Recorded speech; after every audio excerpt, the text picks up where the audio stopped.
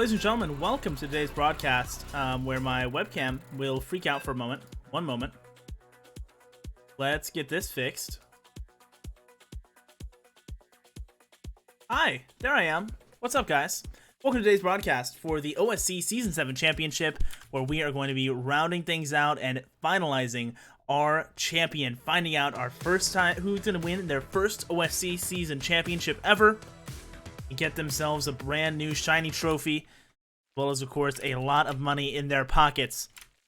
Make sure to get ready for this, guys, because it is going to be a fun day of matches as we are here going into game number 1. This first best of 5 of the day. Up the top right-hand side in the red from Black Knight Esports, he is Eric. Facing off against his Zerg opponent in the bottom left-hand side in the orange from Infinity Gaming, it's Denver. Now setting his Overlord across the map as well, of course. Very standard stuff coming out, but it is going to be a pool first, coming up from Eric.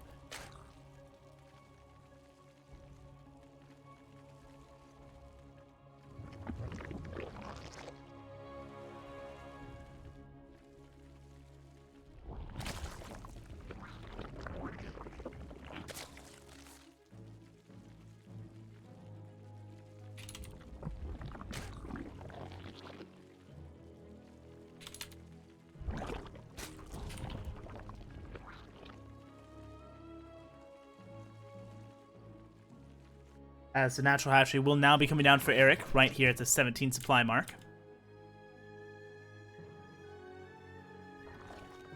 Getting himself ready to go. As the pool will now be finishing up for Denver, but did, of course, get his hatchery at roughly the same time. His first 6 lings coming out for Eric. Gas income continues for both sides. See how much gas they continue to mine. As this game continues, the lings making their way across now.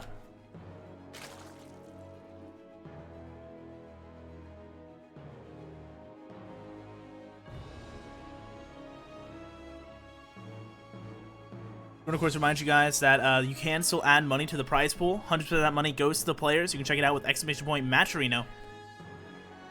Speed is started up for Eric and for Denver. Both of them pulling off of gas, but Denver is keeping 1 on there, so he will have a little bit faster tech than his opponent.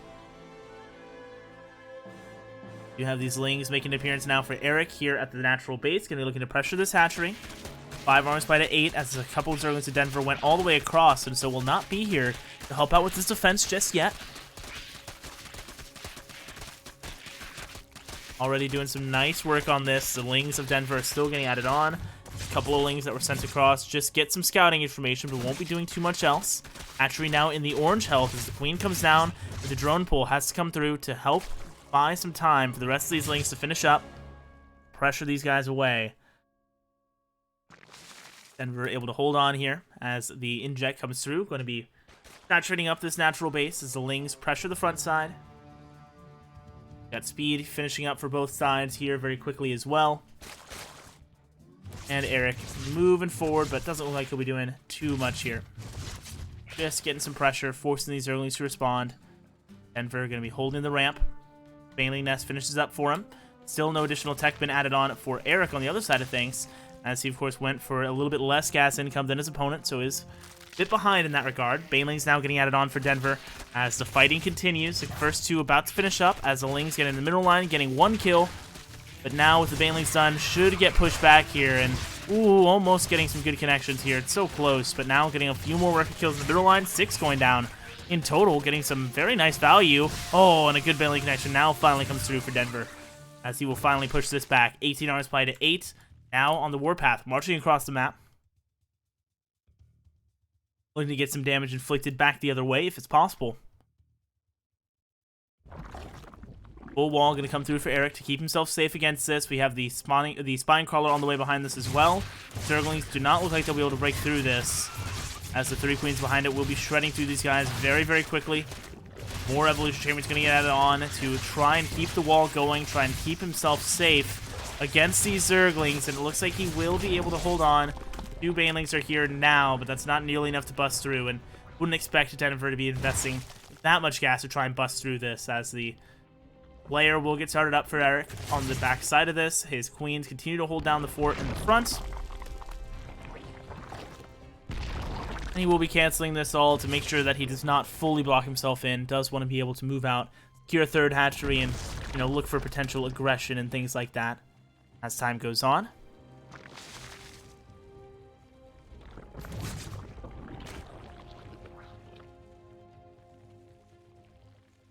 Lair finishing up here soon as the second, third, and fourth gases are all going to be taken here for Eric. The second gas has been taken for Denver on the other side of things, but only just now taking a third gas. So we'll be having more gas income in favor of Eric here as the Lings of Denver continue to patrol around the front. Just keeping an eye on things. He controls Zelnaga Tower, has full vision of the third base location, as does Eric of Denver's.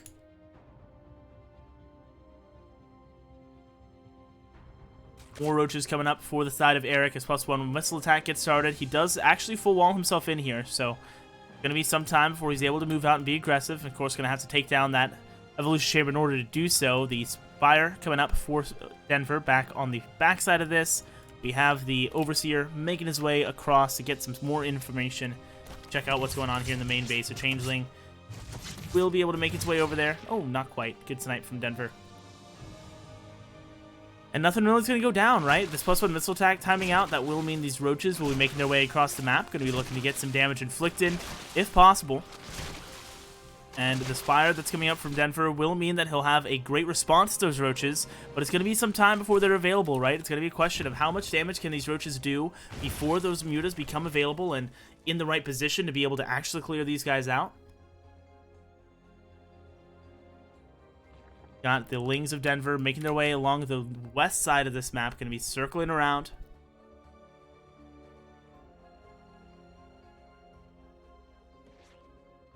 Got the Roaches of Eric moving in towards the natural base. The Overseer getting chased away. Will finish getting cleared up here in the main base. The Roaches of Eric have arrived now at the front. Right now, that Spine Crawler. As the mutas are in the production tab, the Zergling start the engagement before they're available. Getting kited back to that choke, and he won't be able to keep this fight going for very long. Now the Roaches in the middle line. Going to start getting some damage done. Again, positioning themselves very well and getting some damage on this hatchery. Already in the red. He needs to make a response soon, but it does not look like he'll be in time to save this hatchery. The drone's just going to go move over to that third hatchery that is finishing up now very soon as the mutas pop out, and that will allow him to clean this up. See how much more drone kills they can get, if any. Gets a second one, as it's a 3-worker advantage for Eric on the backside of things.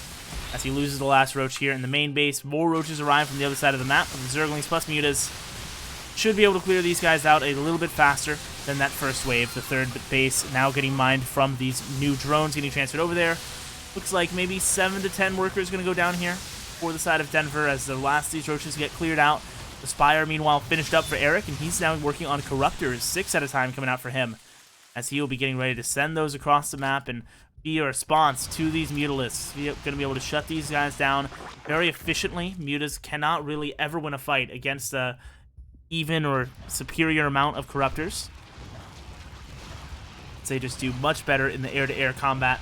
So let's see if the superior mobility of the Mutas will allow him to avoid them and find some opportunities elsewhere on the map as the Corruptors begin to open up. And actually the Mutas stay there, and GG will just get called. Eric going to take game number 1 here with a nice counter to that build. Had the Corruptors nicely available, bringing them in at the right time there, and see how effective that is, right? When you go for those mutas, you cannot have that many.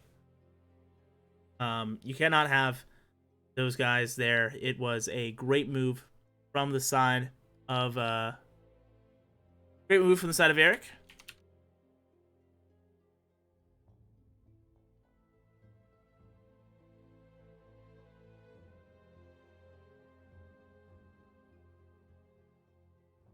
We are waiting for game number 2 now, guys. Thanks for coming and hanging out today. Of course, this will be all the matches as well being covered on Wardy's stream, so make sure to have both of them up and check all the things out. OSC coming up very soon, starting off the new season. Got a lot of cool stuff coming up with that we'll talk more about as time goes on here. The OSC Super Series, one of the major things, going to have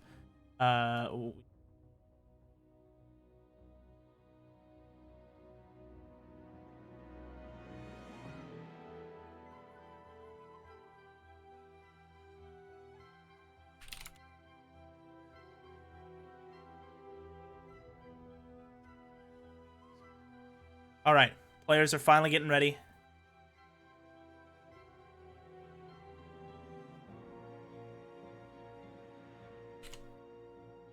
Getting everybody ready, getting everybody prepped. Awesome, guys. Here we go. Game number 2, excuse me, of this best of 5 coming up on Triton. Denver versus Eric. Getting on into it, guys. As a reminder for those that don't know about the bracket right now, give you guys a brief reminder. Denver is down here in the losers round 6, taking on Eric. The winner of this going to be moving on to face Bly. We also have Vanya that will be taking on Mana in the other side of losers round 6. Winner of that moving on to face off against B in round 7. The winners from round 7 will be moving on to the losers bracket as part of the final bracket. Then they will have to play in a best of 5 to then move on to face Clem, to then face off against Kira in the grand finals. So a lot more StarCraft coming up, guys, as we will now be heading on in to game number 2 of this best of 5. And we will get started down in the bottom right position in the blue from Infinity Gaming. Needs to make a comeback. It's Denver. Currently down 0-1 in this best of 5 against his opponent in the top left for Black Knight Esports, Eric. Also recently playing in some pizza pies, earning himself some nice calories from that.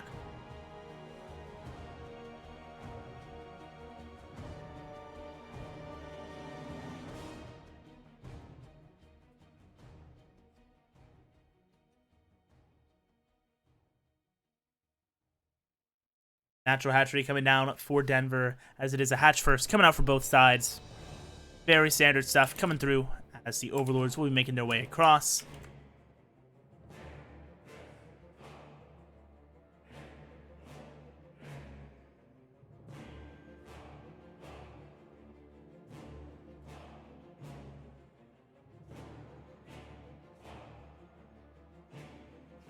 All right. The timing of these pools, as it is the hatch gas pool coming through for both sides. And we'll see. Last time, ooh, a little bit of a misclick there from Denver. Always unfortunate. But last time we did see very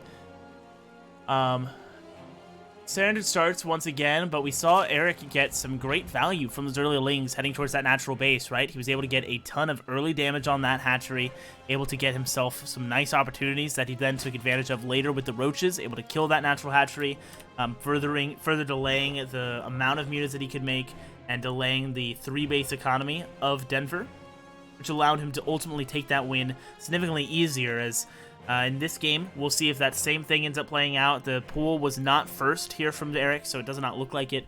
The same timing will be available to him. First 4 lings will be coming out for both sides. We've got speed started up for both of them as well.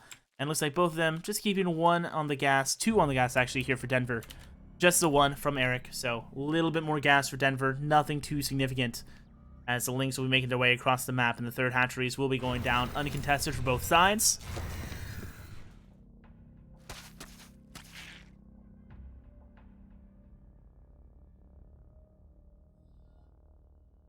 Speed started up for both of them as well. Or about halfway done for both of them now, as of course we already talked about that, and the Zergling chase will continue. 25 to 26 to worker count. Nothing to report, guys, as the Bailey Nest comes down for Denver. You have 1 on the way for Eric as well on his side of the map. And both these guys still even in the amount of gases they have. Both of them fully saturating their main gas here very soon. Denver's still just on the 2 right now, though. So he will now be taking a disadvantage in the gas. Going to be a little bit behind there.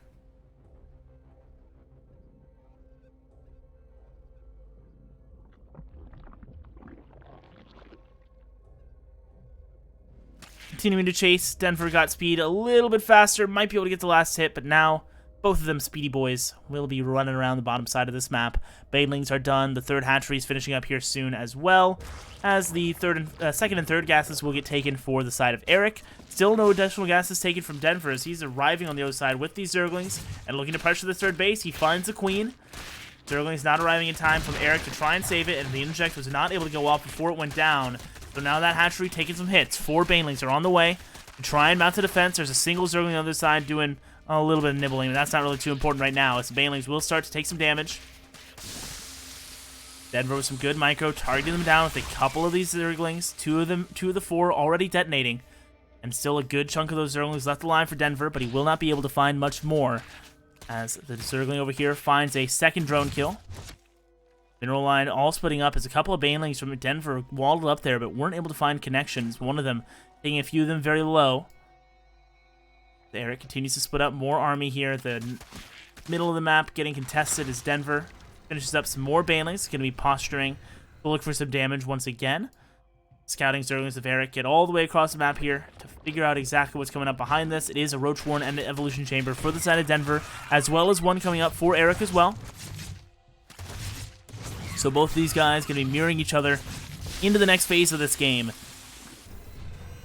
As the center of the map continues to be fully in control of Denver on the ground, though the Overlord is keeping an eye on units moving through it.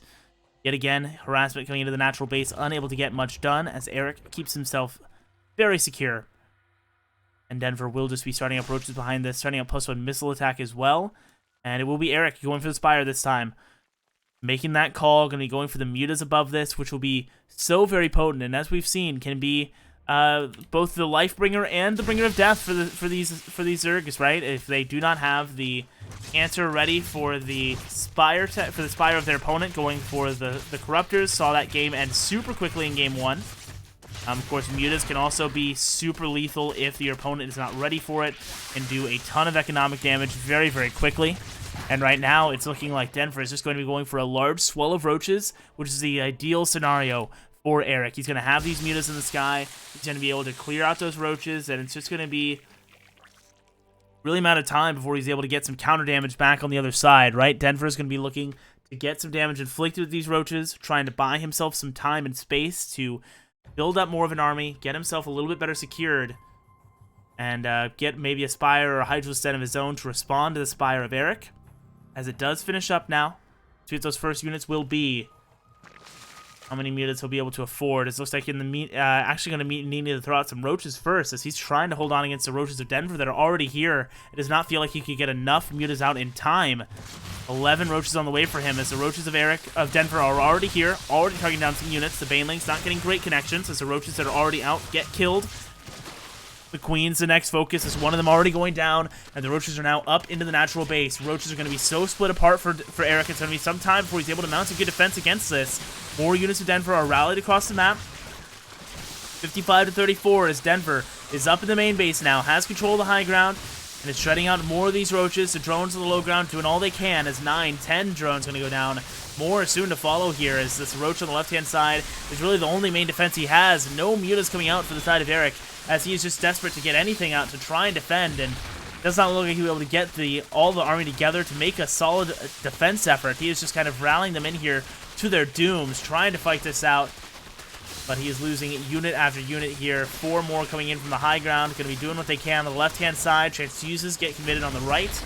As the Baning Nest falls, 4 mutas are going to get added on. That'll allow him to eventually clean this up, but he loses the 3rd hatchery in the meantime.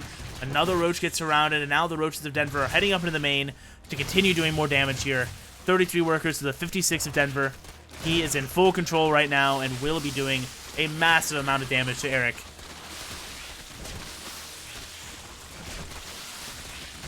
Killing the 3rd hatchery is already phenomenal.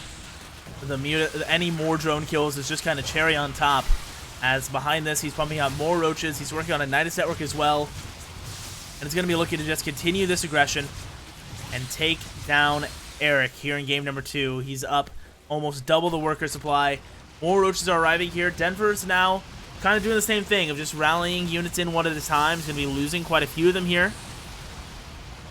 Would have liked to see him maybe group up before doing this, but now going to be attacking with his full force, and will break through. GG. Denver strikes back here in game number 2 and equalizes in this best of 5.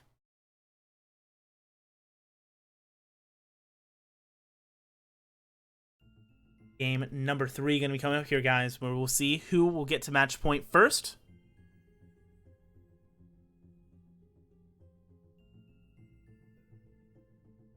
As we are just waiting for that next map, guys. Everything getting all hosted up as this ZVZ continues. Got a lot more best of 5s coming up, guys. After we get into this map, I will go ahead and check how many best of 5s we have coming up in total. So it's going to be Eric versus Denver, then Bly versus the winner. Then we'll have Mana versus Vanya, then B versus the winner of that series, followed by the 4th place series, followed by Clem versus the winner of that 4th place series, and then followed by Cure facing the winner of Clem versus that 4th place winner. So 5 best of 5s coming up after this, guys, and a best of 7 after that. So a lot of StarCraft coming up, guys. Make sure to stick around. Get your friends in here. $6,000 up for grabs in total, plus even more thanks to your contributions on Matcherino. !Matcherino to check that out, guys.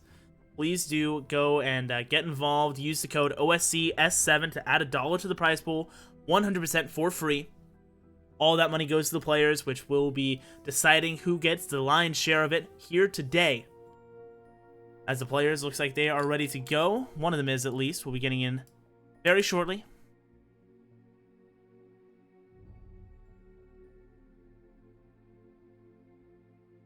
Holochrome will be this 3rd map, guys, and we'll see who comes out on top, gets to match point.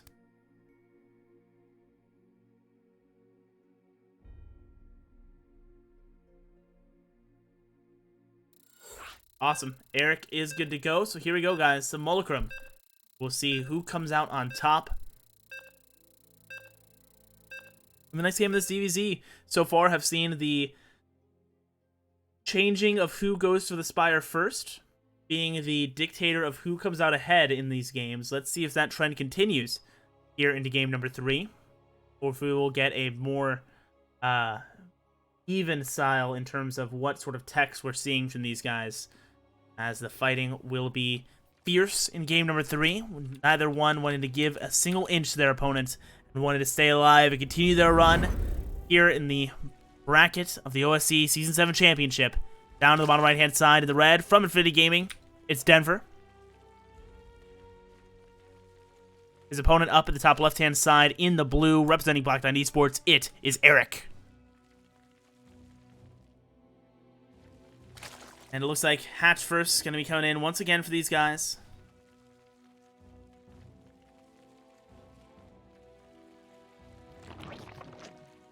The pool comes down first for Eric this time. So similar to that build we saw in game number 1. Going to mean he'll have earlier Zerglings to go and potentially pressure that natural base of Denver.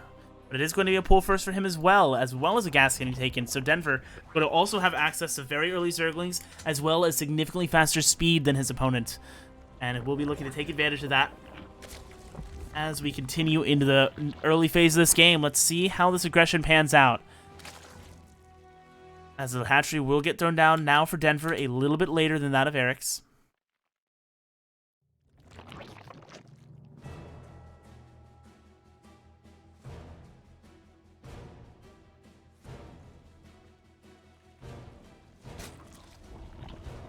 As Eric finishes saturating his main base, his gas is now only just finishing, so about 70 gas behind that of Eric. Going to be the tangible difference here in that speed timing.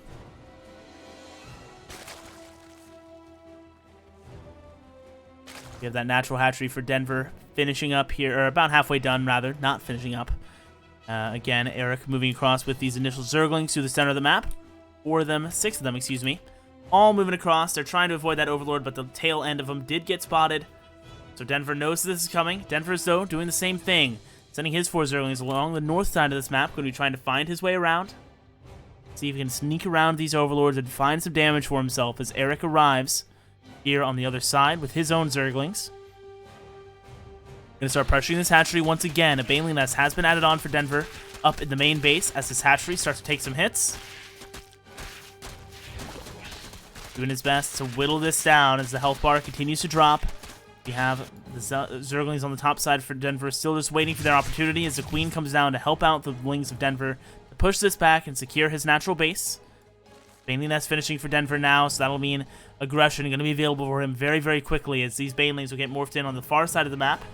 He's going to already have them positioned by the time the rest of these Zerglings make their way across, and that will allow him to have a significant advantage in this initial phases of the engagement. Going to buy him a lot of time to get surface area on that hatchery, be able to start constricting Eric out of this game if he can. Try and get himself an advantage early on. 25 workers to 16 in favor of Eric at the moment. Denver is down in economy, but up in army supply. 18-9 with those 4 banelings now done. He's marching towards the front. This baneling that's just now finishing up, the Queen's going to be the first target, as the banelings are just going to head all the way up into the main base. 2 banelings for Eric now on the way. Not going to be done nearly in time. The banelings splitting up. Oh my goodness! 5 going down. 10 going down in total now, as the banelings getting committed to now take down the banelings of Eric. A lot of worker kills going down here, as 15 have fallen so far. Dead even in army supply now, as all the banelings of Denver have been committed. So it's just the Zerglings left. They will finish getting cleared out now by the army of Eric. Good job by him, but more Zerglings coming into the natural base, sniping another few workers down. 19 in total.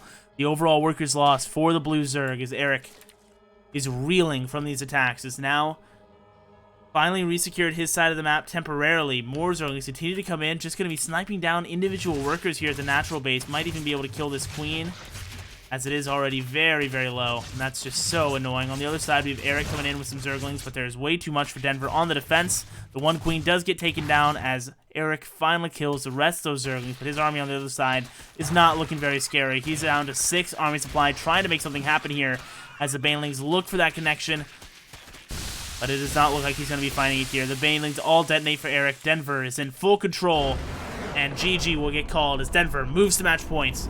Now up 2-1 in this best of 5. Convincing win for him, as his baneling control was just a bit superior, hitting a bit earlier there, utilizing that faster baneling nest and faster banelings on the other side of the map to the perfect effect, right? It was the exact win condition he needed. He positioned very well, microed it very well, and gave himself every advantage over his opponent, and Eric was just unable to come back from that. Losing too many workers to those banelings, wasn't able to get the splits off in time, followed by good Zergling movements from the side of Denver, being able to hunt down those weakened weakened workers, sending in a few of them as like a little hit squad towards the natural base to go and get some more damage to inflict. It was all very well executed. A nice plan coming together for Denver. Game 4 will be coming here shortly, guys. We'll see if Denver can close things out in our first best of 5 of the day, or if we will have Eric striking back and forcing a game 5. And to find out, we are waiting for that game to get made. Then we will be getting into it.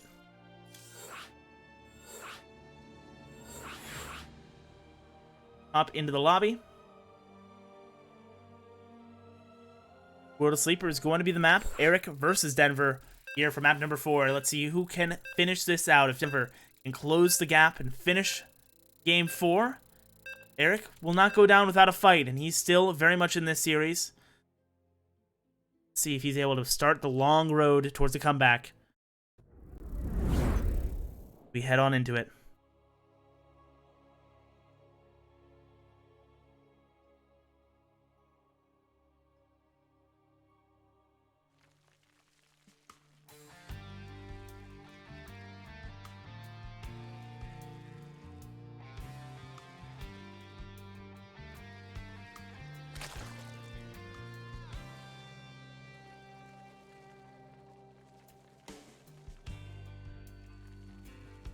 Alright guys, here we are for game number 4. And to kick us off up in the top right hand side, the man poised to close things out, it's Denver from Infinity Gaming. His opponent spawning in the bottom left position in the red for Black Knight Esports, it is Eric. Who's going for the hatch first this time. No more early pulls here for him, as he throws that down. Got the Overlords making their way across the map. It is a pull first and a gas once again for Denver. Going to have the very early speed. Used it to decent effect in that last game. Let's see if he can continue to do so here and get himself some great value and get that aggression on the other side of the map.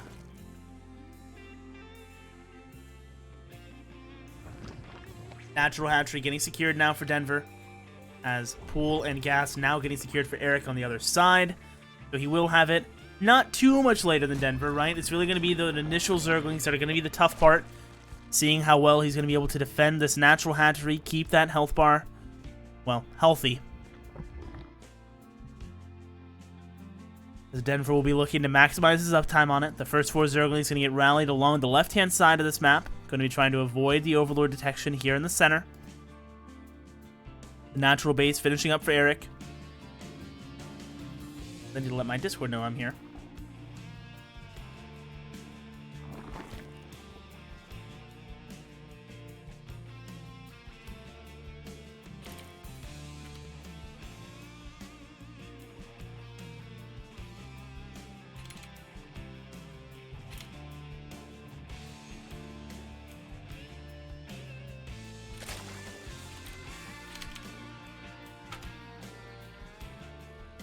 Alright, as the Zerglings are making their way across for Eric, the Lings of Denver are down here on the bottom side, trying to still find their way across. The Baneling Nest is once again very early, as drones are getting transferred down here. I'm curious, is he looking for, like, pulling this, or is it just moving down to the natural? Okay, just moving down here.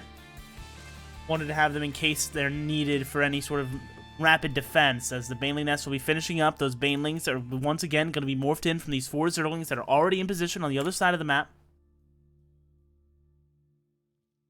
Lings of Eric getting some scouting, but they won't be able to get up that ramp as Denver holds the line, so keeping that Baneling Nest from being spotted. The Overlord on the other side has no idea that these Banelings are here. As the first 4 are on the way, the Zerglings running across now as the full force of this army reveals itself. 18 army supply to the 14 of Eric, as 16 of those Zerglings are in the production tab right now, not going to be available for this initial round of defense. Popping out now as the Banelings are already here. The Baneling Nest only just now finishing for Eric. The Zerglings now begin this fight. On the ramp are these Queens holding the line, trying to keep the Zerglings out of the main base, and that's going to be alright with Denver, as he's going to just stay here on the low ground and start targeting down this hatchery, getting some good damage. The Spinecrawler in the back also going to be taking some hits. The Zerglings of Eric coming forward, but all of them getting cleaned up by the Banelings. Now the Queen's going to come down the ramp and try and contest this, as 4 Banelings of Eric are available. You're going to buy him some nice space. It's a 9 worker advantage for Eric on the backside of all this, as his income was setting out at about 600 advantage for him. Let's see if he can continue to grow on that, as the Spinecrawler now getting established for him. We do have the Zerglings for Denver here in the center of the map, waiting for an opportunity as the lair comes up for him in the main base. The second gas and third and fourth gas is getting taken for Eric, so traditionally looks like Spire play coming out from Eric. Maybe a Hydra Den with this as well. Have to see exactly what he's going to go for. As on the other side, Denver is still just on the 1 gas play and has an evolution chamber on the way. Looking right now like a +1 melee going to be coming out from him, but no additional tech being taken as of yet. And so we'll just be sticking with this Lingbane for quite some time. Hi Bomba, thank you so much for following the stream. Trying to hit 4,500 followers today, guys. So if you have not followed the stream, please do. It helps us out a lot. Support the OSC. Starting up its regular season here next weekend. Saturday the 25th. Baneling, ooh, gets a nice connection there in the center. And will give Denver the upper hand oh so slightly here in the center of the map. 1 Zergling of Eric. Keeping an eye on the third hatchery coming up for Denver, as there indeed is that Spire coming up for Eric. Off the back of these 4 gases, he's sitting on now a 6 worker advantage. So we're going to have plenty of income to make this work. Banelings over here in the natural base are continuing to keep things safe defensively. The Zergling gets in here, but still has not seen that Spire. As this 1 Zergling continues its one-man task of taking down this hatchery. It's doing all it can. Really putting in maximum effort here. Putting in the overtime. You know, he's working for that paycheck. Every dime of it. But Denver will finally be coming over to respond. Both Banelings going to get detonated very early here. It makes some good focus fire from Eric, who's now here with some more Zerglings. Getting right on top of this. 9 Roaches are on the way, but that's not going to be in time to save these 2 Queens. Great grab for Eric, as now Denver's third base is in some serious trouble. Going from a hero single Zergling to now a bunch of his bros coming on in. The third base finishes, and it's going to go down. Great grab for Eric here, as these Roaches are now available. The Banelings get in the middle line, and they get 5 drones. Could have been a lot worse. The Roach is not able to block the ramp, and ooh, Eric backs away.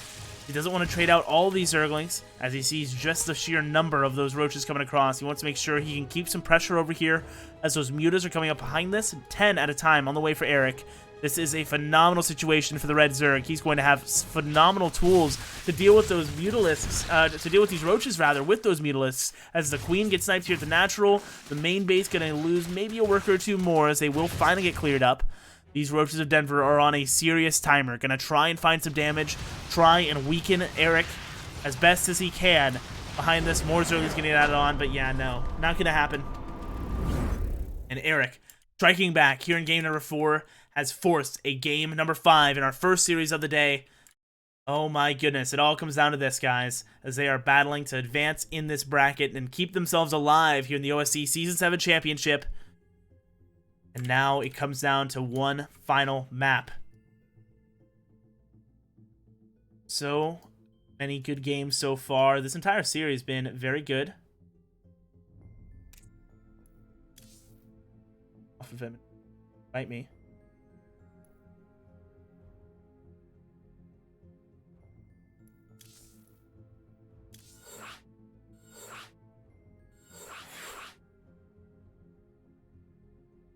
Alright guys, Nightshade gonna be this next map.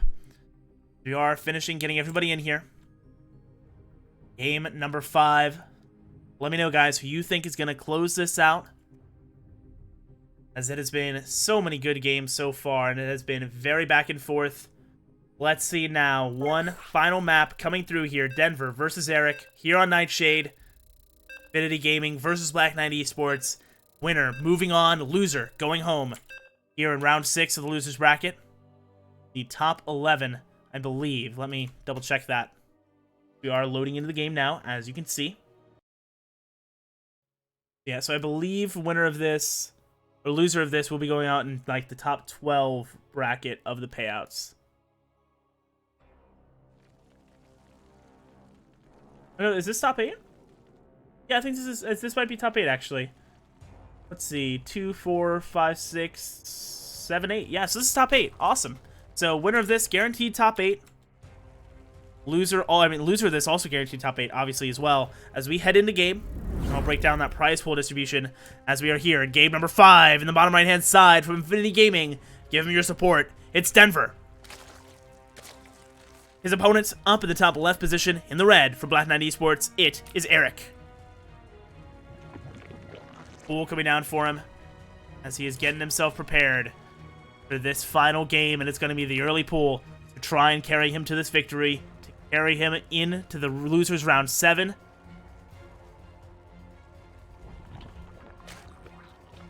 As I clicked away from the prize distribution here. So top 8 are guaranteed at least $175, guys. So the loser of this series guaranteed at least 175 buckaroos in the pocket. Plus even more from the Matcherino page. If you have not checked that out, that's ! Matcherino. You can donate $1 for free, and 100 of that money goes to the players. You can also like retweet stuff and add more money, but that's besides the point, because here in this game we have the pool and the gas coming up for Denver a bit later than that of Eric, who already has the pool available and will be working on these Zerglings here in the center. 6 of them on the way. He'll be once again in a position to pressure that natural base hatchery. Look to use that to his advantage. Last time was able to do so very well. Last game was able to do that very well, and let's see if he can do that once again.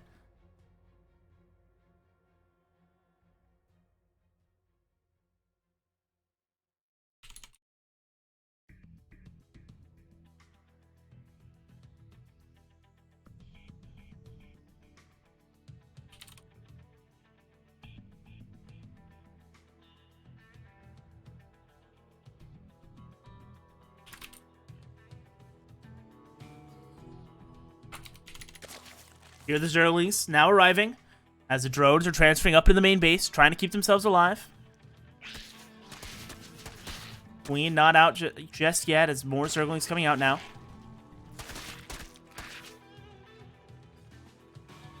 Pressuring him away as the Zerglings now moving down to the natural base. Going to be in a good position to keep himself safe at the natural. So Eric will not be able to do too much with these initial Zerglings. And behind this, it's going to be the early pool this time for Eric, as the Positions have been pretty much switched in this game. Denver getting an immediate scout of that Baneling nest as soon as it came down, so he'll be able to make the appropriate response, right? He'll be able to throw down a Baneling nest of his own. He already has an evolution chamber on the way for what was probably going to be +1 melee. I'd be surprised if he still takes that immediately here before getting at least another gas, because right now, just on the one, gonna have to afford to make Banelings and get that upgrade to mount this defense. The final Zergling gets taken down in the main base. The 6 Zerglings of Eric are waiting down here in the bottom left position. Will be a similar situation to last game, where we'll see these guys get turned into Banelings and then be used to be the front line to this next attack as the third hatchery gets thrown down for Eric. So a bit of a change from what we saw from Denver in that previous game, but still will have a lot of offensive capabilities from Eric coming out. As Banelings are now available, we should see them start to get made here pretty soon for Eric. I would have to imagine, though he's a little supply blocked right now. +1 melee started up for Denver, as he is adding on additional Zerglings, continue to saturate his natural base and throwing down a third hatchery for himself. Now getting his first 2 defensive Banelings before any Banelings have been made for the side of Eric. So despite having the Zerglings on the other side of the map, going to have later Banelings and won't have any for this initial attack. As the Zerglings come up into the natural base, the Banelings are already here for Denver. And he will be able to pressure those Zerglings of Eric away. A couple Banelings on the way now back at home for Eric as well, as these Zerglings in the bottom left are still just waiting for an opportunity, or really their next command, as the Zerglings in the center are all splitting up.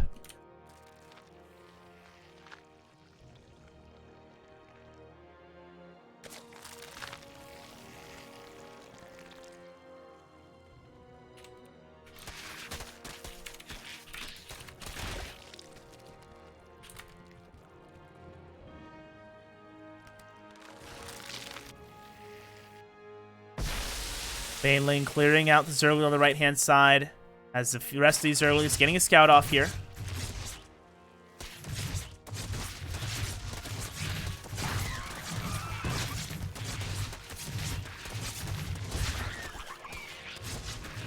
Zerglings on the other side for Denver, trying to do much the same thing. Couple of Banelings ready to go in that mineral line, but there's not a lot of drones there, so looks like they will instead try and go towards the natural. Zerglings of Eric now going to be in position to put that in the third hatchery once again. 23 armor supply to 16.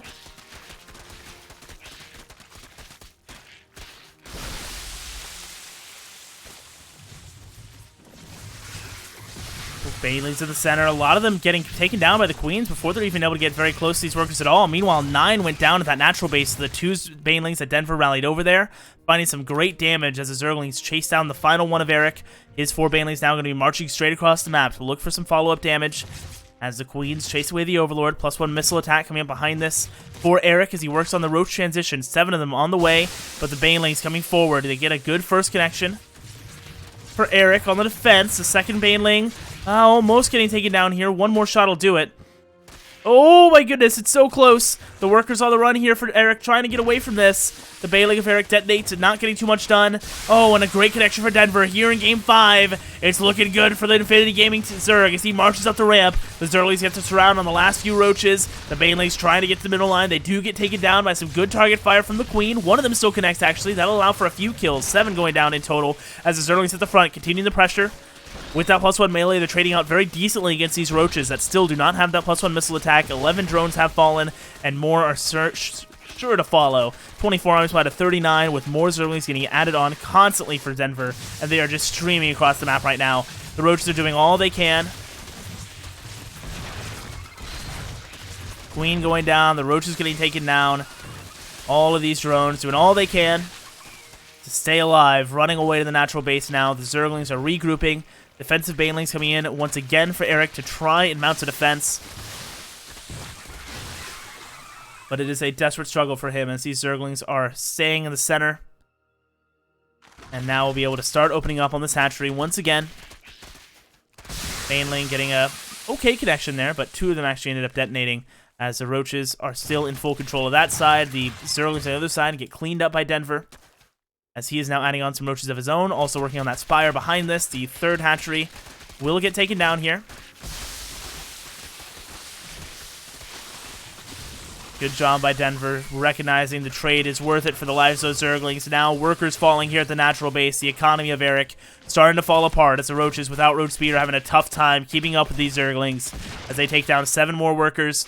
More Zerglings are here at the front as the Roaches are trying to defend the main base at the same time. Taking damage on all sides. The main base layer now taking some serious damage.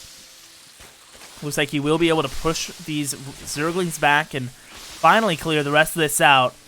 But he is down now 10 workers. The economy going to be significantly in favor of Denver as his third hatchery has finished as well behind this.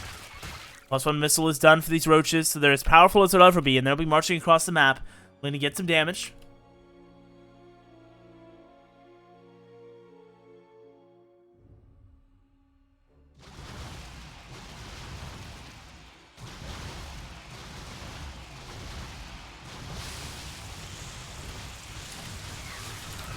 Trying to break through here. The Roaches on the far side are diving forward, taking down one of the Queens at full energy, but the Mutas are here. GG will get called, and Denver takes this series 3-2, and will be moving on to face off against Bly in the next best of 5. GG, well played, as that will do it for that first best of 5, guys. Denver taking the win in a closely contested 5-game set. GG, well played. So now our next series going to be coming up is going to be Denver taking on Bly. We are just maybe switching servers here, but then we should be getting into it very quickly, guys. I'm going to throw it to a quick break so I can run an ad to disable pre-rolls for this next series. We'll be right back, guys. Thanks for watching. Stick around.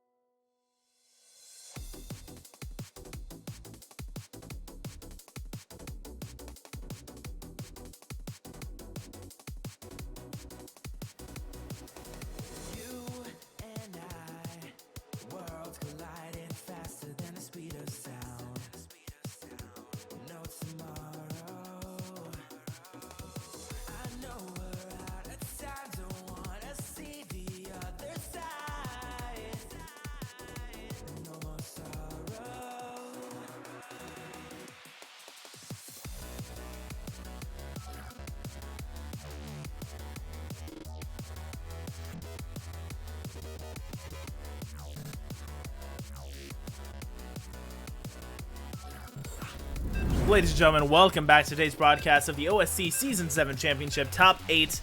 We are rounding out our day of weeks of tournaments now, finishing out the Season 7 with a high note, guys. Another phenomenal ZVZ series going to be coming up here. Bly versus Denver. In this best of 5 scenario, going to be seeing who can come out on top and who will be moving on into the final bracket. This match going to be qualifying them for the final bracket, which is the top 4. Loser going to be going home in the top 6 today. So then after this, guys, we will have the match of the winner of this against the loser of another series that has to happen, where they will be in the lower side of the final bracket. If you want to get a visual for this, just check out Expedition Web Bracket, guys. It makes a little bit more sense than me saying it out loud, as we are here now for game number 1 of this next best of 5, up in the top right position in the blue. From Razor Edge Gaming, it's Bly on Fire, aka Bly. His opponent in the bottom left-hand side from Infinity Gaming is Denver. At a closely fought 5-game set there in that first series of the day, as he will now be taking on yet another powerful Zerg opponent in Bly. See if he'll be able to fare better and have a bit better streak going for himself.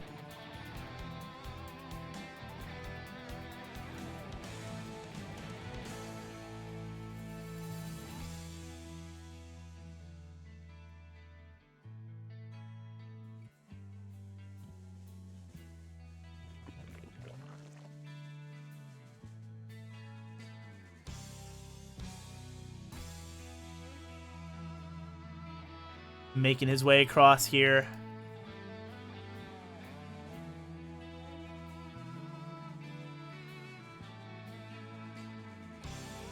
And we do have the natural base coming up for both sides. You have the pool up a bit faster here for Bly, as Denver already has his done.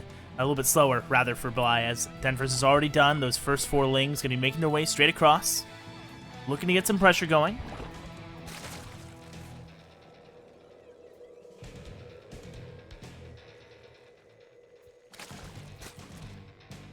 These lings making their way along the left-hand side. Heading across the map here. Going to be actually running straight into that Overlord. Nice pathing from Bly to spot that out, as you will see it coming. Other Overlord going to be keeping an eye on the low ground here. Doesn't want to get sniped by a Queen. Denver doing the same on the other side as his lings arrive to start this pressure off. First hits going the edge of Denver, but looks like with more lings arriving here for Bly, he should be able to make this defense happen. Blair is on the way for Bly up in his main base, as his natural base is working on getting saturated.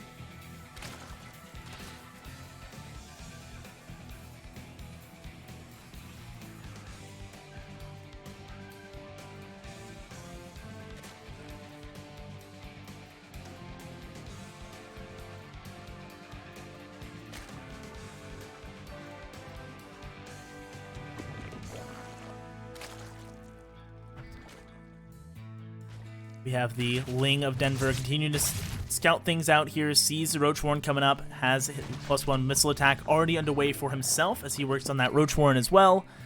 going to be having a very nice composition to go up against the Roach coming out from Bly. It's going to be Roach Ravager against Roach Ravager, unless one of them blinks and goes for a Spire. This Nidus Network going to be the first deviation from each other here, as he will be able to get those that harassment across the map a bit sooner.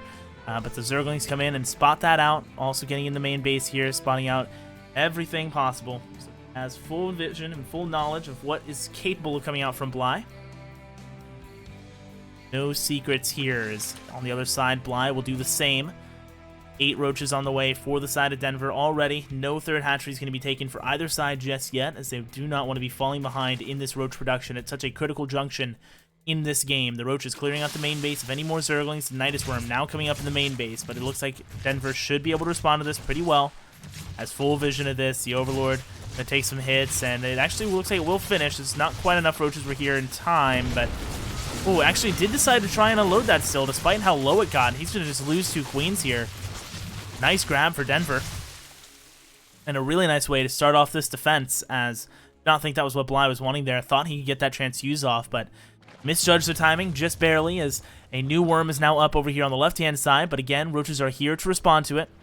A really nice amount of Roaches are inside of that worm, but it will not be coming out. At least not all of them will be. Maybe one gets out here again. As look, he even waits a second to try and let him get one out if he was trying to rush and get a Queen out again. It will not be happening. We have the Spinecrawler coming up at the natural base for Denver to help out with defenses. We have Queen production continuing for Bly on the other side as he starts up Roach speed. The layer significantly later for Denver, as the second gas was taken for Bly but was never taken for the side of Denver. He's only just now taking his second and third gases in order to start catching up in that regard, as these Roaches are moving through the center of the map.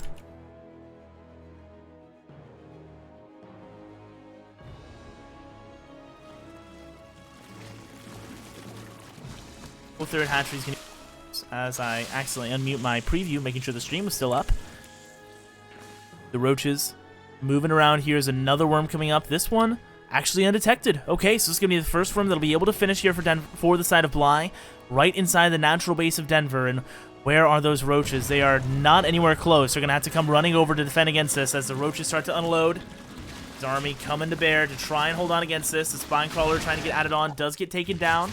40 armor supply to 48 in favor of Denver right now. He also has that +1 missile attack already done as well. So he's now surrounding these Roaches, fighting them at the natural base, but more coming out of the worm to reinforce his position. A second worm is available over by the third base as well that Bly can go take advantage of. But with the +1 missile and an advantage for Denver, he's taking a very nice fight right now, as the worm on this side looks like got killed or something. I'm not sure what happened to it actually, but it must have gotten killed, as these Roaches of Denver are able to secure the natural base. Another worm is now coming up north of the third.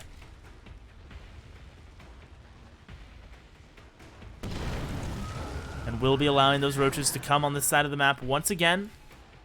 Look for another round of pressure. Probably going to wait for these Roaches to start moving through the center of the map, as he does, and now will be coming through once again. Thanks to that much faster layer, he has the much faster Roach speed, so he's able to sneak around these Roaches of Denver much easier, and has now a lot of free time with the natural base, surrounding some of these reinforcement Roaches, getting some good damage done, just getting some nice value because of how slow the Roaches of Denver are, and punishing him for trying to move out on the map, but not finding any economic damage just yet. He does have a 3-worker lead behind this, and he is securing a third hatchery, but the third is already done for Denver. Bly able to get inside that worm and get most of his Roaches out, the last few killing a few workers before getting cleaned up here in the main base. 3 Spinecrawlers coming down for Bly, 4 Spinecrawlers coming down for Bly, as he's going to be trying to make a defense, because he knows that a large army is going to be coming his way. 75 army supply to 32. Those Roaches of Bly, they did a lot of distracting, but not a lot of killing. The resources lost has been pretty decently in favor of Denver for some time, about 900 in favor, as the trading continues to come through here, trying to come in near the natural base now, but with the Queens, he should be okay. Oh, Nidus Rim's going to come down on this side to try and get more reinforcements over here, but the army of Denver is arriving already. He's about to have Roach speed as well. Down goes the worm, and now Denver has arrived on the other side. The Roach worm going to be the first target.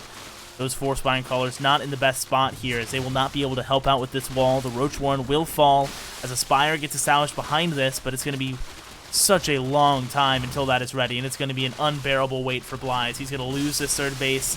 In the meantime, he's going to lose, I mean, even more here. I don't think these 4 Spine Crawlers are going to be enough to deter him. Forward comes Denver as he is marching forward with these roaches. Okay, the Spine Crawlers actually do quite a bit of damage, so we'll have to play this a little bit slower. But he has full control of this game. I mean, he is in such a great position. The roaches of Bly are continuing to just buy time right now. We've got even more roaches streaming through the center of the map. Bly's, the name of the game right now is just buying time for that Spire, right? He's trying to buy time for these Mutalisks to come out because he knows that is his trump card. That is the way he clears out these roaches and frees up his side of the map. He's making a lot of Spine Crawlers right now, 6 more getting added on, and all of that is minerals that are not being banked to make any Mutalisks right now. As Biles come through onto the Cocoons, canceling some of those units that are getting made. The Spine Crawlers now going to start to get taken down as it's 100 army supply to 16. Bly will finish up the Spire, but it's too late as the game has ended, and Denver strikes first here in game number 1 with a well-executed victory. Really nice moves from him. Right, using the roaches to great effect, continuing just to pump him across the map, recognizing his win condition, and never letting off the throttle, keeping him contained, keeping that base assaulted, and doing a phenomenal job there. As I might be able to go and post this next game. 2 is on Simulacrum.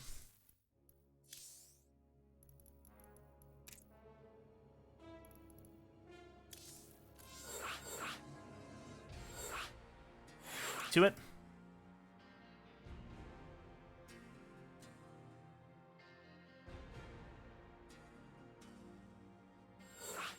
Awesome. Here we go, guys. Getting into the game now.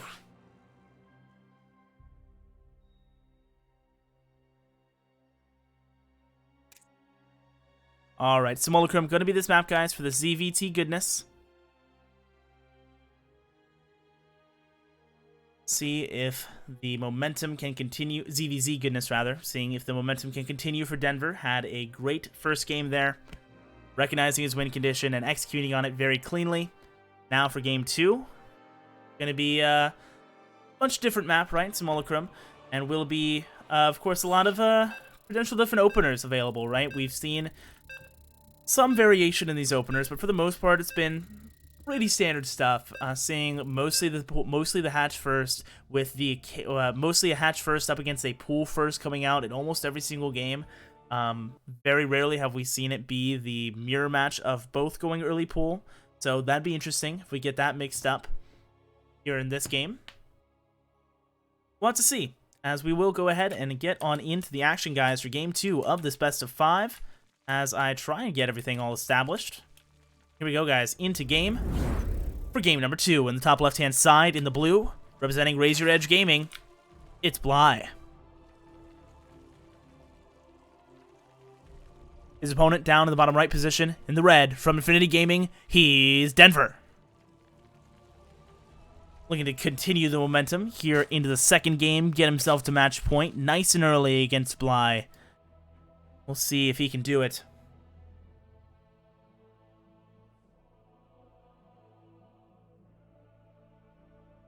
Bly in that last game, unable to get momentum going for himself. And of course, just being unable to respond to the heavy roach pressure that was coming his way, right? He's trying to add on a bunch of Spine Crawlers rather than trying to continue to produce units there, because he was just trying to buy time desperately for those Mutalisks to come out. And I think the initial 4 were a good call, but then after that, like adding on 6 more, like at that point, clearly something has gone horribly wrong, right? If that money had been invested in units sooner, maybe he's going to be able to hold on a bit longer in that game, maybe be able to start clawing back against Denver. But ultimately was unsuccessful in doing so, as the natural hatchery comes up for Denver now a bit later than that of Bly on Fires, as he of course went for that earlier pool. So we'll have those earlier Zerglings going to be pressuring this natural hatchery much sooner.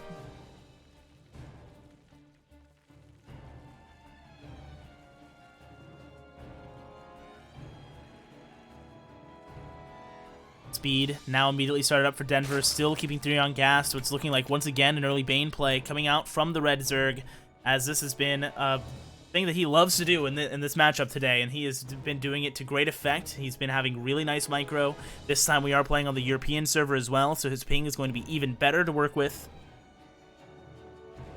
So I'm very excited to see what he can accomplish as he makes his way around the north side of the map. We have the Baneling Nest on the way for Denver. Now thrown down. Still keeping just 2 on the gas here in the main base as the natural finishes up, getting that queen in position to get the injects going. Overlord on the other side, keeping an eye on things. 6 Zerglings here for the defense, but of course no Baneling Nest just yet, only just now going to get thrown down. These Zerglings are once again here across the map, and they will be able to turn into these early Banelings. It's going to be in position on the other side of the map as this attack opens up, as more and more Zerglings get added on. Here come the Banelings getting morphed in here, as many as he can afford right now. All 4 coming in. The Overlord's getting chased away over here on the left-hand side, but that's just really buying time as these Zerglings are coming across. The speed is now finished up. They will make their way straight across. Heading on over here, the Overlord sees these Banelings coming on up as his scouting Zergling gets cleared out. The natural base with no drones in it. Disaster has struck as Bly has to make a drastic defense. Near impossible defense at this point as the Banelings are already here. The Queens are in a great position. I love that Spine Crawler placement as well, blocking in the backside of those Queens, keeping any additional units from getting in there. The workers in the main base getting weakened as more Zerglings are getting routed across, but it's an always supply advantage here for Bly. Those Banelings were able to finish up. I thought those Zerglings would be able to do a lot more, but the Queens did a great job of delaying this. 6 drones on the way behind this for Denver as he's working on that transition. And snipes down the Baneling in the main base, just looking for any more damage he can get. 5 workers in total were killed there, as it's now 17 to 22 in that worker count. As you might expect, a 5-worker lead now established for Denver, as these guys have been just about mirrored otherwise. The earlier aggression coming in from Denver, but Bly able to make that hold work.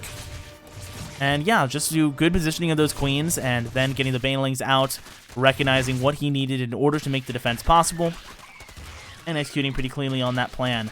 Now the drone's going to start taking some damage here in the main base, but it will finally get cleared up. Behind this for Denver, we have the Evolution Chamber on the way, as he's going to be working on +1 melee. If the previous games are anything to go off of, and +1 melee is so potent, especially against Roach transitions. It can catch them off guard, and that's been really, as well as not even just catching them off guard, allows you to take those trades a little bit more efficiently. But looks like it is going to be a layer coming out, and so probably a Roach Warren going to be coming down here. We'll see if additional gases end up getting taken for him, as on the other side of things, we will have +1 melee coming out from Blah. Never mind, let's cancel it, so scratch that. Taking his additional gas here at the natural base. Layer now started up for him, as it looks like he will take his 3rd gas as well, and should be looking to get some Roaches out for himself. It looks like we will once again get a pretty mirrored build from these guys. Heading into this next phase of the game. Denver making his way through the center.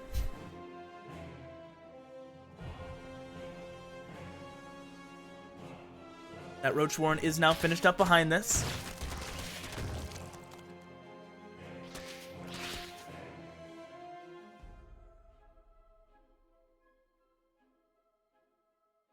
Third hatchery about to come down here for Denver. Bly not quite looking for his just yet, getting out another large wave of drones beforehand. Ooh, the Zerglings actually will be able to delay this base. Nice little grab onto the drone there, as Denver comes over to re-secure this position and get another drone over there shortly. We'll be able to get that down. Ooh, or should be able to. Actually, a couple of Zerglings split away and are able to kill another drone. Nice delay here for Bly. Very nice moves with the Zerglings to continue delaying the 3rd hatchery. It will finally be able to come through as the drone shoves his way through to go and get that hatchery down. We do have a Spire on the way up in the main base for Bly, as well as that Roach Warren, so he's going to have both options available as the Zerglings get in and get a full scout, sees the Spire on the way, knows about the Roach Warren as well, and it's going to be a Spire in response from Denver. We saw how potent the Corruptor response was to the early mutas coming out from Denver in his previous series. That was one of the games we saw be a very quick loss for him. So now he's going to be poised to do a potential very similar build to that of Bly. We'll have to see how many mutas he's going to commit to, and whether or not Denver decides to just match in mutas and try and just outproduce him, or if he will go for that counter. As we were talking about in that last series, the weakness in that, of course, being the ability to take on a head-on engagement. against a superior ground army could just get overwhelmed in theory, especially with +1 melee. That's a very strong likelihood with strong well of Zerglings. Could catch him off guard. 6 mutas are on the way now for Bly, as the Overseer on the other side comes in, gets a full scout, knows that the Spire is coming up for Denver as well. Both players in full knowledge of what is going on here. That's the wall at the front, getting assaulted. The Zerglings surround the Queen. Going to be able to take it out. Nice grab. Looking for some more scouting. Maybe a little bit more damage. Looking for the main base Queen now. But another Queen is here, and the Roaches are fast on their response. And it is going to be 7 Corruptors on the way now for Denver, as these mutas are making their way across the map. Let's see if they can get damage inflicted before the Corruptors hunt them down. 8 Corruptors now getting added on, as one more of these mutas are getting added on the backside of this as well. Zerglings on the other side getting some good damage onto the third base hatchery, but will not be able to finish it off. The mutas now showing here at the natural base, but so far not getting too many worker kills, only getting these overlords. And now the first couple worker kills will come through to take down their third overlord. We'll be able to deny this spore caller from going up as the Queen continues to come forward to contest.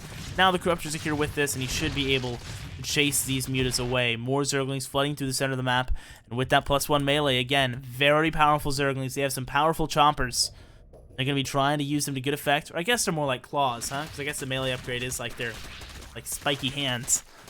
As they are breaking through this wall, the Corruptors useless against this, and this is the weakness I was talking about. The Roaches are on the way right now. They do have +1 missile attack, but they're not going to be out in time to save this base. And with those Queens going down, and more Zerglings here at the third base, down goes the third hatchery, down goes the Roach Warren and the Evo Chamber.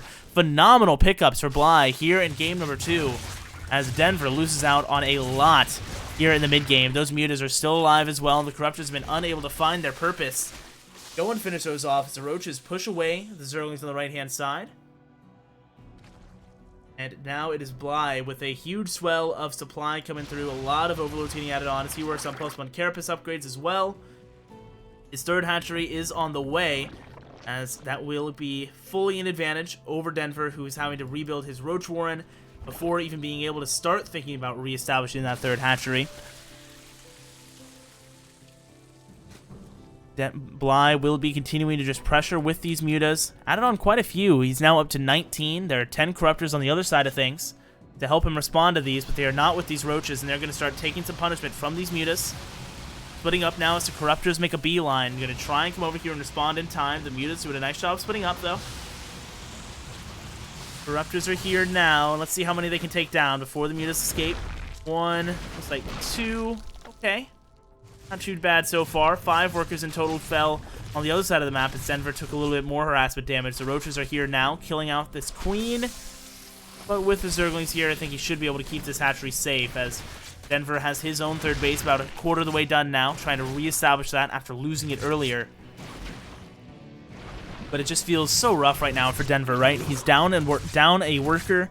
He is going to be continuously down in that third base for some time, as his third is only now halfway done. He will be up in upgrades, though. +2 missile attack going to be finishing up here for him sooner. He's also going to be even on the +1 flyer attack, so his Corruptors will still be keeping up with the Mutalisks of Bly, as the Zerglings come into the natural base, trying to get some more harassment. Taking down the Spore Caller, looking for any more drones he can get, but it doesn't look like he'll be getting too many, as the Corruptors are arriving now to help out with this defense and help chase these guys down. Getting a good first volley, taking down 2. Might even be able to get a third and a fourth here, but will lose. Ooh, not quite an Overlord there. Narrowly stays alive, but with 8 workers going down, a Zergling even coming in to finish off another one here. It is 43 to 32, that overall worker count. The Roaches over here on the left-hand side are moving in once again. They have +2 missile attack, but a lot of Zerglings are here, already catching them, and the Roaches, I think, went a little bit farther than they wanted to. The Corruptors, meanwhile, get another good volley into the center of these mutas on the other side of the map, chasing them away. As the third hatchery continues to get poked at, these mutas are just looking for any bits of harassment. There's no Spore Callers here in the natural base. Denver is down to below 40 workers. This is getting rougher and rougher for the Red Zerg by the moment, as more and more of these mutas get picked off. Hydralisk Den is on the way for Bly, as the mutas in the center coming back in once again. Splitting these up into 2 groups, whereas the Corruptors have to stay grouped up in order to be able to contest these mutas without getting picked off.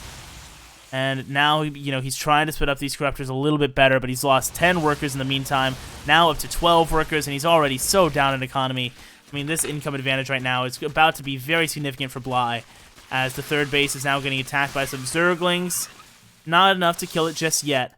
Some mutas are all returning home. The corruptors catching a few more of these mutas. I mean, this is nice. But it's, again, these corruptors are not going to be able to help out against the swell of roaches that will be coming out from Bly. All those Zerglings that have already been dominating the ground so far in this game are soon going to be unleashed, attacking Denver. The Muta's actually getting a little bit distracted there, going to be taking a bad fight against these corruptors, losing out on a decent amount.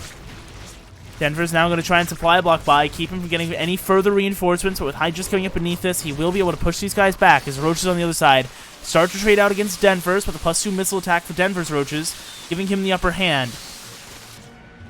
The Hydras of Bly doing a nice job at pushing away these Mutalisks, or these Corruptors, excuse me, as they killed a lot of those Mutas. 15 in total have fallen. The resources lost, though, are still in favor of Bly as the Mutas come into the main base, killing 13 more workers, taking Denver down almost to the single-digit worker mark. He has 13 drones left to his name, and that is not a lot of money coming in. Let me tell you, his paychecks are looking sparse, but a lot of Roaches are here for him. On the other side, if he can break the base, if he can kill Bly with this attack, that will be his only way right now as he is pushing through. 6 drones have fallen so far. The Queen's getting targeted down. The Roaches with superior upgrades, but inferior numbers, are doing all they can to try and break through. They're trading out very efficiently, all things considered, but there are just too many Hydras here. And this looks like the defense will be able to hold on, and Bly will keep himself alive and be poised to strike back in this best of 5. Game number 2, the Mutas are sniping the Spire of Denver here. The Corruptors are finally here to try and save it, but it looks like the Mutas will actually try and run away, but on the other side, the Roaches have been unsuccessful in their goal. They killed 12 drones, but were not able to break through. Denver is now down to single-digit workers as he loses that third hatchery, and Bly will take game number 2. Nicely done. GG, well played.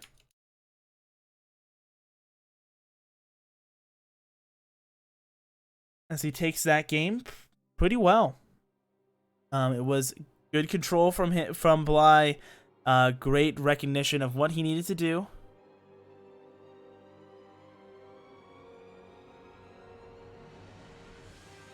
Game 3 coming up on Eternal Empire. Looks like Bly is getting it hosted up, so we'll get into that very quickly.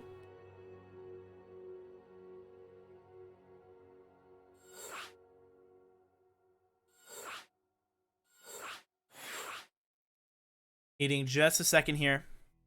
Get the last caster in the lobby, and then we will get going for game number 3, guys. Eternal Empire will be the map to see who will be going up to match point in this best of 5.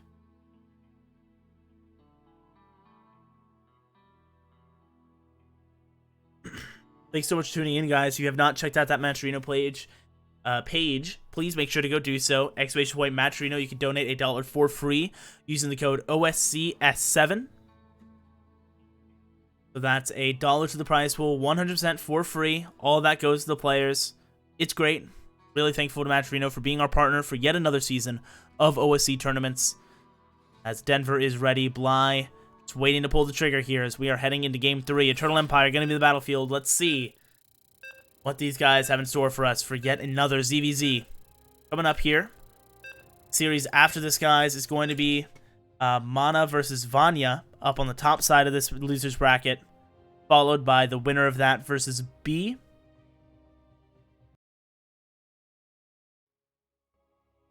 We will see who comes out on top of that, as of course yesterday in the final bracket in the winner's side we saw Kier take down Clem 3-0. So Clem is now waiting in the top 3 here, really. Already guaranteed at least 3rd place, as we now have the next game coming on in. As I get the scores all set up before getting it in there.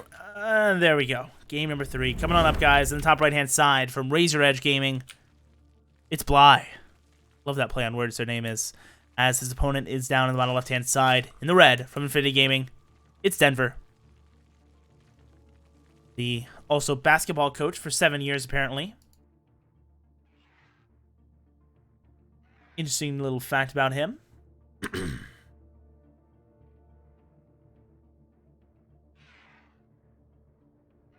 as this Overlord will be making his merry little way across the map. It is a hatch first coming down for both players, so it will be a little bit slower of a start this game. No early lings going to be making their way across or anything like that.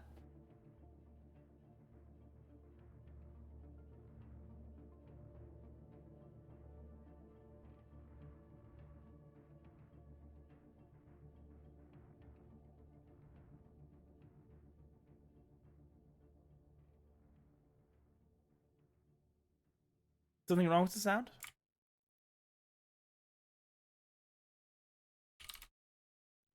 Oh, maybe he's just saying like a sound victory, perhaps.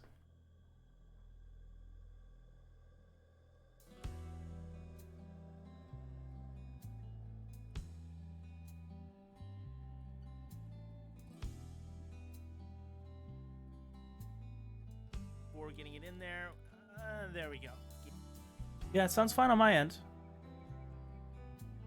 Well, we'll see. I'll correct it if you let me know. Here's a natural hatchery coming up for Bly. Finished up now, rather, as well as it is for Denver, of course. Just about dead mirrored here. As Bly checking out the center of the map with this Overlord, keeping it relatively far back here. Making sure it doesn't get caught by any early queen, looking for a nice and early kill on a fat Overlord flying above him.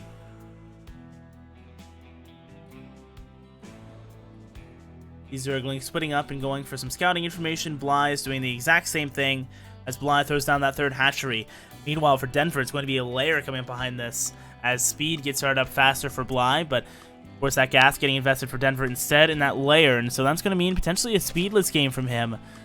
Very interesting to see what he's going to be pulling out here in Game 3, as we'll wait to see what that tech is going to be. Still, the Evolution Chamber coming up for him now, and still no Roach Warren or anything being added on.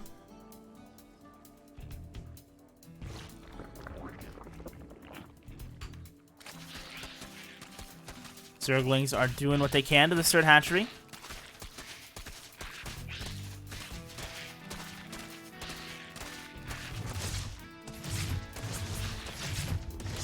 Queen clearing out the one Zergling, the other one just going to run away. Obviously not doing too much here as the Roach Warren comes down at the front. That layer finishing up in the main base. He's taking a second gas, but not a third or fourth just yet, as the scouting Ling is unable to see the tech that came down, but was able to see the gas count, so knows that at least 2 gases have been taken here for the side of Denver.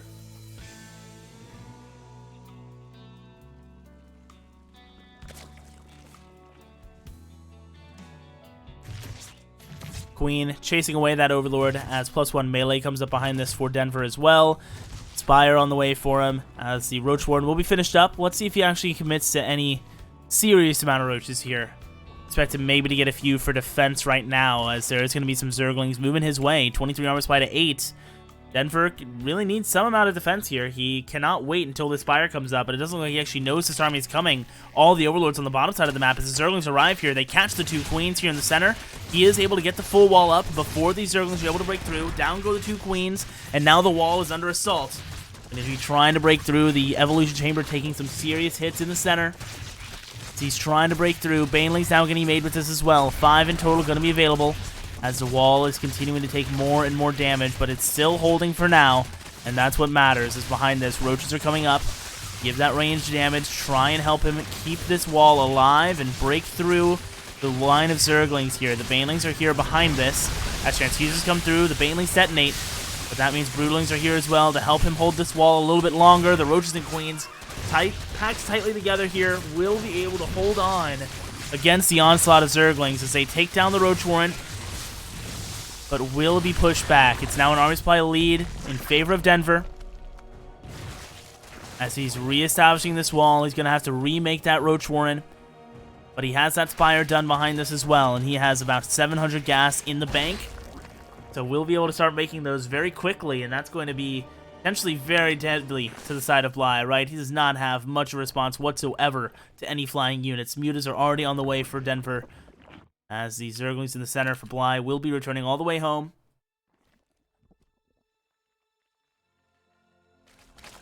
Don't even have Spore Callers on the way just right now for Bly. He does not have any real way to respond to this to try and keep those mutas alive. The roaches on the other side of the map are moving their way through the center. +1 missile attack comes up, and +1 flyer attack comes up as well for Denver. +1 missile attack is coming through for Bly as well, so they will be equal on that regard. The roach count currently in favor of Denver pretty significantly, 9-0, as 10 are coming out for Bly. Next, we do have these Zerglings patrolling the center of the map for Bly.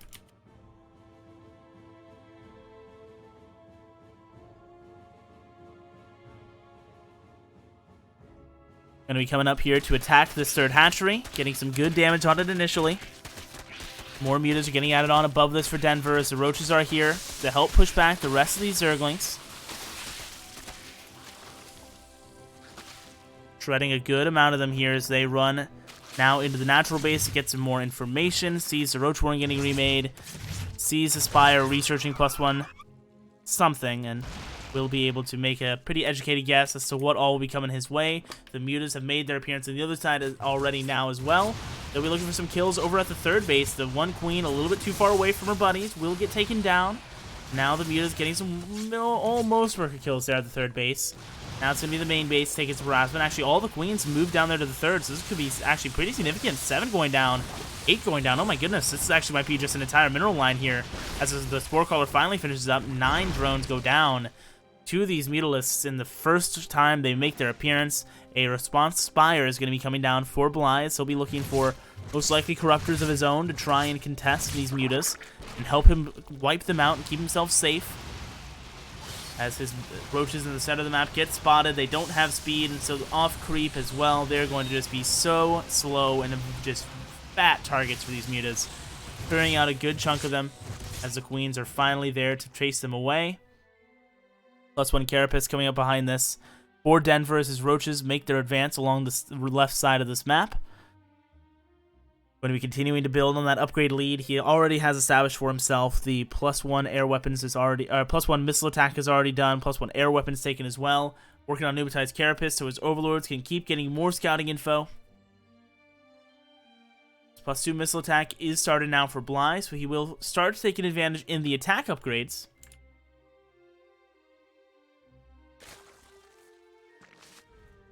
Roaches of Denver making their way all the way back home here. As the Overlord of Denver spots the 4th hatchery coming down for Bly. And I think that will prompt him to make an attack once again. 3 more mutas are getting added on. The roaches are grouping up in the center as the mutas will make the first contact over near that 4th hatchery, making their way straight for it. Now beginning to take it down.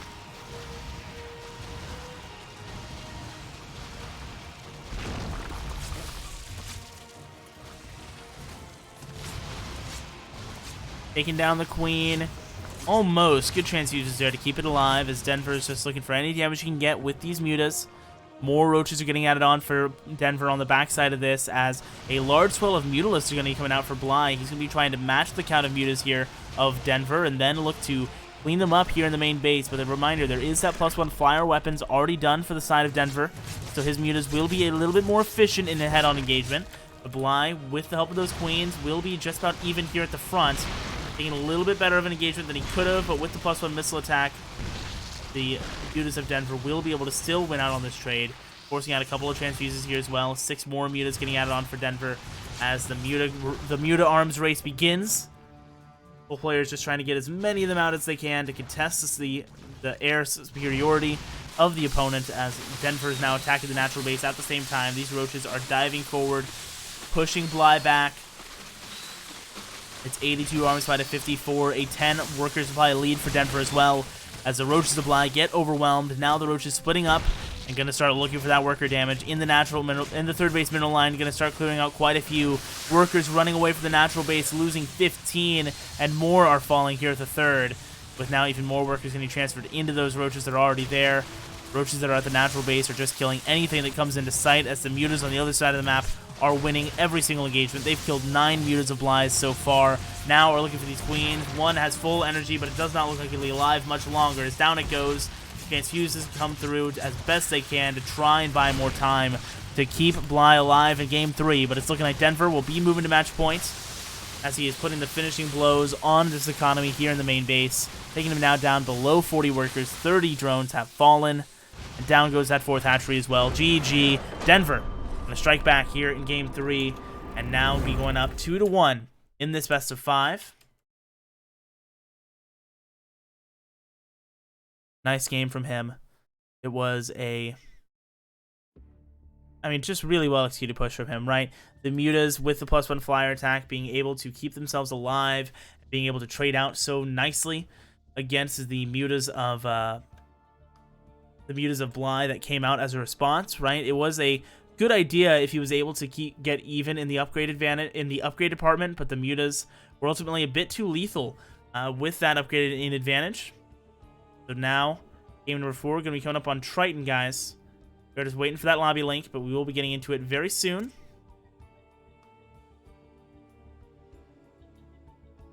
Thank you so much for tuning in, guys. Appreciate you guys coming and hanging out today for the OSC Season 7 Championship. We have a lot of StarCraft to come up and play today.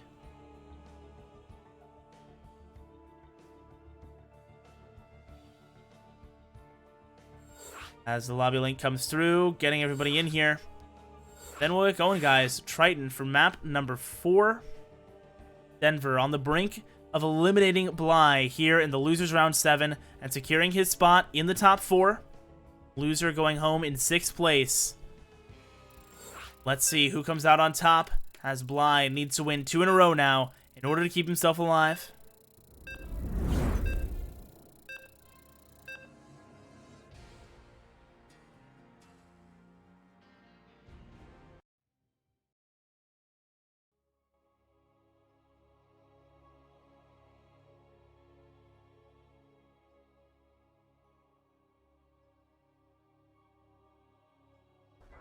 Alright, guys, here we are in game number 4. Up in the top left position. Needing to win 2 in a row from Razor Edge Gaming. It's Bly. And his opponent down in the bottom right-hand side in the red from Infinity Gaming. He is Denver. 1 map away from securing this victory and that top 4 finish. The difference between winning this game and losing this game, guys, money-wise, just for those curious, is about $100. So that's just the minimum prize pool. The match with the Matcherino, let me check how much the Matcherino page is at right now, as we are moving past this all. Matcherino is currently at $3,000, and I think some of that is some of the base prize pool as well, but this is a ton of money that has been donated, guys. Thank you so much to everybody that's contributed to the prize pool directly. If you guys have not checked that out, that's !Matcherino.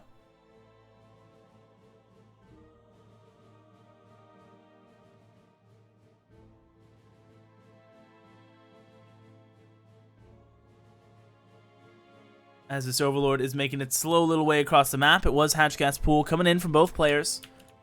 Back at home.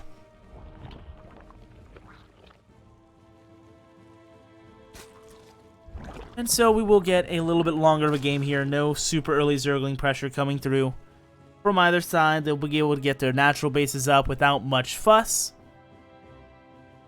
And Denver will go ahead and continue making his Overlord's way across. Relectric and Mydriaz, thank you guys so much for following the stream. Appreciate y'all. Welcome to the OSC channel. Thanks for supporting. As the first 4 lings on the way for Bly, also adding on that evolution chamber here behind the main base mineral line. Looking like a +1 melee build from him with just the 1 gas being taken as his natural base will begin getting saturated. On the other side, we have speed started up for Denver as he's working on more gas income for himself. Still keeping 2 on that gas, and Bly, meanwhile, keeping 3 on the gas. So it looks like Baneling play going to be coming up from both players if the other games are anything to base this off of. Ooh, and speed actually gets canceled here for Bly. And he goes for the +1 melee instead. Very interesting. Yeah, this is very interesting, actually. I'm curious if that was intentional. What the reasoning is behind that. As that's going to put him very far behind in that speed. Yeah, I'm not sure about this. It's going to make things very difficult for these Zerglings to be as effective as he's wanting to. Without speed, has to restart it now, yeah. Maybe Yeah, no, nothing scouted it. I'm not. Yeah, I think that just had to be a little bit of a misclick. That is so slow now for Bly. It's going to be done significantly fast for Denver. Denver's also going to have a significantly faster third base, and the trade-off for that is going to be the +1 melee for Bly, which again he won't really be able to take advantage of for a bit here. Right? It's without speed, it's going to be much tougher for him to utilize that as well as he was wanting to. Could have had a very nice timing coming up here with that +1 melee and speed finishing up, maybe being able to deny this third base, but instead the third base will be able to finish up. +1 melee is only about 80% done. He's now adding on +1 missile attack and adding on a Roachborn here. They will look for another timing to get set up as the Queens hold the wall at the front. We'll be keeping Denver out as a third base will be up next for Bly, but so far not coming down just yet. Speed still about 90% done here for the Blue Zerg as the third hatchery is finished up for Denver. He continues to add on more drones, currently sitting up 35 to 29 in that overall worker count. We've got Denver checking out his side of the map with these Zerglings, making sure he is completely clear.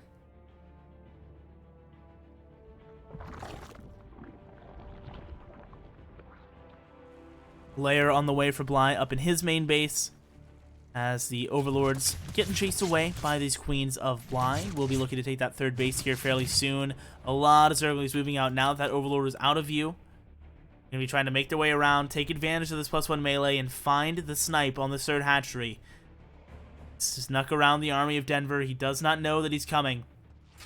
The Overlord on this bottom side will be the first warning sign as the Queen will get targeted down by some of those Zerglings. Roach is getting rallied over to the right-hand side. Does not have enough army to really contest this just yet. So on the other side, a couple of scouting Zerglings get in. Are unable to do too much. The third hatchery will indeed go down as Bly is able to take advantage all the same of this +1 melee advantage and the Zergling speed, despite it being a little bit later there. Will work out very nicely for him. As that third base gets denied, it's going to be Aspire to follow this up for Bly back at home.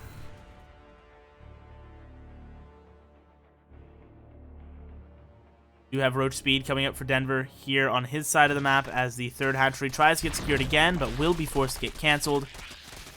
These Zerglings have full control of the third base location, despite Denver now having double the army supply. A lot of it is in that production tab. And Zerglings, of course, have a bit of a tough time in taking a fair trade here against this amount of Zerglings. Just going to be manning the wall for now. A Nidus network going to come down for Denver on the back side of this. So that's going to be his ticket in here. He's going to be trying to go for a committed attack with these Roaches, using that Nidus Worm to get across the map and find his way into these mineral lines, find his way into the main base perhaps with his Overlord in a decent position, but there is an Overlord getting full vision of his main base, so he'll know as soon as a Nidus Worm comes up.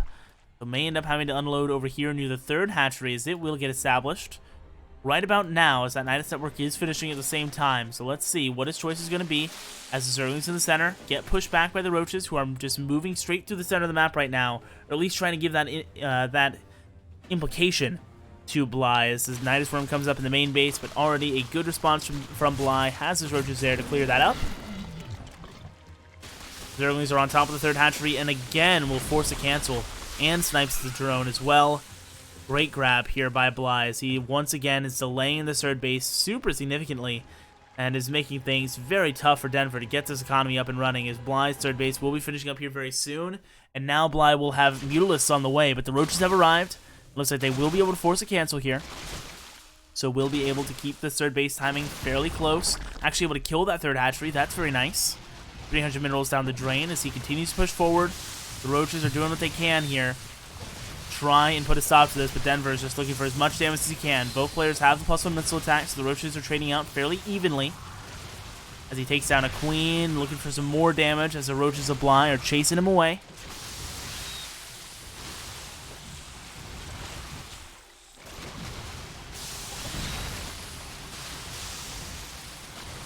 Last few Roaches for Denver here, doing what they can to get some more worker kills. 6 in total going down, 7 in total going down. And that will be the end of it as the last of those Roaches will fall. Back at home, we've got Tunneling Claws getting taken here for Denver as he'll be working on getting some more sneaky Roaches into those mineral lines, finding some more damage opportunities. Another Nidus Worm coming up in the north side of this map as well. We're looking to pressure this third hatchery that'll be coming up from Bly. No idea if this worm is coming, so the army should be able to unload fairly safely as the Mutas I think are still near to home. So yeah, they should be able to be here for this defense. We'll see if he's going to be able to cut off these roaches, though so far they're not committing just yet.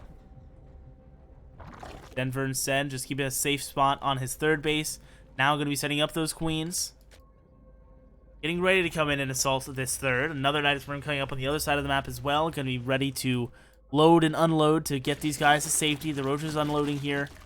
Be waiting for a little bit more reinforcements. Snipes the drone going for the fourth base, and now will be on top of this base as the mutas show on the other side. The queens are up in the main to keep these mutas out of the mineral line. The third base does get canceled once again, as the third base was able to get finished up for Denver. So despite Denver's third base getting delayed by the +1 melee Zerglings earlier on, Denver was able to persevere, force the cancel of his opponent's third base, and now has been able to do it a second time here a bit later. So this economy of Bly has been stalled out for such a long time. So he's going up now to about 50 workers. So that income advantage will be continuing to grow for Denver as more roaches unloading from the Nidus Worm here in the center of the map.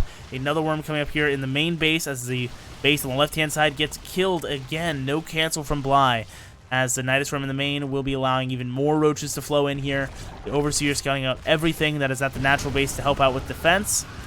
Nothing actually going to get unloaded here into the main base, but it's forcing those roaches to go up there instead of heading across the map for a counterattack or anything like that. Carapace upgrade coming through for Denver. He's at 76 army supply to 52. It is only a 4-worker advantage for Denver at the moment, but that entire third base being mined from, that Bly is not being able to mine from right now, is obviously a pretty decent difference in terms of that income.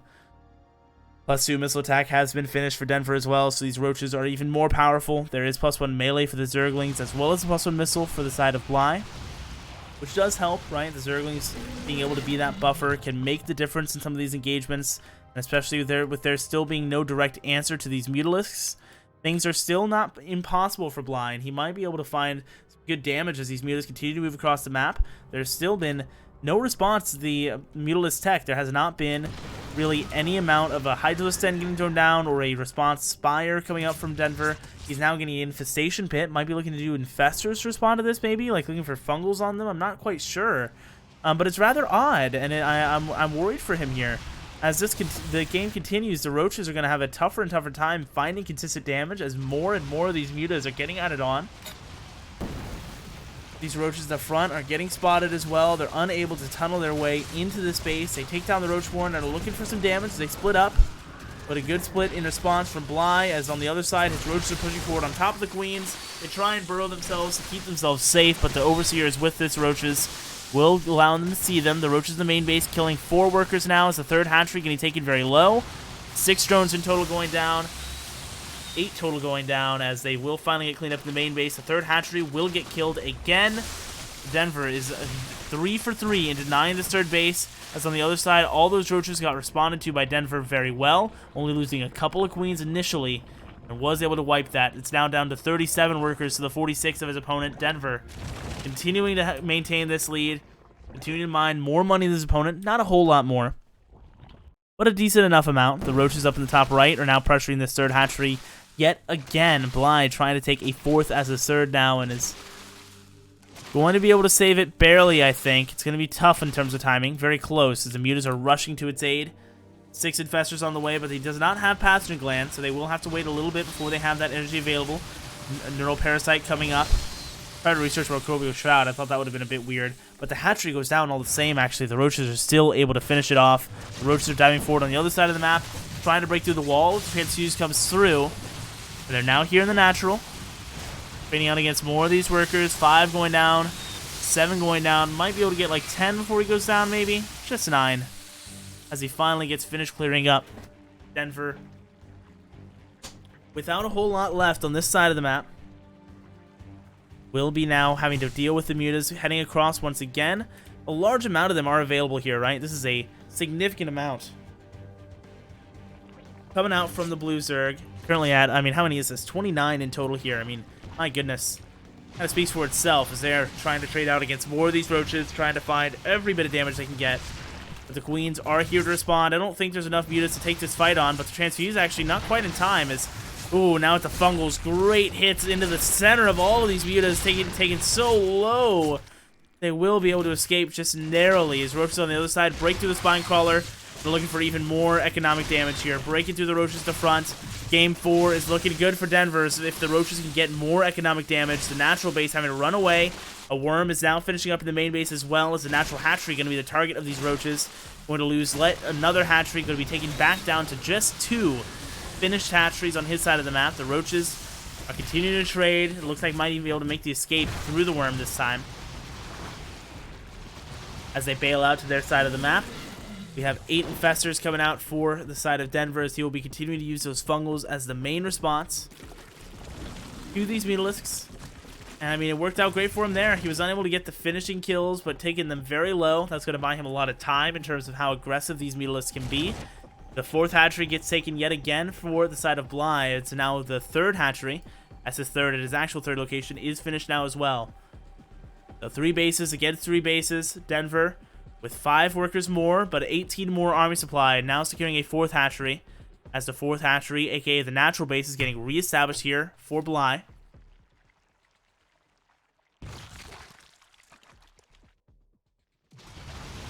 Tunneling Claw Roaches unable to sneak their way by, so they will get cleared out pretty quickly. +2 flyer attack finishing up here soon for the Mutas of Bly. More infestors getting added on for the side of Denver, as those chain fungals are going to be the way to deal with this for him. This is going to be his only real option against it. Trying to get the fungals into the queens, getting underneath them will be the ideal scenario, or just chain fungaling them to death. Either one works. All these queens are going to be marching through the center of the map, looking to break the base of Bly. 16 infestors beneath this, as the Overlord is getting pressured away. There's also 12 queens making up a lot of that backbone, a lot of that crucial anti-air to help deal with these Mutalisks to the sky. The Roaches on the right-hand side, drawing some attention away as another worm going to come up in the center, allow for even more reinforcements to come through. Denver now moving towards the high ground, has a ton of energy on these, all of these infestors, and now is going to be trying to break through. First fungal coming into a lot of those Roaches and Ravagers. The Mutas on the top right side are hunting down some flanking Roaches. Another big round of fungals coming through into more and more of this Roach Ravager force, getting taken low, as it's just weakening them up for the queens in the back to do a little bit better, but not enough just yet for him to be able to push all the way up this ramp, as the Vials are doing a lot of good work to these infestors, clearing out a good number of them.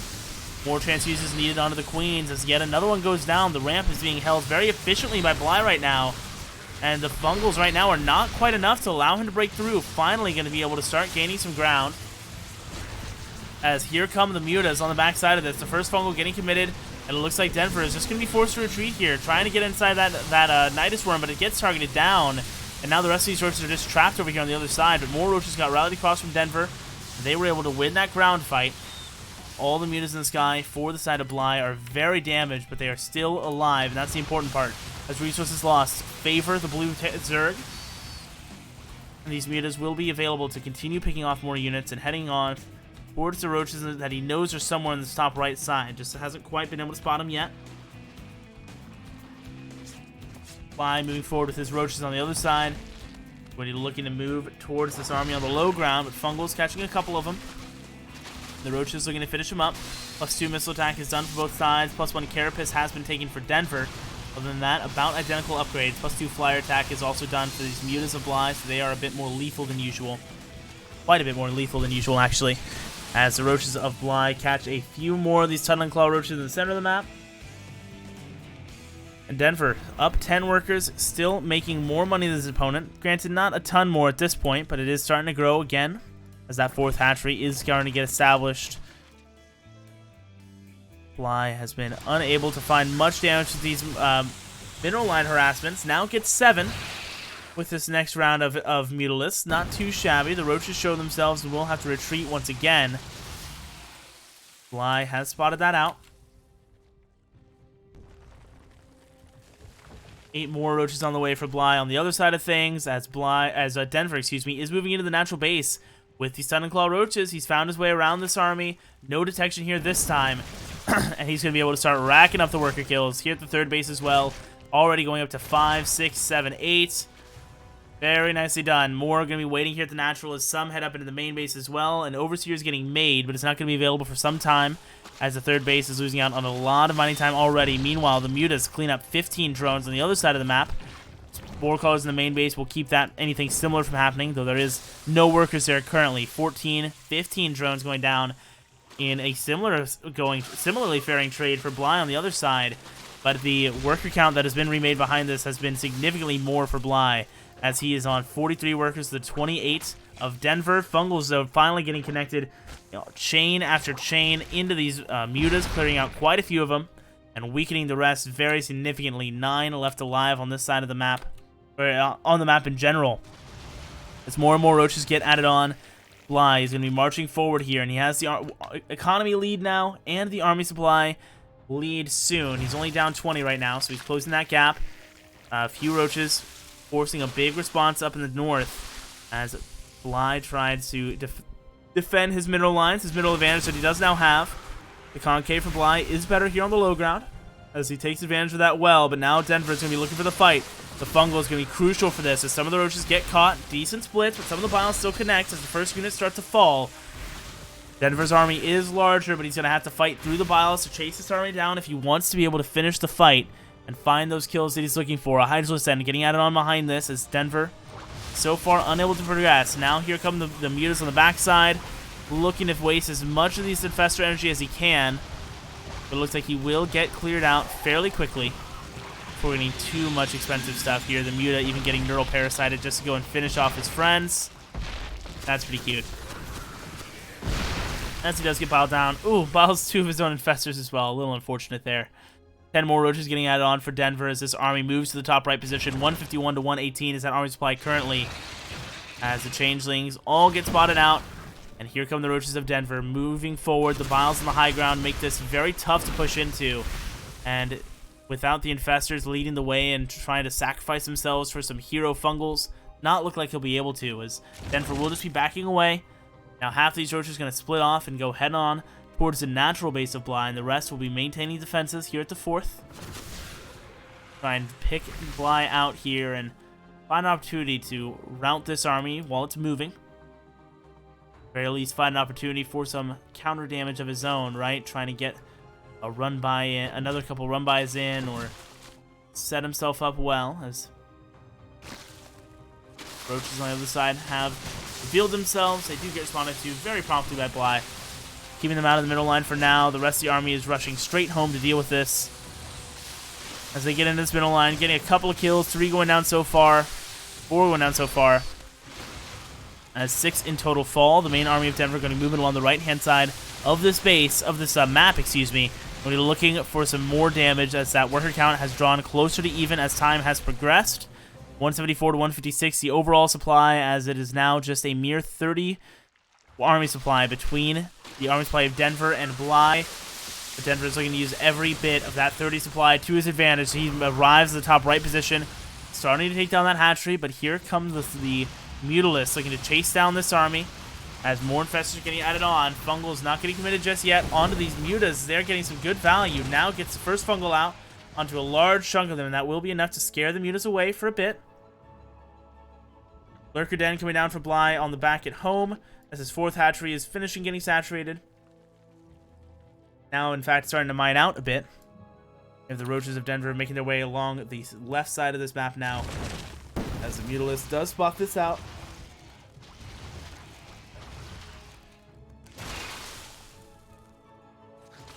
We got one roach on the other side from Blind, doing what he can. Ooh, nice catch here by Bly. This is massive. A ton of roaches up here are all getting caught by Bly, and he will lose quite a few as they run back towards this hatchery to try and stay alive. The main army of Denver is still a bit bigger. It is about 7 workers smaller than that of Bly at the moment, making a decent amount less income as the Mutas return home. Advantage getting closer to even now, and now in fact becoming a slight lead for the side of Bly, as his Hydras are already out and he already has those additional drones made.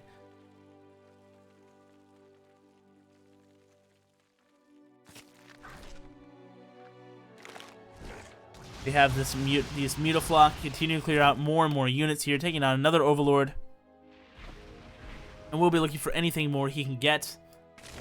A little bit of lag will come through here. Tunneling Claws coming up for Bly. For his side now. Likes the way it looked on Bly's army, and we'll be looking to use that to good effect here. Is me lagging? I don't think it is. Gonna double check as he cancels that hatchery.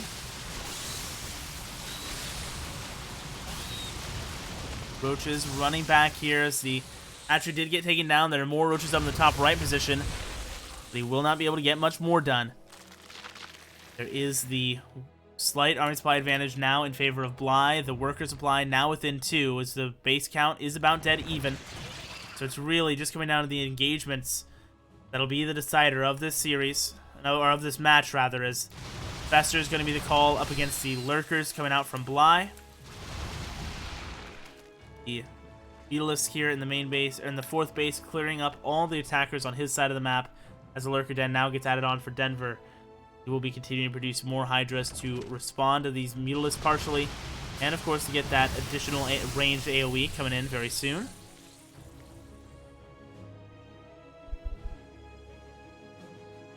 I've started up for Denver up in his main base. As Denver is working on defending here. The the lurkers are inching forward, but again, they don't have their range just yet. As one Neural Parasite onto the lurker, going to help him turn on his buddies. As the fighting continues to open up, army supply is still close to even. +2 Carapace is on the way for Denver, as +1 Carapace is still not done for Bly. First fungal goes wide. Second one, though, catches a large chunk of these Ravagers. And another one continuing to weaken these health bars, but the hatchery is taking hits. It's already in the orange, now it's in the red, this 4th base. He needs to act if he wants to save it, but it doesn't look like he will. As now with the Broodlings, he moves forward once again. Fungal's connecting onto a lot of these units. Here come the Mutalisks on the left-hand side. A big chunk getting caught by the first wave of Fungals. Second Fungal needs to come out, but it's actually not going to come through before all the Infestors die. And now the Infestors are unavailable to deal with these Mutas who have complete control of this guy. More Hydra are coming up as he backs off to his Sporecrawler Forest. Keep these workers safe. Mutas for Bly, continuing to pick off more and more of these workers. 12 going down here as it's now down to 31 workers. It looks like Denver will be unable to keep up with the defense necessary to keep himself in this game and not be falling behind in the economy, as now he is in such a tough spot. Down in economy, down in army, and only equal on upgrades at the moment. +2 Carapace is about 90% done.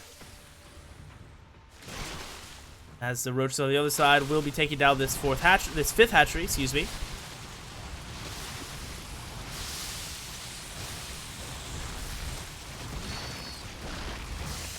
And lurkers under Neural don't shoot, and yeah, that is true.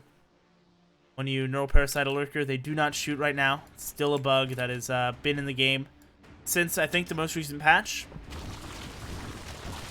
Yeah, I'm watching back that fight.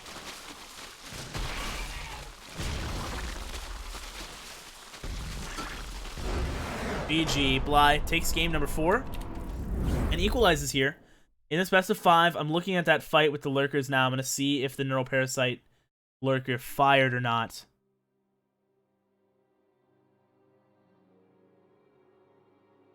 Oh, looks like I just missed a Neural Parasite, actually. I think Mutas had already killed everything by that point. Well, guys, let me know if you saw it shoot or not. Saw that final, Neural Parasited lurker get the shots off that he was looking for into that other lurker clump from his opponent. But regardless of if it fired or not, was not enough for Denver to take the win there, as it will now be going to another Game 5. These ZVZ series have been so close between Denver and his opponents. Now, once again, going the distance. Winner moving on to the top 4. Loser making an exit here in the top 6, as they will be working to make their case known as why they should be in the contention still for this Season 7 championship. Wanting to move on to eventually face off against Clem, as Game 5 will be coming up on World of Sleepers. Gonna get that hosted up.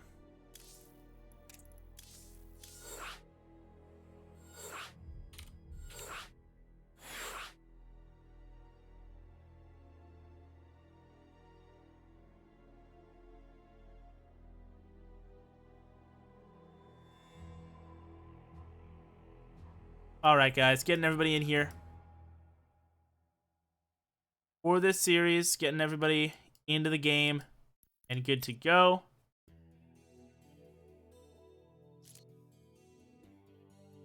Awesome.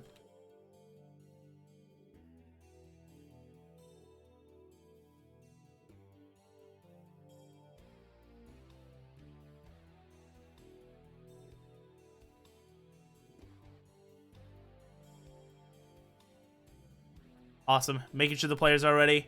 Fly is ready. Making sure Denver is good to go. So we'll get going, guys. World Sleepers, game number 5. Winner in the top 4. Loser making their exit.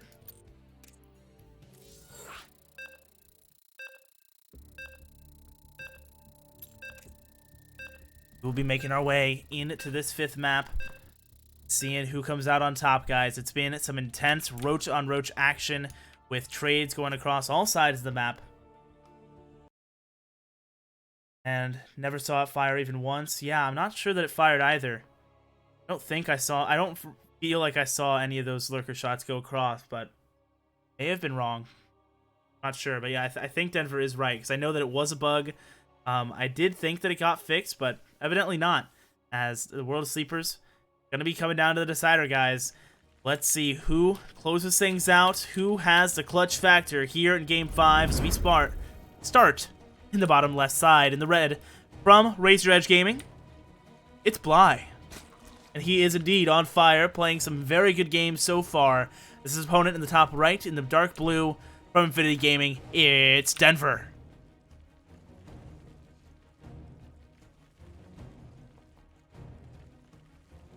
Oh boy, I am so curious as to how these openers are going to shape up. As we've seen so far, both sides mixing it up pretty decently throughout the games, right? We've seen the earlier pools get mixed up as to which player is doing which.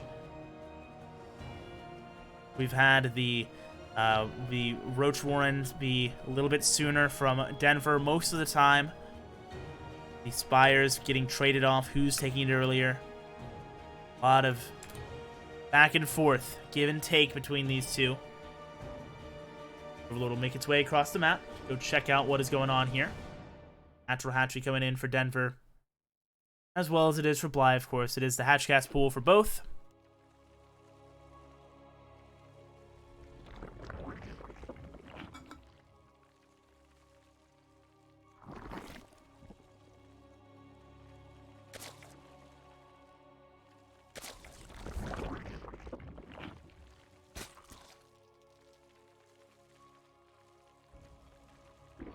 So, I'm interested as to how Denver is going to approach this 5th game, right? He's been going for these earlier roaches, and it's been working out pretty hit or miss for him, right? In all these, I mean, he's now at a completely 50% win rate in these ZVZs.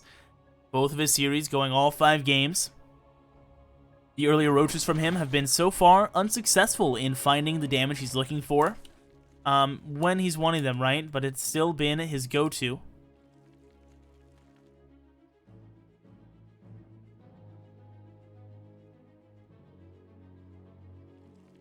Overlords keeping an eye on everything, as Bly, on the other hand, has been going for the earlier +1 melee Zerglings, which he's been using to great effect, buying himself a lot of spacing from those aforementioned roaches, and of course allowing him to kill that 3rd base time and time again. The 3rd bases in that last game seemed to be very fluid in terms of how often they were getting killed, as Bly takes the upper hand in the center of the map engagements, ring around the rosy going in his favor as he chases this guy away. 3rd hatcheries dropped for both sides as well, as Bly is squeezing out another round of drones behind this, whereas Denver has to spend more larvae on making more Zerglings here. 3rd hatchery gets spotted from Bly, and he will begin pressuring it a little bit, but some more Zerglings are already on the way for Denver, so he should be able to keep this safe. Get that defense going as the trades continue to come through.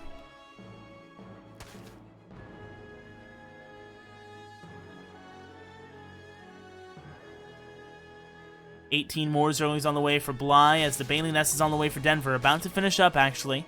But it's going to be Bly going for the first aggression. He does not have a Baneling Nest on the way yet. He's in fact going to be going for a Roachworm behind this. So he is setting himself up for that follow-up behind this. Going to be trying to use these Zerglings to keep himself safe and look for some pressure towards this third hatchery once again. Moving to the center of the map. The Overlords, you see this, moving across. Denver likewise moving to the center as they clash right in the center choke. And it looks like Bly will take the upper hand. And despite Banelings being available, they will not be here for this fight. Denver is on the retreat. Banelings being made at home will be finishing up just in time. Going to be necessary to save this third hatchery. Let's see how good the fight can go, as this is such a critical moment for Denver. He has to save this third base for him to stay alive in this series and stay alive in this tournament and not make an exit here in the top 6. It looks like with the Banelings, that'll be enough pressure to keep the Zerglings away. We have 8 Roaches now on the way for Bly back at home. So he's prepping for that next step, and we'll have quite a few Roaches available. And that's going to be, I think, about that magic number to be able to trade out against Zerglings pretty decently. Of course, no upgrades came through for Denver, so not like these Zerglings have +1 or anything. Roach Warren is just out coming down for Denver as the Roaches of Bly are going to be continuing to come forward. Zerglings in the center. Looks like once again the fight will go in the favor of Denver. So he will be able to move towards that third base, but the reinforcements for Bly are there at the naturals. He should be able to keep this safe. Let's see how much damage he can do. Looks like the answer is going to be none, as the Zerglings of Bly are already there. 40 army supply to 21. More Zerglings on the way now, as that Roach Warren is only just finishing up. Denver is going to need every unit he can get to once again mount a desperate defense of this third base to keep himself alive in Game 5. No static defense with this. The creep spread not connected either, so his reinforcement's going to be a little bit slower in getting there than he would like. The Zerglings are hiding over the left-hand side. The rest of the Roaches flowing in through the center as more and more Zerglings get rallied across. They take down the Queen. They look for that first Roach as the rest of the Roaches of Bly are moving in towards the natural base, looking to find these Lings and Banes and keep them away from that third hatchery. Now the Banelings get a okay second connection there. First one got sniped very early. Next connection is much better for Denver, but it's an army supply lead still for Bly, with a lot more Zerglings in the production tab. The drone's going to get pulled to try and help out with this defense. That third hatchery is safe right now, as it's just the Roaches trying to do some damage. Attempting to break through this. More Zerglings getting pushed to the front for Denver, and then it looks like he is holding on. Only 2 workers have fallen. Still an economic lead for the Blue Zergs. On the other side, some Zerglings of his able to snipe down 3 drones. The third hatchery not up just yet. Actually got taken down here by the side of Denver with a nice counterattack. I'm not sure how that happened. Phenomenally done. As he takes down that third hatchery and keeps his own alive, now this is making things even more desperate for Bly, as he's going to be moving across to these Zerglings once again, trying to break this third base, trying to find some counter damage of his own, but so far is not finding it. Denver, with an economic and army supply lead, it's got to be feeling great. Very well positioned to move on in the round of 4 here. Just has to finish strong as the Zerglings are once again knocking on this hatchery. More army flooding through the center of the map here for Denver, with Banelings getting added on. More Roaches coming up behind this as well. He will be looking to take down this hatchery very soon. Meanwhile, the rest of the Zerglings are going to move into the natural mineral line, but this time the rally of Bly a bit too good. Needs to back away from this. Baneling connection once again very good for Denver, actually, as more Roaches are here for him, trying to continue this trade. Zerglings for Bly, meanwhile, have arrived on the other side and now going to be heading in towards the natural base. Let's see how many kills they can get. The 2 Queens are here, but one of them gets surrounded immediately, as Denver is completely retreating to come back for the defense. You try and stop this and keep himself safe. Keep his workers safe, more accurately. 3 have gone down so far, and it looks like that will be the end of it for now. 34 to 30, that army supply, but it's still a 10 worker advantage for Denver,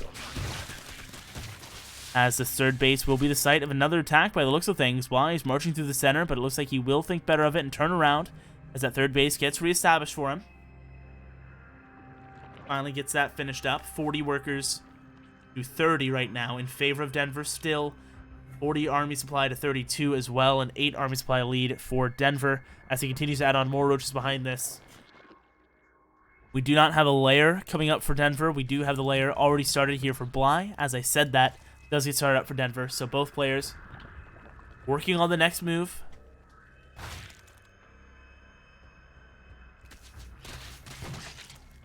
Roaches are marching forward here for Denver as the army supply lead. Some Zerglings draw the attention into the main base. A few Zerglings are here to defend against this, but not a ton. Now the worker's going to start to take some damage as more Zerglings come forward for Bly to try and defend against this. The Roaches of Bly getting the upper hand so far, but now more reinforcements for Denver, giving him the slight edge here at the front, but he doesn't quite have enough to really get a decisive win. So will be backing away, trying to play a bit more patiently. As +1 missile attack is ticking closer for both sides. 10 more workers coming up for Bly as he works on saturating that third base. Fire coming up for him now as well. So it's going to be Bly with the faster tech out of this, and that'll mean he has those Mutalisks available, which, as we've seen, can be so devastating to these Roach pushes. It's going to be a matter of how early Denver identifies this, and of course when he's going to be planning on transitioning, right? So far, not making any plans to do so. Going to pump out more and more of these Roaches right now. +1 missile and the Roach speed are on the way for him, as well as they are for Bly.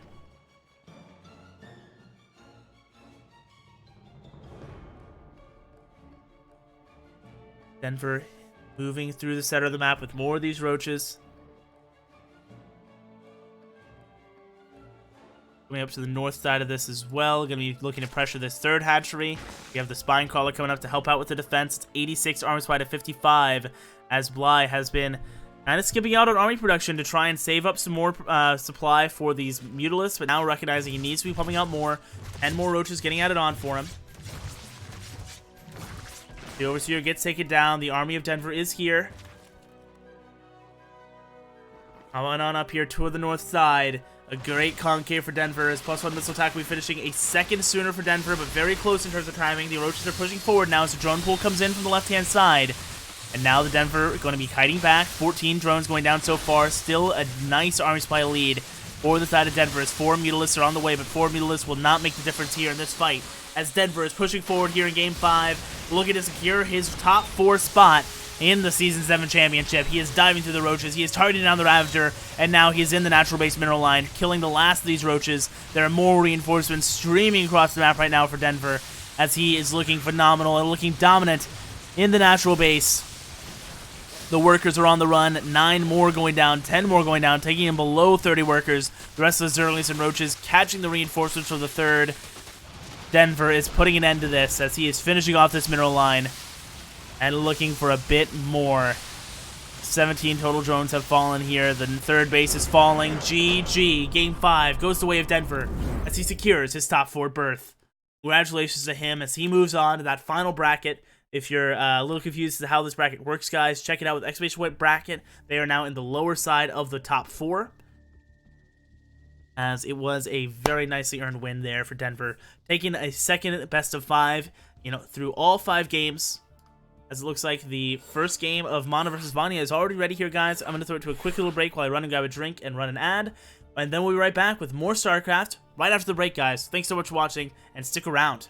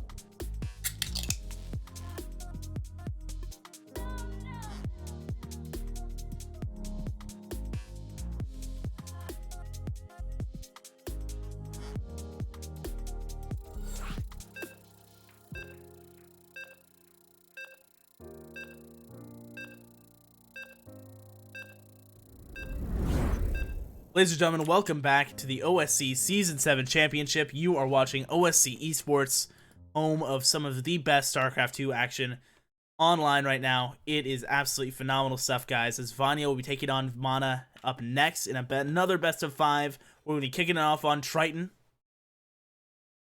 Should be really great, guys. I'm really looking forward to this one. Mana is a phenomenal player. Vanya has been looking very good as well. Now, going to be coming up against each other here in the losers bracket round 6. Of course, in terms of their path to get here, we saw Vanya take down Uthermal 3-1 yesterday in a ZVT. Vanya also taking down Creator 3-1 in his most recent ZVP. Up on the top side, Vanya got knocked down to this part of the bracket from the winner's side, having getting taken down by Clem. So, looking for that vengeance, looking to fight his way back into the final bracket and get that rematch against Clem in the top 3. If he can make his way through his opponent here. So he starts off the top left-hand side. In the blue, from Star Esports, it's Vanya. Going up against his opponent down to the bottom right-hand side in the red, it's Team Liquid's Mana. Will look like we'll be getting very standard openers once again here, guys, as neither one wants to take any unnecessary risks to kick off this series.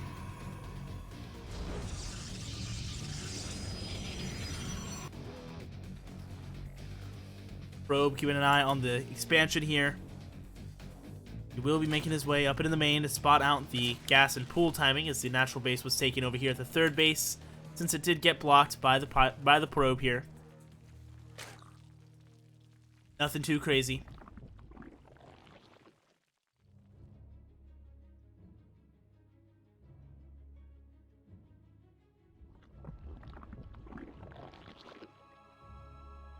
Probe checks out that third base, sees the timing on that. Of course, that is the natural base, but taking out the third base. First expansion, rather. I guess that's just what I'll say, is he will be continuing to lurk around with this probe, getting his Cybercore back at home. It's all very by the book here in Game 1.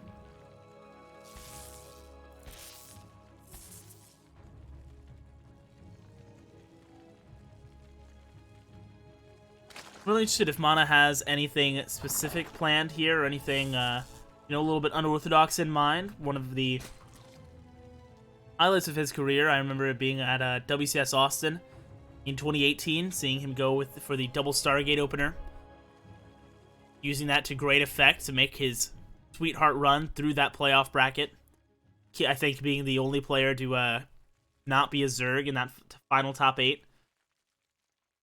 So I'm interested to see if he has something else innovative here, or if it's just going to be well-executed builds that we come to expect, right? The Adept is going to be coming out here, as so far is looking very standard from Mana, his natural base finishing up.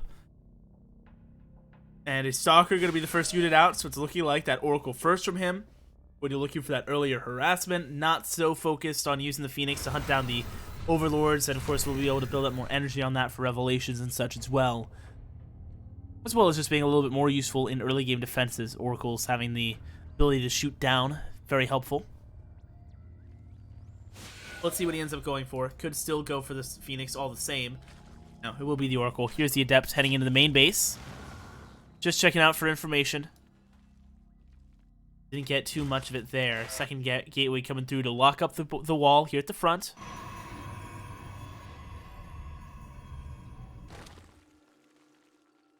As the first expansion is getting finished saturated here for Vanya. He's getting his creeps ready connected to the now natural base for himself, making sure he can get his reinforcements to and fro wherever he needs to.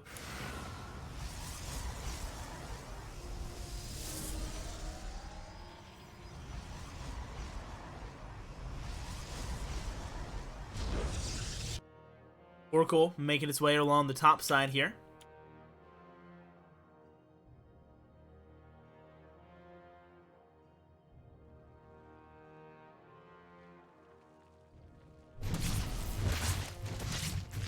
Okay, first drone kill, not getting a sec. Okay, he does get a second. Almost getting a third, but not before losing most of his health bar for it. Still here at the third base, gets a third kill, and will just go ahead and recall home. The Queen Not quite going to be able to finish it off. 38 to 41 is that overall worker count currently, as the natural base is getting saturated, and this two adepts going to be making their way through the center of the map.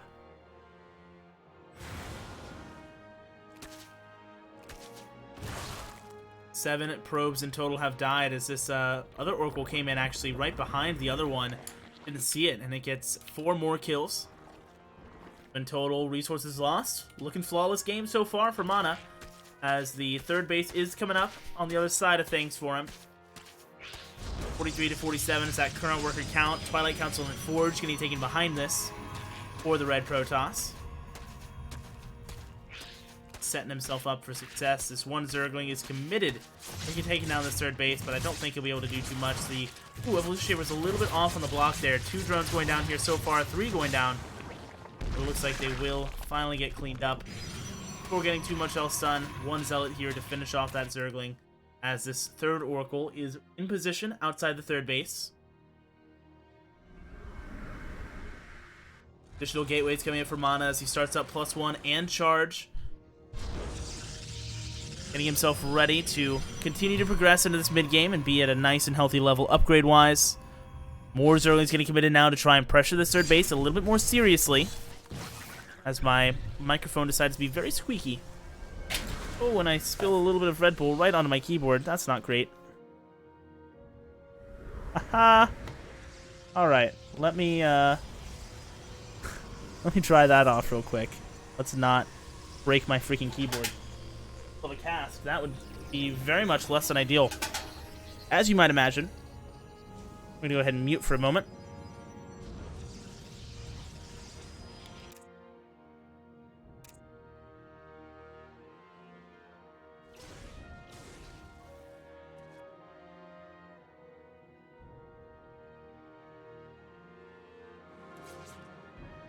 Okay, 4 workers went down as I am working on cleaning this up, guys. Sorry about that.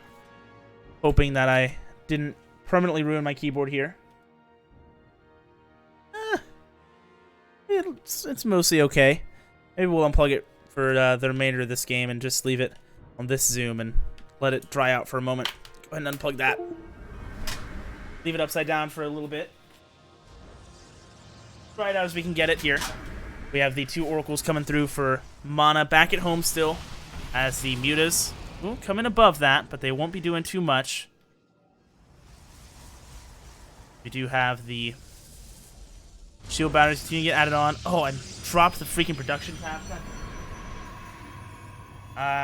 Alright, let's plug this back in. Get it back up. Couple of workers going down. Do some harassment here. This is the worst timing ever for me to spill stuff. Sorry, guys. Trying to finish getting this plugged in, but I'm having a little hard time.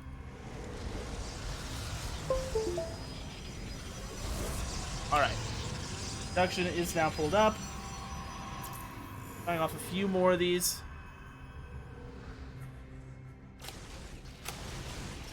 Oh man, everything is still going wrong here, but here come the mutas in the main base. A lot of mutas have been added on here for the side of Vanya.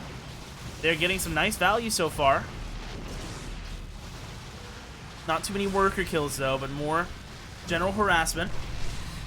Unpowering some gates here, unpowering that Templar Archives as well, so no storm research can come through. Even if he wanted to. Fleet Beacon is on the way behind this, as he has 2 Stargates worth of production. As 9 probes have gone down to these so far. It's 55 to 73, that worker count currently. We do have the resources income right now pretty significantly in favor of Vanya, and continuing to get better, as on the other side looks like an adept is looking for some harassment, but gets 7 in total from that harassment of Mana, so not getting as many kills as he's wanting, not quite equalizing the damage that he takes on his side of the map. Yeah, Red Bulls and keyboard are not a good mix, guys. I do not recommend it. You might think it'll make your keyboard repeat faster. It does not. It just makes you very worried about breaking it. As these mutas are making their way around, trying to find a new opportunity to get some harassment done, right? But they are really not finding too many so far. It looks like a much better job being done by by Mana of responding to this. The Anion Pulse Crystals is finishing up for the Phoenixes. Going to help them in fighting this even better now, as Corruptors are going to get added on behind this for Vanya, as he's going to be looking to have a little bit better of a response against the Phoenixes, and of course against the potential, carriers or some other Stargate unit coming out behind this. +2 ground weapons is started now for Mana as he continues to add on more units.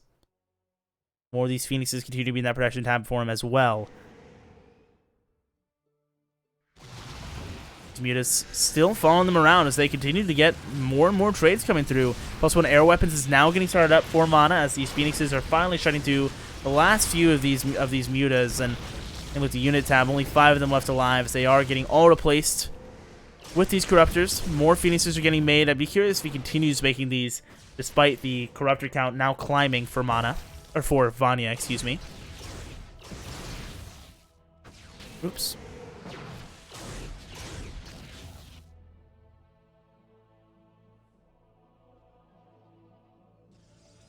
Vanya here in the main base, going to be looking for some more damage, just trying to unpower more things. Might be able to snipe this Nexus, but it looks like with the Phoenix responding in time, getting some nice damage now onto these Corruptors. When they're all able to focus fire and the Corruptors aren't able to fire back, especially, I mean, they get some decent trades, can definitely make this happen. Meanwhile, though, the main army is just diving on top of this. The Baneling's getting good connections. He's got about double the army supply, but still no answer to the Phoenixes except for those Corruptors. Needs them over here with this fight as Biles attempt to get landed. They actually go a little bit wide here. The Corruptors target down the Warp Prism. It gets taken down with an Archon inside of it. And the Roaches are continuing to march forward here for Vanya. Continue to take more and more of this space. And moving up towards the third base now. The Phoenixes are doing all they can to try and save this base. Try and save the game. For Mana, trying to keep him alive. But GG will get called as Vanya will take this next game. Or this first game of the best of 5. Having a very convincing win there, as I currently have a little bit better of a different of a setup with the keyboard. I have it in my lap right now to make sure it's working correctly, because I'm unplugging it and shaking it out every now and then to make sure it tried out. Game number 2 going to be on Nightshade, guys. So we are getting that hosted up now.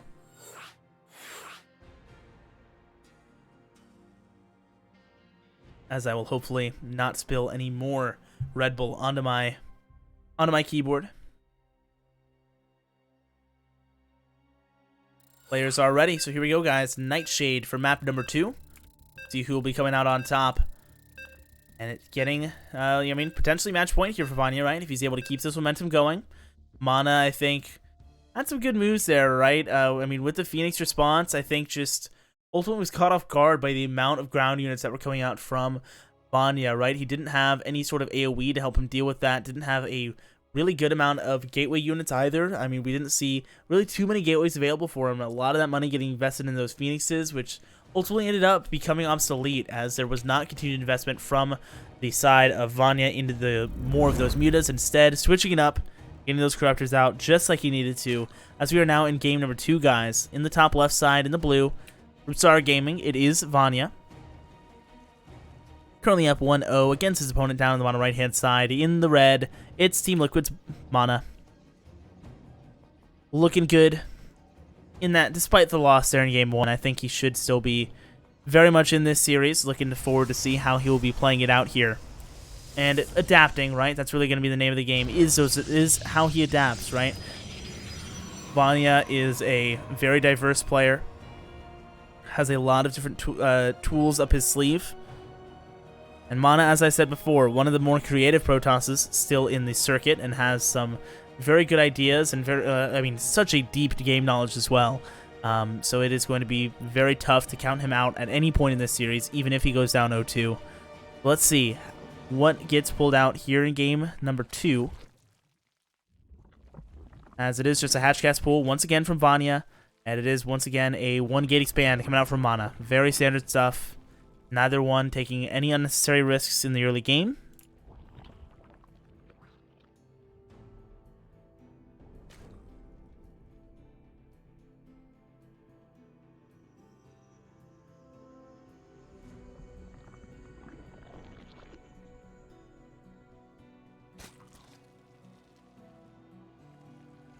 Probe continuing to keep an eye on everything here.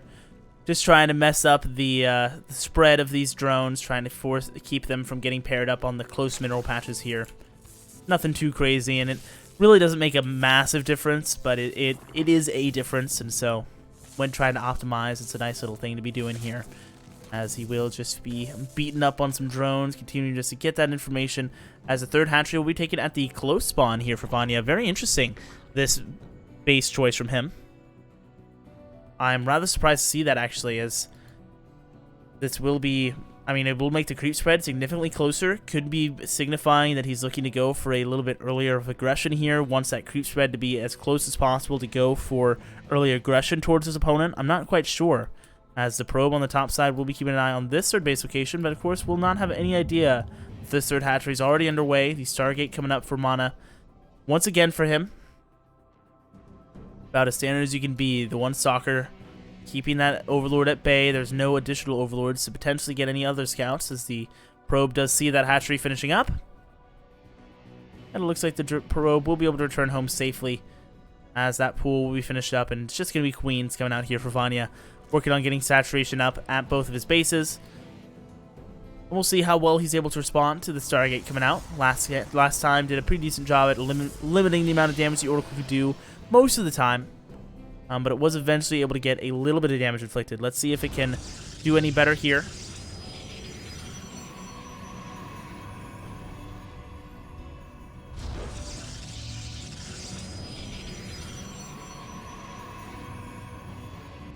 The Oracle will be able to go unscouted, as Vanya doesn't look like he'll be able to break his way into that main base with this Overlord. The Stalker in a good enough position to hunt him down if he does decide to move. There's a layer on the way for Vanya as he adds on the Roach Warren beneath this as well. Second and third gas is getting taken for him as the third base begins getting saturated as well. So he is ticking off all the boxes. He is setting up that economy to be able to afford this Roach tech. And going to be poised to have a nice army here in the next few minutes. But right now, not going to have too much ready, as Adept's going to get added on for Mana. And he will be looking for some harassment towards the other side of the map. Going to be poised to move across.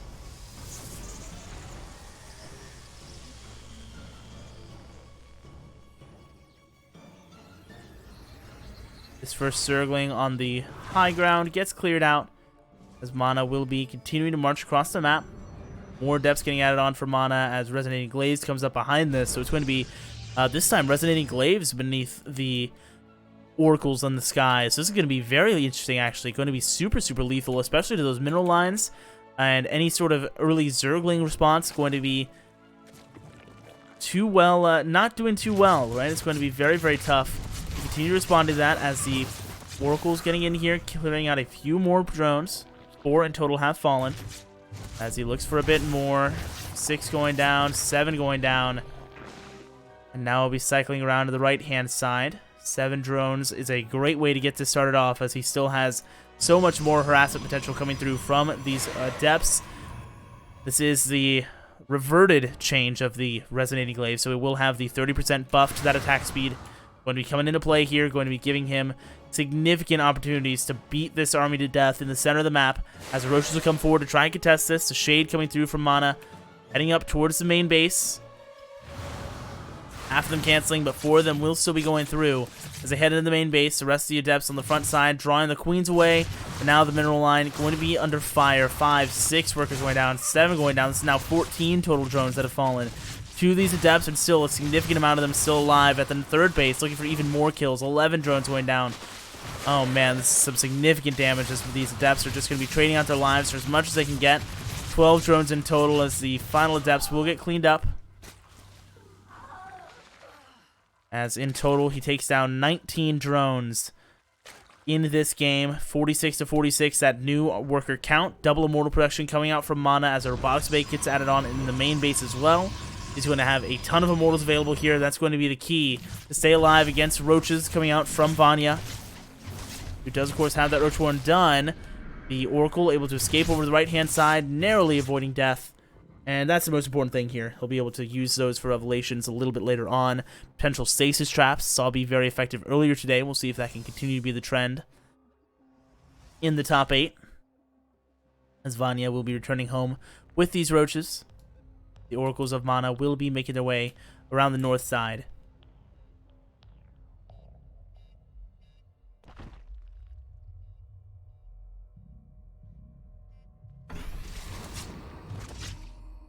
Alright, so the Oracle's getting a good tag here on that army. More revelations coming through as additional roaches continue to get pumped out for Vanya. We have Mana now with a good amount of zealots and sentries here at the front with 2 immortals behind this. The third immortal popped out as well as a warp prism with this, so he will be able to begin doing some pressure on the other side of the map as he adds on Gravitic Drive. For some potential disruptor drops going to be coming through as he adds on those first disruptors from the double robotics facility. Still no 4th hatchery in the work just yet for Vanya, as it will still be 3 base to 2 base. Mana, will be securing that 3rd base now.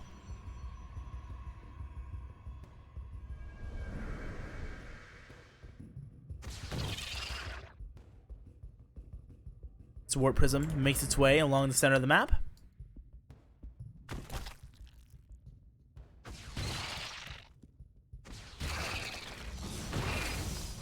Changeling spot out this army. He knows where it's coming from. And actually will even be able to see the additional warpins coming through. That's pretty nice. 2 disruptors are inside this warp prism. Still have not been spotted just yet.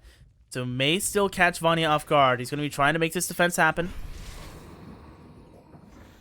As Mana takes the upper position of this base, moving in towards the northern ramp of this natural. Vanya tagged up with the revelation, has some roaches on the other side, looking to do some trading. They will do a pretty nice job. We're going to force a round of warpins over here out of the 8 gateways that are available for Vanya, or for Mana, who is so far only warping in on the other side of the map. This 3rd base going to maybe get forced to cancel by just a handful of roaches here. The Oracles looks like they will head home to try and defend against this, as even more roaches to Vanya are coming across here, as Mana has wasted too much time in not doing any damage, and he will have to cancel this 3rd base after all, not making a decision fast enough, and that bought enough time. Oh man, for Purification Nova to get some beautiful connection into the roaches. Now the main army's arriving to clash each other here. Force Field's buying Mana a bit more space. That will be energy that he's having to invest. 1 disruptor got cleared out. 2 more disruptors are now here to try and help push this back. Another Purification Nova killing a few more. As the Bions continue to buy him some good spacing. Oh, another great Purification Nova kills a few more Ravagers, but the main army up here is getting overwhelmed. Vanya, with so many more Roaches and Ravagers than Mana has available to be able to contest. I mean, there's no more Disruptors with this. Disruptors on the backside are getting cleared out. Another Purification Nova. This one goes wide. And he's down to 24 army supply, trying to make a hold against almost 100 supply of Roach Ravager. This is such a tough hold for Mana, as the Team Liquid Protoss looks to be in some serious trouble. Another good Purification Nova, but he needs great Purification Novas. He needs godlike Purification Novas to really be able to clear this out. But it looks like he will do enough to make Vanya back off for now, as I think Vanya is really just going to want to regroup and get another round of Banelings with this, with centrifugal hooks, and then look for a more decisive engagement. Didn't want to keep that scrappy fight going and take a risk of overstaying his welcome and getting cleared out. Knows as well that Mana is going to be wanting to secure that 3rd base once again, so he's going to have another opportunity to attack and pressure this base while Mana is having to secure a new position on the map. Of course, will be when he's at his most vulnerable, and so with the creep spread continuing to get better and better here into the center of the map, Mana maybe looking to contest it, but it's going to allow for some very fast attack paths for Vanya. He's going to have very early access and easy access to the other side of the map.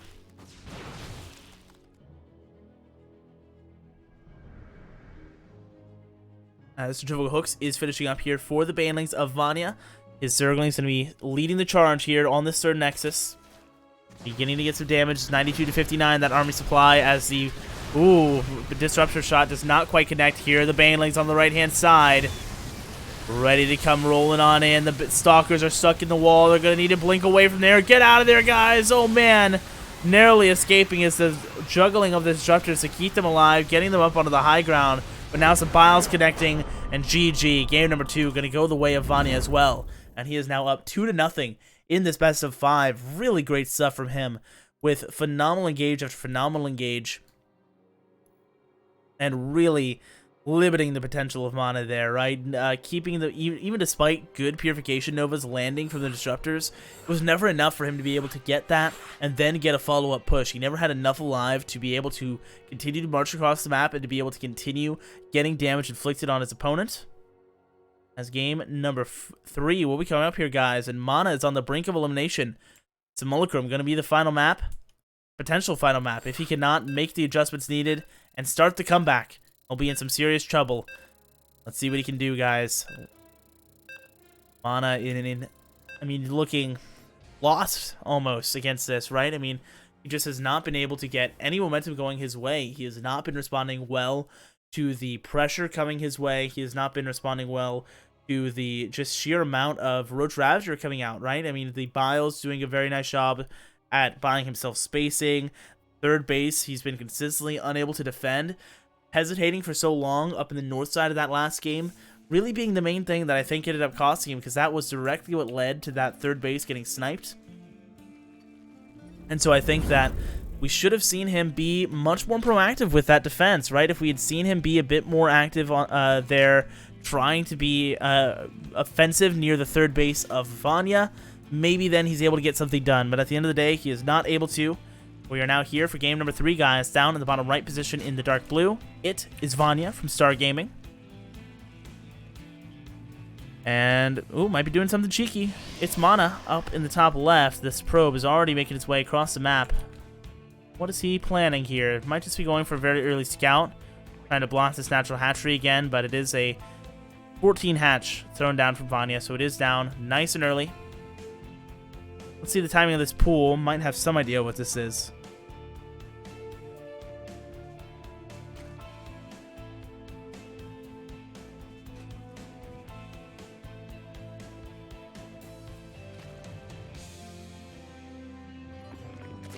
Gas getting taken up here in the main base for Vanya, as it will be the hatch gas pool, just say with a little bit earlier of a hatchery. Could mean an earlier max out on lings and going for some earlier pressure heading across the map. We'll have to see. Of course, with this being potentially the final map of the best of 5 here, guys, do want to remind you that you can donate to the prize pool for free using the code OSCS7 at the command !Matcherino in the chat. Hundreds of that money goes to the prize pool, so please do check that out. It's spelled !Matcherino. Super, super cool. Do check that out, guys. No smiley face required. As Cybercore comes down for Mana.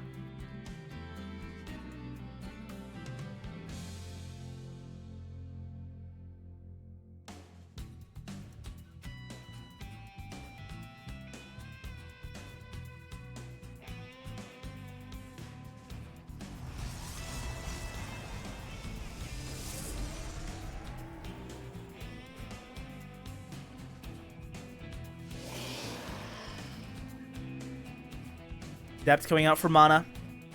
On the front side of things, as the probe is checking things out, we'll see that third hatchery timing. From Vanya, we'll block it for a little bit here, but nothing too significant. Sterling will be able to chase that guy away. As the Adept will be making his way straight across from Mana.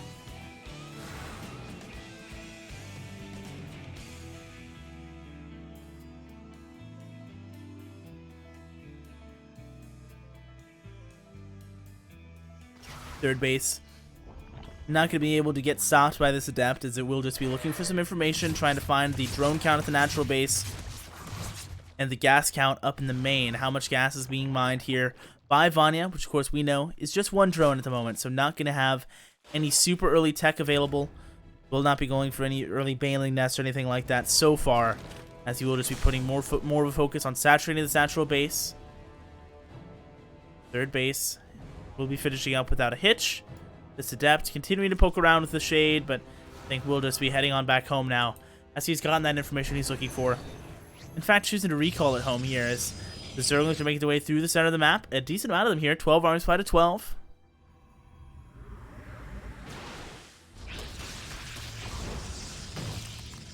Ling losing its life as they continue to look around for any more further opportunities. Layer is coming up here in the main base. 4 stars Vanya, as the Lings continue just to patrol here in the center. Now splitting up a bit to go and spread out and get that vision for anything leaving the base of Mana. But here's the Oracle. Actually, as the Spore Caller moves, oh no, it hesitates. Oh man. Hesitated there, and so not able to get any kills We have the Robotics Facility and the Twilight Council coming up here for Mana. This is the first time we've seen this variation from him.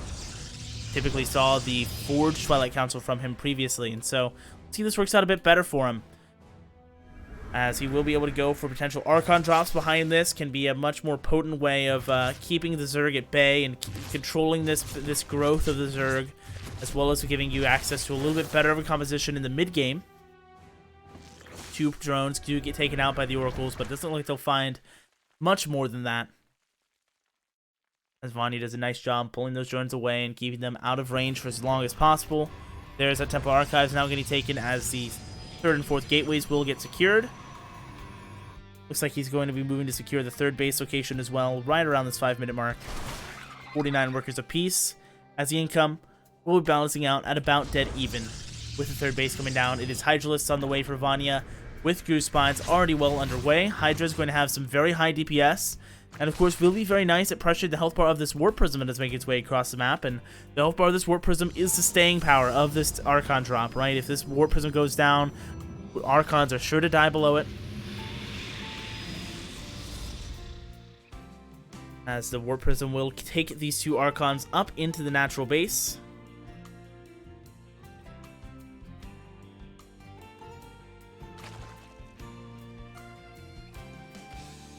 Getting in this middle line now. The first 2 drones going down. The Zerglings doing what they can, as the Hydra's getting involved.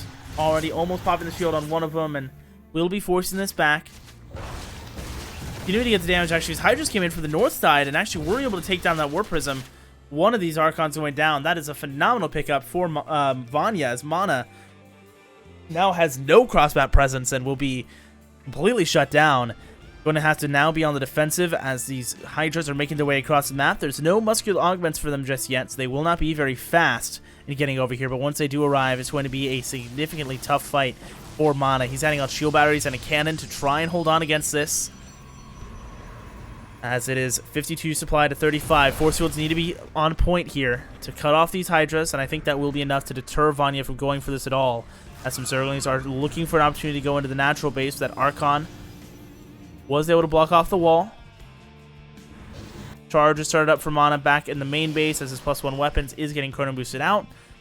+1 melee now started up for Vanya, going to help these Zerglings continue to be useful as the game continues. Vanya continuing to hold on to this low ground as the observer for Mana.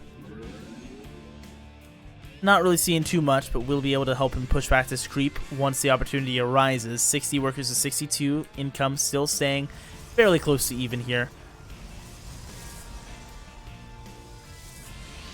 We have Storm coming out now for Mana. Zergling gets cleared up here at the front side, as Mana just has full control of his side of the map, but is still not looking like he's being able to do too much on the other side, right? He's just kind of going to be playing fairly reactionary to what Vanya is doing here. He's going to have Storm available, which will be really helpful for helping him in engagements against these Banelings, who we're going to see him with the charge as well, going to help him staying alive and finding a little bit more efficient of trades and potential harassment opportunities as well. I would love to see some more Warp Prism play from Mana, looking for like some Warp Prism harassing near the 4th base up here, pressuring this creep spread, while the main army was a little bit active somewhere else. But he doesn't want to spread himself too thin and doesn't quite feel comfortable enough to do so, as he's prioritizing the Immortal production over getting another Warp Prism. This Warp Prism currently is just staying at home right now, being a bit of a intermediary pylon. The Stasis Trap is set up in a pretty nice positions to be able to keep the army back of Vanya. We'll see if Vanya stays aware of that and sends a Zergling or 2 up front. As the Zealot will see this army coming, Revelation should be able to tag up that army, sees all the Hydras there. Centrifugal Hooks on the way for Vanya on the back side of this. Some Zealots now going to make their way along the top side as the multi-prong harass will begin for Mana. No multi-prong really, just a single prong here to the north, waiting for its chance. A good amount of Hydras and Banelings are here, already waiting for him.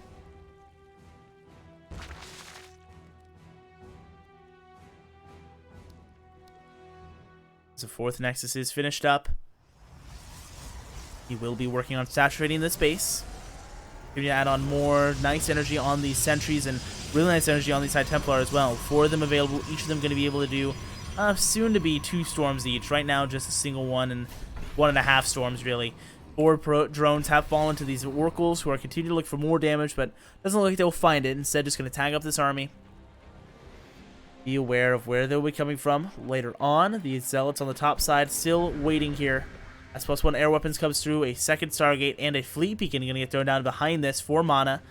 As he's going to be working on that Sky Toss transition here. The Archon going to be chasing away these Banelings that were looking for a bit of harassment. Will not be finding any.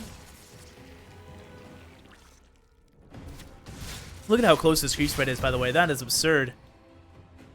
Already right at the base of this ramp. As the Zealots move in now, finally on the north side, they come into the 4th base mineral line and get 3 drone kills, as well as denying all the mining gear. Banelings are here to respond, and they will deal with that very quickly, as now the main force is going to start to clash. The first storm getting committed. Not the best connections, as the Revelation on the bottom side revealing those Hydras. Hoping to land another storm. 80 workers to 79 as the army worker supply stays dead even, and we're within 10 workers army supply of each other. As Vanya spreads out in the center, he's continuing to look for more harassment with +1 missile attack and +2 melee coming up here for him.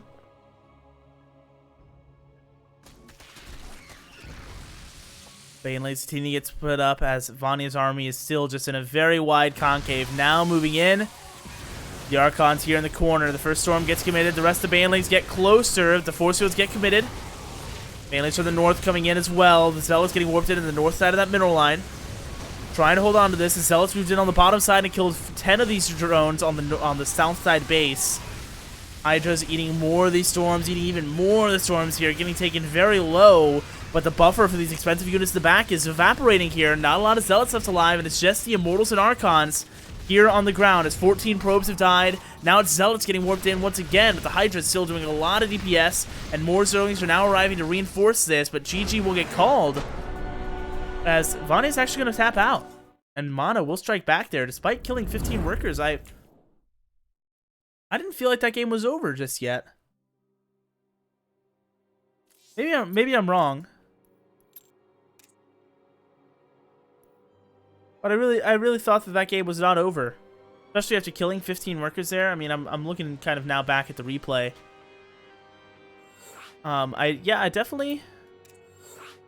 He had more workers by the end there. He would have been able to remax once again. Maybe he didn't feel like he was going to be able to deal with the Zealots in the bottom center that had been attacking that base after killing 10 drones. Maybe felt like that would be too much damage coming out from him. Not quite sure. As we will be getting everybody into the lobby, guys. Game number 4 coming on up. We'll see if Mana can keep his comeback going and strike back a second time here, forcing a game number 5, or if we will be going into the next series and see if Vanya will be able to close this out. Gonna come down to this, guys. I'm gonna go ahead and reset to my normal position here with my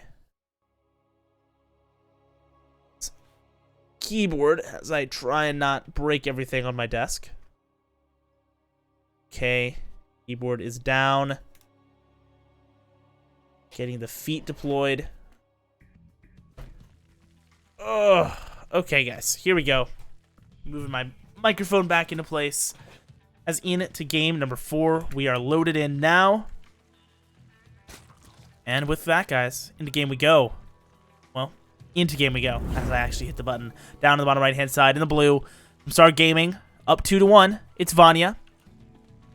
And in the top left-hand side, representing Team Liquid, it is Mana on the other side. So, that last game.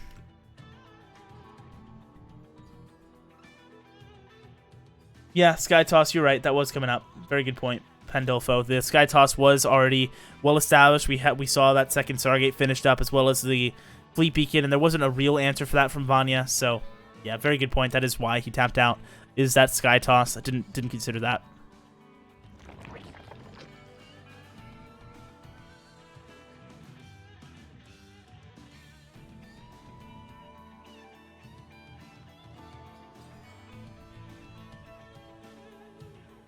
Gateway coming in at the front here for Mana, as is expected, as he will be going for, once again, a very standard opener here. The third base coming up for Vanya. Well, natural base is coming up at the third base location, of course, because the probe was able to block it once again, and Vanya not futzing about, just throwing it down at a different location.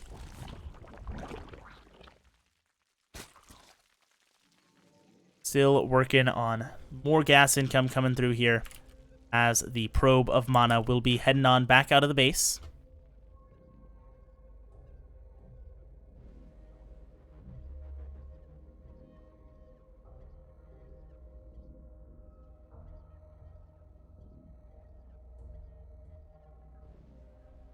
Sorry, as I follow that probe, pacing back and forth.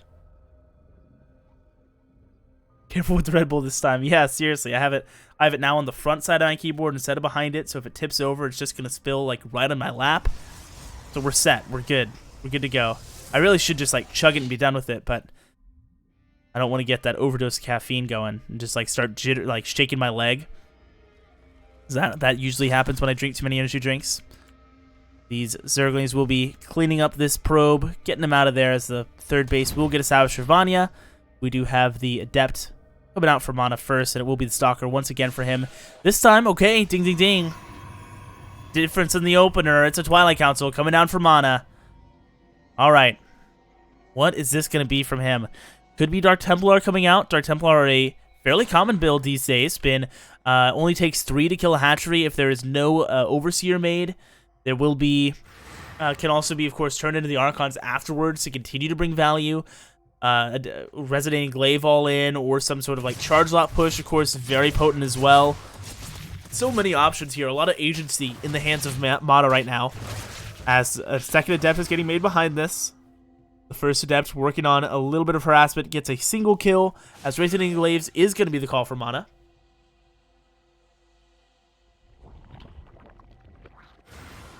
As the Adept shades on back home. Second Adept is here at the natural base and will not be heading across just yet. 2 more gateways on the way, going up to a total of 3 right now. So some 3-gate robo pressure with this Resonating Glaives going to be coming through for the Team Liquid player.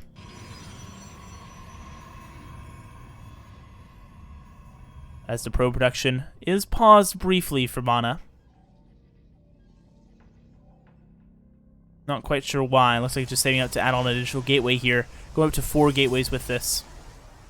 And actually adding on a bunch more. So we'll be going up to 5 gateways total. With that Resonating Glaives, the probe production is now resuming for him as he finishes getting those gateways up.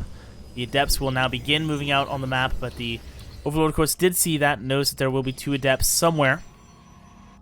Should be able to respond to that. There is a Roach Warren on the way for him, as well as that layer coming through. As Spore Callers come up in the natural and main base already, and the third base going to be well defended by the Queens. As he actually cancels the Spore Caller. So perhaps has a little bit of a spidey sense that there is not a Oracle coming, and ooh, Dark Shrine is thrown down after all. Here for Mana. And as that third base Spore Caller get canceled, that will mean that there's a potential opportunity here for this Dark Templar play to be effective a little bit later on than it would traditionally be seen. Here's the Shades coming through over the left-hand side. Okay, doesn't end up committing as he's instead pushing straight through the center. A lot of Zerglings getting shredded through here as the first 6 Roaches are still just on the way. Now the Queens getting left alone here. One of them going down. Second one is going to fall as well. The Adepts continue to trade out very well as another round of Warp is about to be available here. 5 gateways behind this.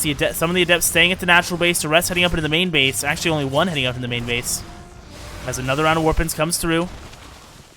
Heading up farther into the main base, looking for more worker kills. The Shades over the left-hand side of the main base will be trying to keep them alive, but only 5 workers going down here, and it looked a lot better than it ended up being for Mana. But he will have that Dark Shrine finished up behind this. We still do not have any Overseers made just yet. If I'm not mistaken. Yeah, no Overseers made just yet. These Adepts are continuing to try and do some more pressure. 3 Dark Templar, all it takes to kill this hatchery, but there is an Overseer immediately being made, and so it looks like they're just going to try and maximize their drone kills they can get, and a layer has much more health than a hatchery as well, so it will be able to survive for significantly longer. 17 drones in total have fallen now, as it is 47 to 42 in that worker count currently, as the Overseer finishes up. The Adepts in the main base all get cleared out by the Roaches and Lynx. As Mana is making his way back across the map. Third base going to be coming down here soon from Mana as the sentries are here to defend it.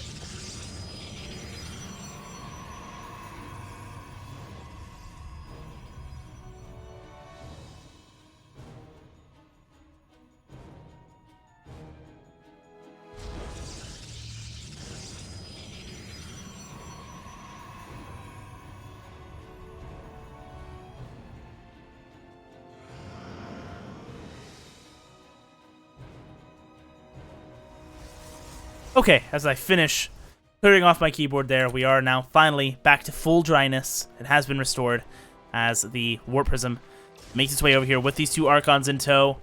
Looking for some more harassment.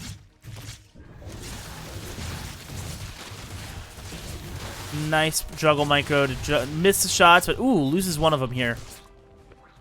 And so this is now going to have to warp in another Archon if he wants to maintain maximum effectiveness. See if he ends up deciding that's worth it or not, as a Templar Archives is finishing up for him back at home. +1 weapons getting added on as well, as the Hallucinated Phoenix scouting out what's going on here, and that Warp Prism will indeed just be heading all the way home here. So it does not have enough to be able to continue doing this aggression, as have the 6 Swarm Hosts on the way for the side of Vanya. He's going to be opening up some very nice harassment, and he's going to be very reliant on these Archons to be that AoE to deal with these Locust Waves. And of course could use some good Storms to help him shred those out as well. 11 Swarm Hosts in total going to get added on. There's still no Nidus Network or anything, so it's just going to be kind of frontal assaults from these Swarm Hosts.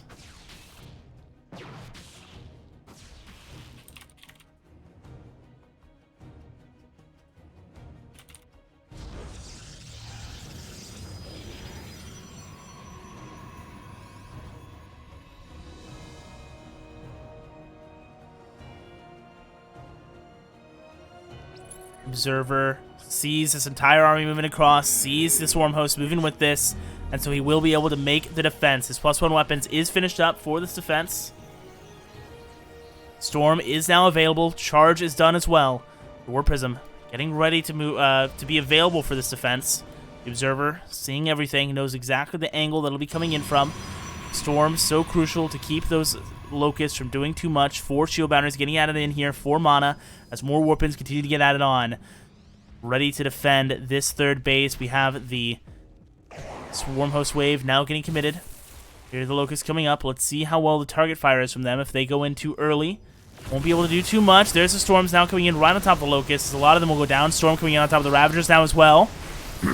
Files going a little bit wide. The force fields cutting off some of the Ravagers. Some of the Roaches in the front get cleared out. So far, so good for Mana, buying himself the time he needs. It's 132 to 53 army supply, but an army supply of Vanya rather, can be deceptive when these Locust Waves are not available. A good chunk of this supply is in those Swarm Hosts, which currently are just about useless, just a little more than meat shields right now. As I'm trying to build up more energy for these High Templar. Looks like he has maybe 1 or 2 Storms available here, if even. He's very low on energy. Here comes the next wave of Locusts. And he will be trying to move forward with this once again. Trying to get some picks, forcing another couple of Storms out. Biles coming in right into the center, catching a couple of the sentries, but the Storms coming in to push back the Ravagers. But now he's out of energy. He's trying to make more Archons right now, but the Roaches are pushing forward in the meantime. And they get some nice damage so far, but not enough to finish the job here. And he will have to back away once again as some Zealots show themselves on the bottom side, killing 9 drones. The main army continues to get chased down here by Mana, getting some fantastic damage, killing these Ravagers, and now going to be able to catch more of the Roaches. The Warp Prism going to be hunting down the Swarm Host here in the center of the map, making this as expensive as possible for Vanya. This is a phenomenal set of engagements for the Liquid Protoss. As the Immortals get picked up once again, it's 100 army supply to 59 still in favor of Vanya. But again, he needs these Locusts to be effective, and much more effective than they have been so far. So far, they've been lackluster at best. And that is just not going to cut it against this army composition that is continuing to get better and better for Mana. He has +2 weapons on the way as well. He's going to be well positioned to take a good fight and continue to make this defense work. Has a couple of Storms available. The first one is decent into the center of the Ravagers. Next one decent as well. Now it's just the Archons here. More of them getting made as Biles come through to try and connect. Getting some decent damage. 4 Mortals on the left-hand side. Biles going wide as the Juggle Micro is good, but down goes all the Archons. 66 to 35 the army supply, but the Immortals are enough. Push this back, and Vanya, despite getting close, will not have enough to break through this, and now finds himself down in workers. As it's now resources lost, looking significantly better for the side of Mana. His 4th base is coming up to the north side as well. Blink started up for him back at home, as he will be able to start up +3 weapons, should he so choose. Both players about dead even in that upgrade department. Locust coming in at the natural base, killing 7 probes here. Bringing that worker count now down to 57 to the 61 of his opponents. Zealots on the top side able to keep the 4th base safe as Mana gets that secured. We'll be able to finish that up without a problem as the Greater Spire now getting started up for Vanya back at his 3rd base. So he will have access to those swarm hosts very soon. 64 to 60 is the worker count in favor of Vanya still. That income advantage has been all over the place this game, but currently in favor of Vanya and will continue to be so for a little bit as this 4th base still gets saturated for the side of Mana. 1 cannon getting added on for this defense so far as the Zerglings continue to patrol around the center. Looking for any of these opportunities to sneak in here, but not getting too many so far. As these lanes coming in towards the natural base. The Locust coming in at the same time, killing 10, 11, 12 workers. That is very nice. Finally getting the damage he's looking for with these swarm hosts. And the Zerglings just being a distraction. Will be trading out their lives here for really not much, but they bought the space for those swarm hosts to get the damage done here at the natural base. Meanwhile, we have Corruptors coming out for Vanya as he will be ready to transition immediately into these Broodlords. And this time around, there is no Stargates in sight for Mana. He does not have that Sky Toss transition that we saw be his saving grace in the last game. And so now he's going to be moving through the center of the map with the Storm and with a bunch of Immortals. Going to be going up against soon-to-be 5 Broodlords. Vanya is just going to be playing a waiting game and going to be trying to take this fight. It's going to be Blink Stalkers as the main response to these Broodlords. They're going to be trying to find a way underneath them and trying to find a way to open up this game as the first Storm already getting committed here nice and early. As Vanya will have a lot of space to work with. Zealots on the top side going to now be responding to a bunch of Roaches that may still be able to take down that base even despite the response here. One Swarm Host gets taken out immediately as a couple Locusts going to get invested to try and take down what it can, but immediately getting responded to by Mana. Roaches on the top side will be just targeting down the Nexus. One Dark Templar will eventually clear that out as Broodlords are now available and they're going to start clearing this out. More Stalkers getting added on. The Broodlords has to be so cautious of their positioning here. There's the Blink forward, canceling one of the Cocoons. Storm coming in on top of this as well, but he loses another Archon for it. Storm on top of the Broodlords again, as 23 drones have fallen. As more Zealots are up in the main base, continuing these trades. Storms of the Stalkers doing all they can. The health bar is getting low on these Broodlords, but there's still 3 left alive.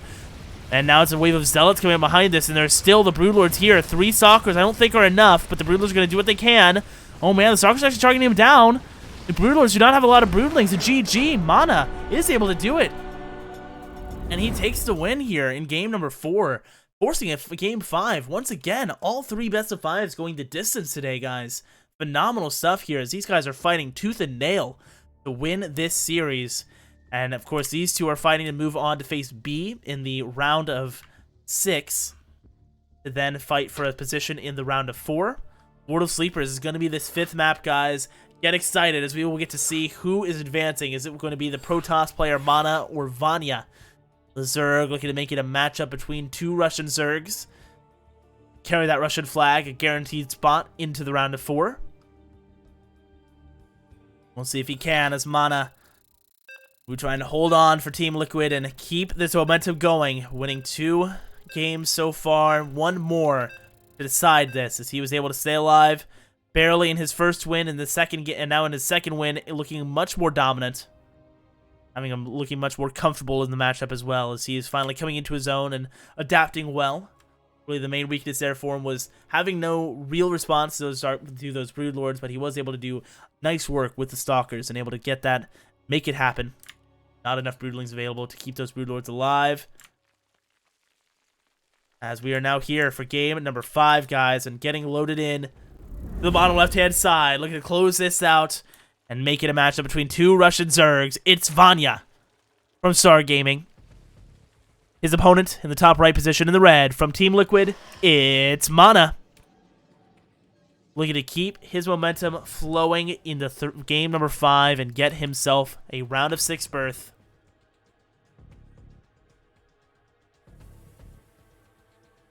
Sending so many Roaches up towards that 4th base might have ended up being what costed him that game there. If he had a little bit more of a buffer for those Broodlords, maybe he's able to make that happen. Mana, though, fighting, I mean, just tooth and nail to get back into that game. Definitely making it, making it painful for Mana. Vanya was fighting every inch to try and hold on, to try and make that game, to try and stay alive in that game, even as the game was ending. As the probe of Mana will be checking things out. Once again, it is going to be very standard stuff here in the early game. I'm just going to take a sip of my drink and wait to see how more of this tech is going to get added on.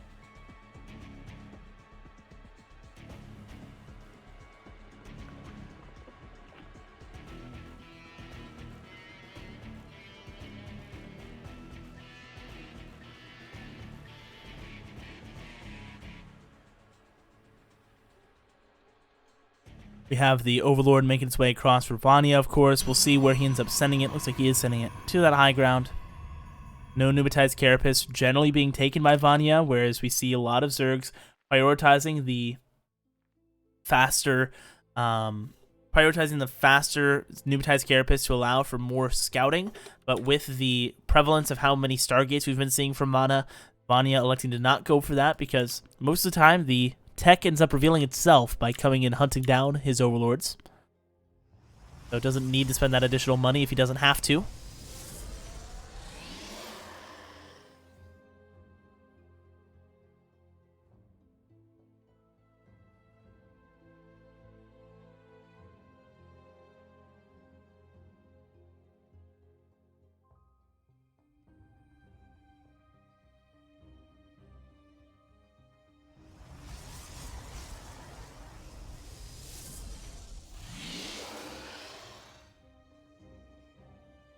As this Overlord continues to check things out, it's an Adept coming out first for Mana, as the first Adept is already across the map, and that Stargate is indeed coming down behind this.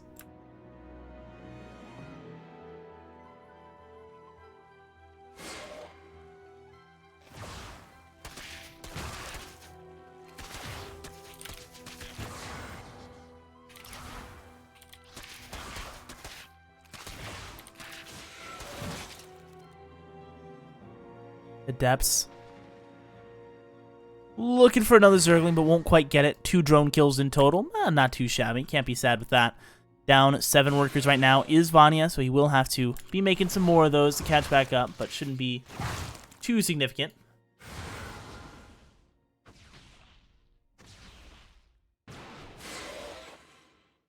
We have the Adept Shades coming back home. The Stalker almost taking down this Overlord, but for now it's able to stay alive. First Oracle is now out and making its way across the map. We'll see how much damage he'll be able to get done with it as Zerglings hold the line on the ramp.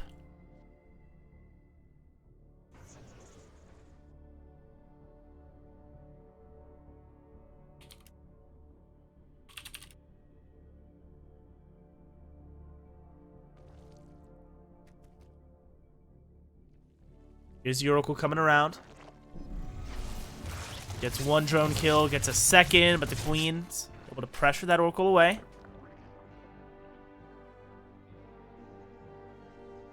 Robotics Facility added on behind this for Mana as the Adepts make their way through the center. 4 Adepts here underneath this Oracle as the initial Oracle. Where did it go? Okay, there it is. Grouped up with this now. As he's here at the front, the Queens are vulnerable with these 2 Oracles here. They do enough damage to be able to take down 1 Queen, and no question. They are going to go ahead and surround it. Here come the Oracles surrounding this Queen, and they will be able to finish it off. Here in game number 5, off to a good start from Honest. He's in the middle line now with these Adepts. 10 Zerglings are on the way, but the first couple workers are going to start to fall. 2 are going down so far as the Adept Shade gets canceled. Queens are now arriving in force as Recall will have to come through, and losing 1 of the Adepts and having to use that energy, not getting the damage he's looking for, but is able to keep that army alive, and not going to be the biggest of deals here, right? He will be able to keep those alive. Most importantly, the Oracle's even able to get some more damage over here at the 3rd base, getting 4 total drone kills. Ooh, but now the Zerglings find some good surrounds on the Adepts, trying to pressure this 3rd base. With more Zealot Weapons, he should be able to keep this alive, maybe getting a probe kill, but not a massive deal. The 3rd base should not get canceled. Oracle's even coming back to help out with this defense if needed. There's a Twilight Council coming up for Mana behind this, as a Spire is the call for Vanya. Been doing a phenomenal job with that so far in this series, and it seems like that's been kind of the weak spot for Mana's matchup against us, right? He has been unable to really shut down that Spire play, as in game 1. That's what we saw Vanya use to such great effect to really control what Mana was able to do, right? Those mutas and mutas into corruptors, just complete. Or maybe it was game 2, but just the mutas into corruptors just completely dictating the pace of the game. And despite a double Stargate play from Mana, he was unable to keep up with it for very long, as the Oracle narrowly escapes. There's the Templar Archives coming up for him as Charge gets started up as well. We have 4 more gateways getting added for Mana, as he continues to ramp up this power spike, getting ready for further aggression out on the map as his Oracles continue to patrol around the center. Keep an eye on everything going down here. +1 flyer attack coming up for Vanya up in his main base as this Adept making its way through the center.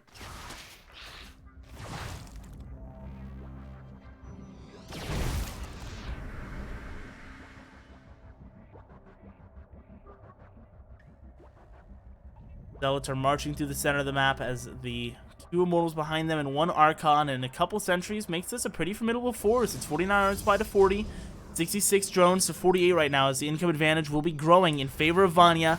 But let's see if he over-droned, as he will now have to make a defense to try and hold on to this 4th base. We have the first couple mutas out on the map, but I think it is literally only a few mutas. 8 in total have been made, as they're just going to march straight across the map towards the main base. A Phoenix is getting made from that Stargate, as he's going to be trying to make that as a response to these mutas, who will be looking for some damage. The natural base looking very vulnerable right now as the Zealots moving into the natural base, getting on top of the first Queen, taking it down. Down goes the Spore Callers. The Guardian Shield goes up.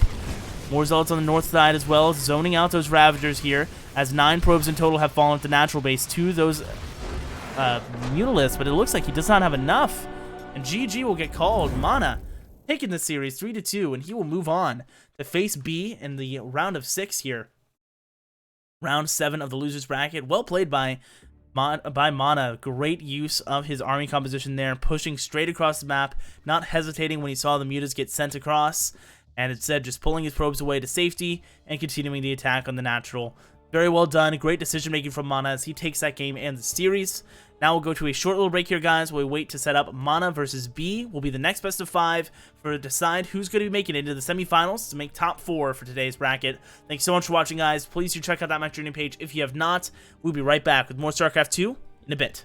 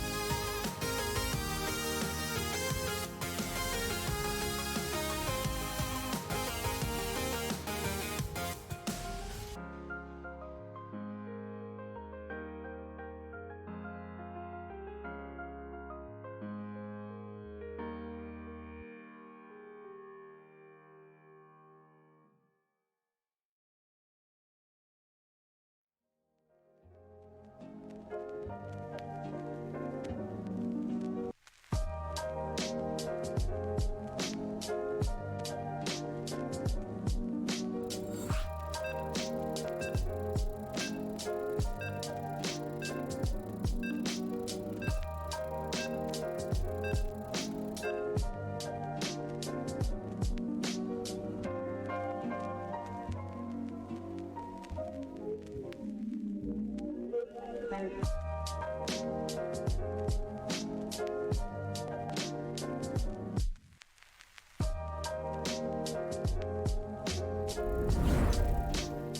and gentlemen, welcome back here to the OSC Season 7 Championship as I get this music pause and we get into this game for this next best of 5. We are in the lower bracket, round 7, top 6 of this $6,000 prize pool championship for Season 7, and in the top left-hand side to kick things off in this best of 5, he's B from 3D Clan.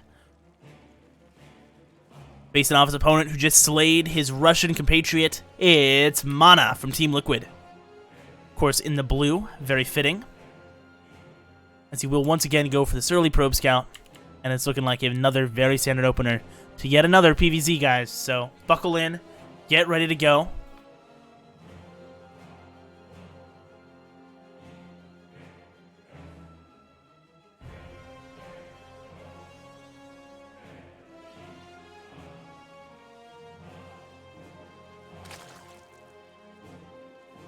As the probe of Mana checks things out, the natural base going to be thrown down at the third location in this game, as well as Mana is once again able to block that thanks to the early pylon scout.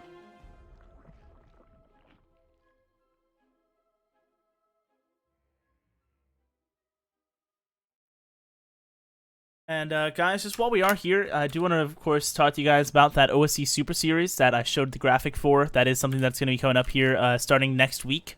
It's next Saturday. That's going to be the new season starting up. We're going to have like 3 mid-season tournaments where we'll have like $1,500 in prize pool, I believe. You can qualify by winning in these weekly tournaments for OSC. So be looking forward to some of your favorite players playing in that, and consider joining the OSC Elite Rewards Club and playing yourself if you're so inclined. Definitely a very fun environment for even if you're lower level to get some competitive games in and have some fun, and of course earn some money, most importantly, right? Raffles are a thing as well. You can get a $10 buy-in, win like $1,000 or more. That's enough plugging for now, as we have the natural base finishing up here soon for Mana, the Adept coming out first for him as well, as the Stargate is once again going to be the opener for him. I really will not be expecting to see too much of a difference in these openers for him, as I think in that last series kind of showing that he is very comfortable with this style of PvZ, and this is, I think, going to be what we continue to see from him. As a reminder, the guy who's winning this series will be moving on to face Denver in the top 4. So we'll be looking to set a good example here. I'm sure Denver watching with piqued interest if it is going to be Mana, because he will, of course, get a nice scout as to exactly the type of style of ZVZ that Mana is playing. Depth up here in the main base, starting to clear out more of these drones, but good save so far by B. Not losing any so far. Like just losing a couple of, looks like 1 drone and 1 Zergling, so nothing too crazy. Here's a second Adept with this now.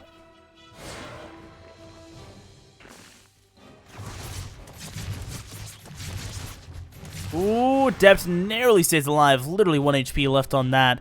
As the third base does finish up for B, the Oracle is coming out for Mana on the other side of things. Overlord is going to get a full scout of this. He's going to see the Twilight Council coming up after this as well. Oracle gets immediately spotted. And so this is a full bit of information for B. Knows exactly what his opponent is up to and will be able to determine exactly how he wants to respond to this. This is a dream come true for Zerg, right? He's going to know exactly where he wants to spend his larva right now. He already has Spore Crawlers finishing up, as we will follow this Oracle into the natural base to see what it can get done. We have the Stalker on the other side repelling this Overlord. As the Oracle comes in, gets 1 kill, and immediately moonwalks back out. The 2 queens there, more than enough to chase him away. Zerglings on the other side of the map are just keeping an eye on the third base location, ready to chase him away at a moment's notice. And the Adepts coming a little too far forward, almost getting surrounded. 2 of them do end up getting surrounded. They will get taken out by these Zerglings. Good damage from B. As the Dark Shrine comes through for Mana, and the Robotics Facility coming up as well. So, once again, going to be that Dark Templar play from him in this game, this time after the Stargate. The microphone is once again very squeaky. And here comes the Zergling. Keeping an eye on the edge of the third base perimeter, trying to make sure there's no units trying to sneak across, and at the very least that he's aware if there is. So more Zerglings continue to get added on. We have the layer coming up in the main base for B. No additional gases being taken for him just yet, though.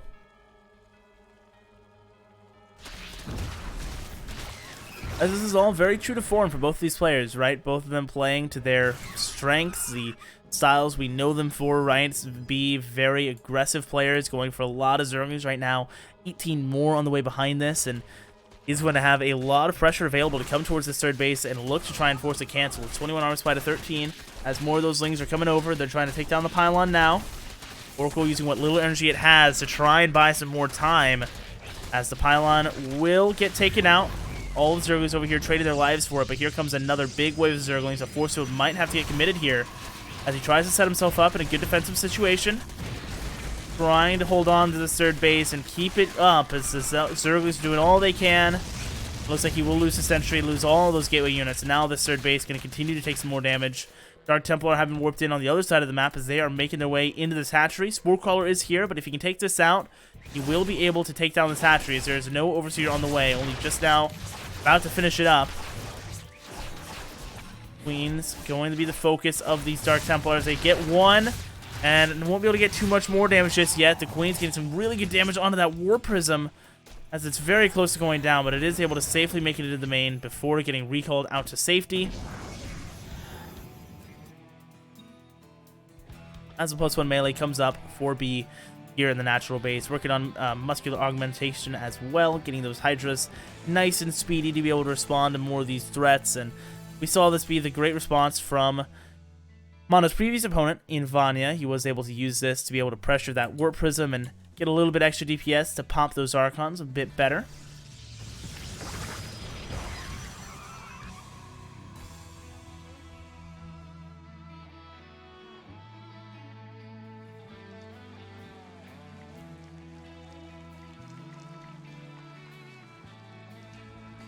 Zerglings returning back home as the fourth hatchery is finishing up for B. He has the +1 melee finishing very soon as well. 3 workers go down to something. Oh, the Dark Templar over here. Yeah, it's a couple, but the Zerglings were able to keep it surrounded. Get that cleared up. Charge finishing up here soon for Mana. He does not have any additional forges or anything just yet, so no upgrades going to be coming through for him.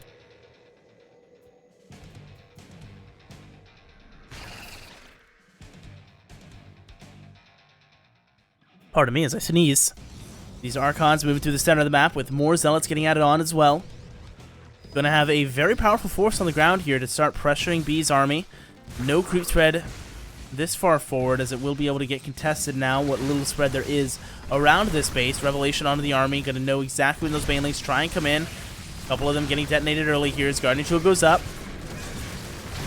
Trying to help him out against those Hydras on the ramp who are coming down now, popping a couple of the Archons. 39 supply to 38 as the Hydras snipe the Warp Prism. They are having to kite back against these Archons. They still are very scary as 12 workers go down to the Zealots up here at the third base. This is the damage he was looking for, as that will bring the worker count back down to parity just about. 57 apiece for both sides as the Zealots finally get responded to. Meanwhile, this Archon force in the center does not really have enough left to continue looking for more damage, and he will go ahead and head on back home. 9 more Banelings getting added on for B as the Templar Archives comes up behind this for Mana. And I wouldn't be surprised to see Mana looking for a 4th base here soon, though still working on getting additional gases here at the 3rd base. Before we'll be looking for that, I suppose. Another Warp Prism now with this army, going to be looking to be a bit more conservative with this one. Hopefully not going to get it sniped by another round of Hydras this time around. Let's see what he can get done. As the next round of Zealots get added on as well. 6 more coming up.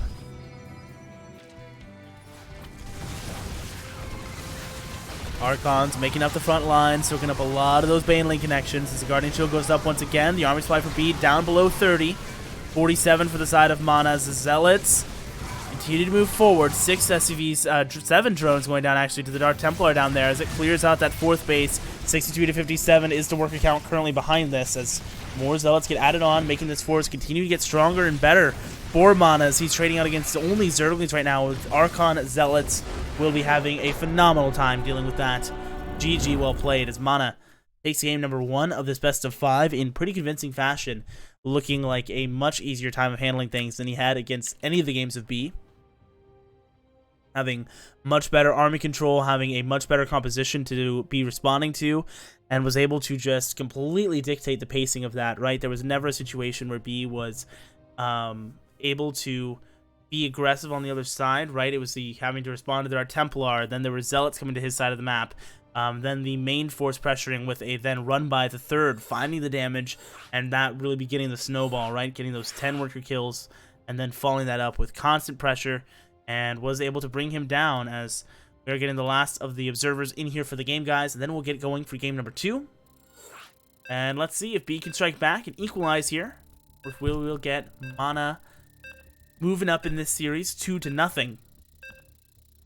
B definitely going to need to make some adjustments here, as that was a pretty stock standard opener from Mana, and it just traded out very, very effectively, right? He just was finding value and value and value out of those Zealots, and was constantly finding new opportunities to get more value as that game continued. So now it's Mana up 1-0. Turtle Empire will be the next map. Let's see if this little bit bigger of a map will give B a little bit more room to work with.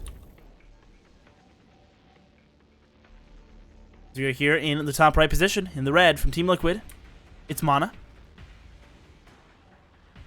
Facing off against 3D Clans B down here on the bottom left-hand side. Blue Zerg, and looks like we'll get once again the pretty slow standard opener here.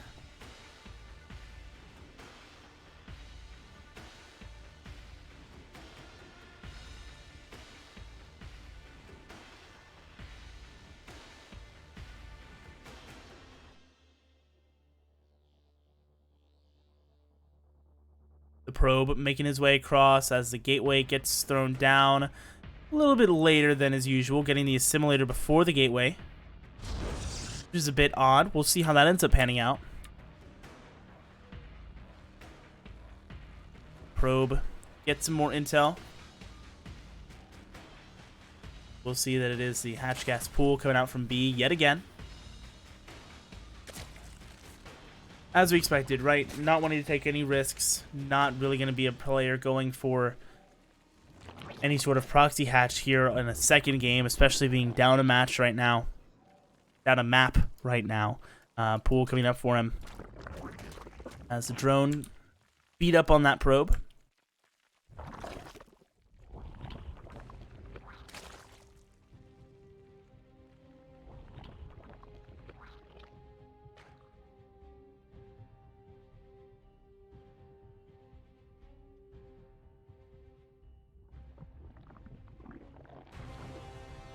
Probe continue to just keep an eye on things, knows exactly what's going on. We have the second gas now getting taken behind this for Mana. It's looking like another Stargate opener for him,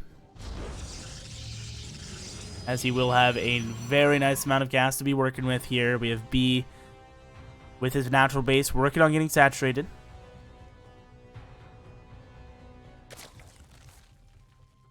As B is also sending a drone out to take the closer third base position, so once again, we'll see the close third get taken by the Zerg in this matchup, helping that creep spread and getting himself very aggressively established on the map in terms of foothold and where he has control.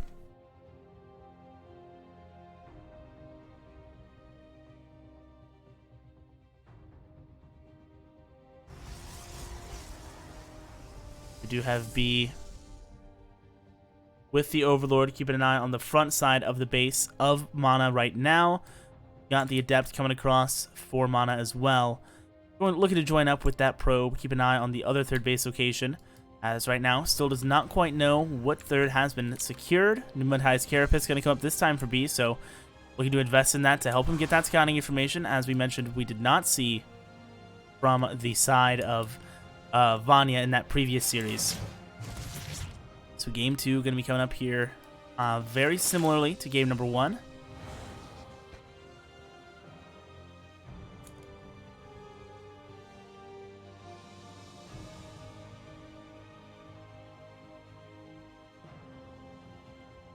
As we still have a bunch of codes left, guys, as well, for the Matcherino page. If you guys have not checked that out, please do so. Code is OSC S7.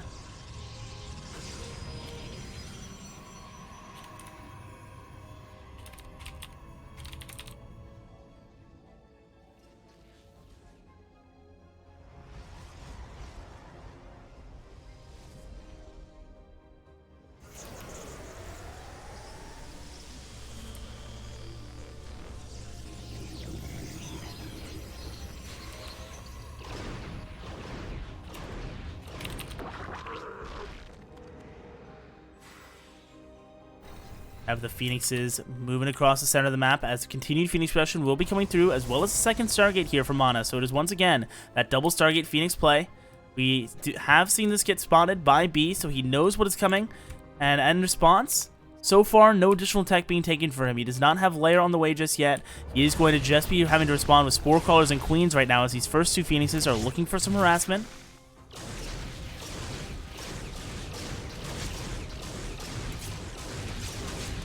Phoenixes clearing out the Overlord here in the main base as the Queens push this back. Phoenixes of Mana hunting down another Overlord here as well. Even with Pneumatized Carapace, does not look like they'll be able to escape for very long, as a Transfuse has to come through to keep him alive.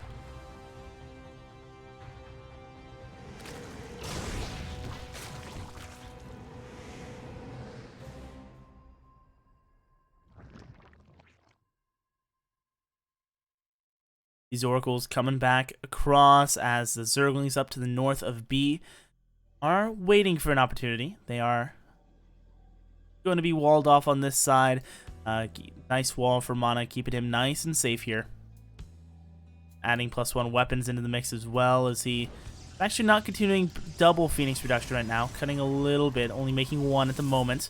The rest of the Phoenixes are on the other side, looking for some drone kills, getting a couple, and yeah, should be able to get a nice few here. 4 going down in total. Looks like maybe 5. Ooh, not quite 5. As he narrowly saves that Phoenix. 6 drones and 3 Overlords going down so far. Resources lost. Looking good for Mana yet again, as he's getting some very efficient trades with these Phoenixes so far.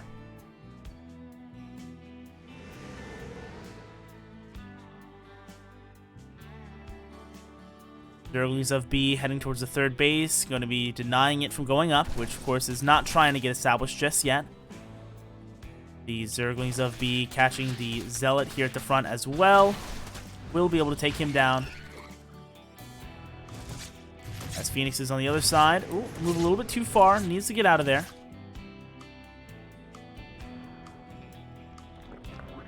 As he makes his way now back up into the main base. Going to clear out more of these drones.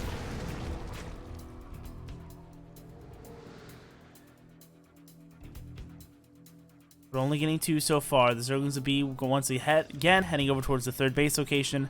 But of course, no third being established, as Mana has taken a hidden third down in the bottom right position and has recalled workers over to it. And that is a phenomenal move to be able to get this completely unscouted. B has absolutely no idea if this base has been secured and will be unable to do much about it either. His army not going to be anywhere close to there. And of course, if he doesn't know about it, can't be doing anything about it, as the Zerglings in the center again are just looking for any signs of a third base. They're checking the other third base location. They're taking control of Zelnaga Tower now as well, just to try and control the other side of the map as best he can. The Overlord comes into the main base to try and look for more structures coming down. We'll see that Fleet Beacon getting added on for Mana, so knows that Sky Toss transition is available as 4 workers go down to these Phoenixes on the other side of the map.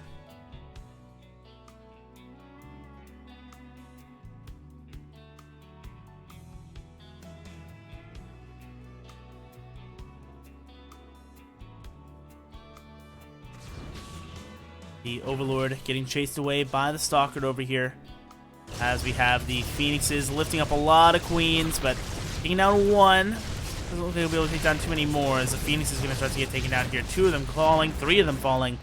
That was a very expensive attempt from Mana to try and take down more of those Queens. He's trying to delay that third base for as long as he could, or fourth base rather, but was unable to do so. The third base finishing getting saturated here for Mana, as he looks to go and secure his 4th base location now as well. Double carrier production starting up here in the main base for Mana, as a 3rd Stargate gets added on as well. This is a hell of an Artosis pylon here in the main base, so could see that get sniped very soon, as the Zealots and Dark Templar are doing a nice job of controlling the battlefield here. Phoenix is on the other side of the map, patrolling, waiting for their opportunity to come in and strike, as the Overseers will be getting cleared out. Phoenix is continuing to just patrol and look for any small windows of opportunity they have available to them. So far, hasn't been too much.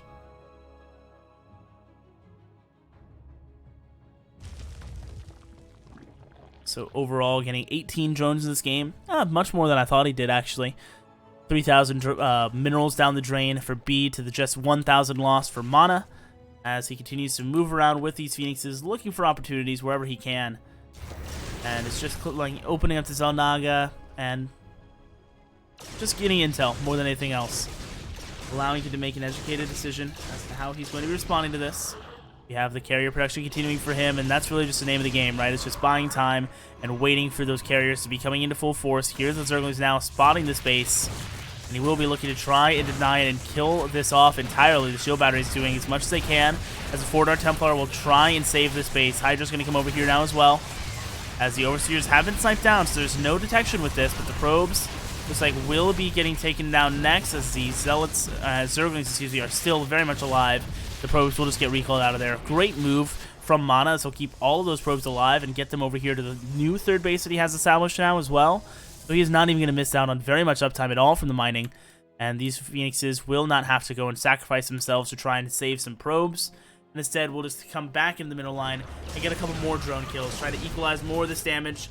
It's 73 to 61 in that worker count currently, as the income advantage is pretty solid in favor of B, making significantly more money than his opponent for the time being, as carrier production continues for Mana.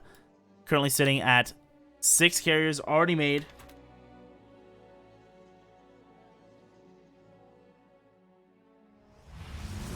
As more Archons coming up for Mana, we have the Hydras here for B around the left-hand side, but they will not quite find this 4th Nexus just yet. Now coming forward once again, try and take this down. Carriers here for Mana, going to be doing what they can, but this is a lot of Hydras to be going up against. He's going to lose a few Interceptors right off the bat, as the Overseer gets taken down as well. That will open up more room for these Art Templar to potentially be useful.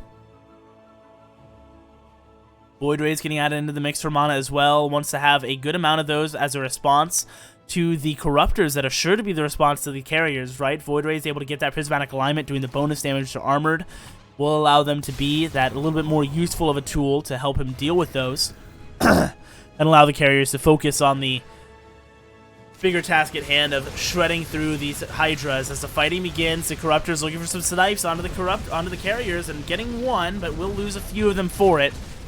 A nice chunk of these Interceptors getting cleaned out as well, as B is now moving back towards the 4th Nexus here on the north side.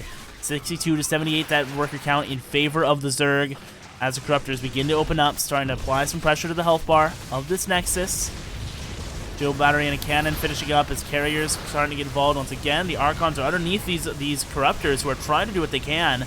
Void Rays getting prismatic aligned as well, going to be holding on. A lot of the Corruptors going down, and all the Hydras on the left-hand side getting shredded as well, as the carriers now switch their targets back over, and they're going to be shredding through even more of these Hydras. A great fight there for Mana, as the carriers remained pretty much untouched there, and really taking almost no damage. I like, did he even lose a carrier? He lost 2 in total in this game, maybe 1 during that fight. I mean, just phenomenally taken for Mana, as he's able to get his 4th base up and running now. He's going to be sitting on 61 workers to 83. Yes, still down in that economy pretty significantly, and that's not getting any better anytime soon. But now has an army supply lead, and may be able to at least clear out some of this creep, right? And should be able to start getting some pressure back the other way, as more Hydras are getting added on here at the 5th base for B. +2 flyer attack coming up for him as well here at his natural base, as Infestation Pit is here in the main as well. Here are those Corruptors coming in now to take down this natural Nexus. Stalker will not be enough to deter this. He will lose this natural Nexus, no question about it. Prismatic alignment comes through to help him kill a couple more of these Void Rays with Flux Veins, able to hunt them down very quickly. But they will manage to escape all the same. Continuing production back at home of more Corruptors. There's more carriers and more Void Rays getting added on for Mana as well, going up to now above 104 army supply. And now we'll be positioned just on the edge of creep. These Corruptors looking to start off this fight. So far, so good for Mana. Taking down one of those Corruptors to start this off. He has the army supply lead, and is only down 16 workers at the moment, as the Corruptors are still on the edge of this fight. The carriers targeting down the hatchery, and now switching targets back and forth here. Good focus from the carrier so far, as the drones are starting to take some serious damage. Down goes the hatchery now. As the Corruptors now diving in, they're looking for the focus fire on the carrier, but he's taking way too much damage. The Archons in the back are staying alive for so long, and look at how many Interceptors are still here, shredding through the Queens and Hydras on that ramp. Mana taking game number 2 convincingly yet again. Very nicely controlled by him, as his air superiority is just way too much to overcome. Keeping those carriers so far back, utilizing their target priority very, very well, and finding just good engage after good engage. The Interceptors hanging back until the number of Hydras was at a manageable level, managing where his Archons were positioned versus where the Corruptors were trying to come in from, not overextending with those Archons, allowing him to find just phenomenal engage after phenomenal engage. As we will be taking just a little second here while Wardy grabs some water. I'm going to do the same thing, guys, so we are just going to take a second little break, and we will be right back with the next game of this best of 5, guys. Game number 3 coming up here in just a minute. Thanks for watching, and don't go anywhere because we will literally be right back.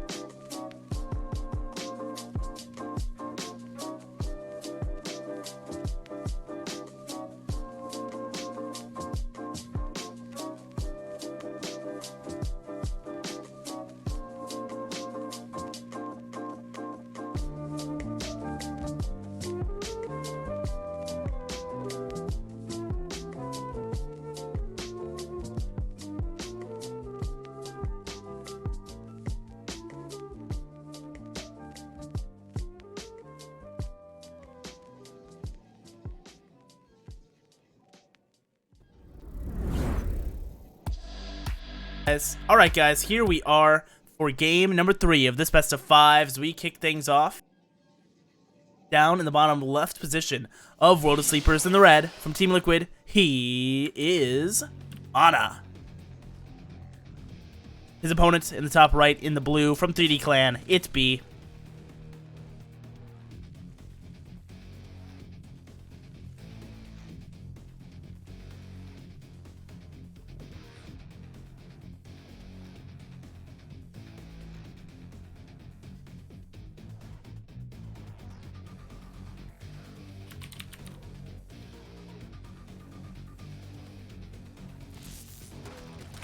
Probe checking things out here in the main. Once again, it is going to be very standard openers from both sides. Let's see how this ends up going. As that last game, B just not having the response to those carriers, right? Not having any way to find a good engagement against that, right?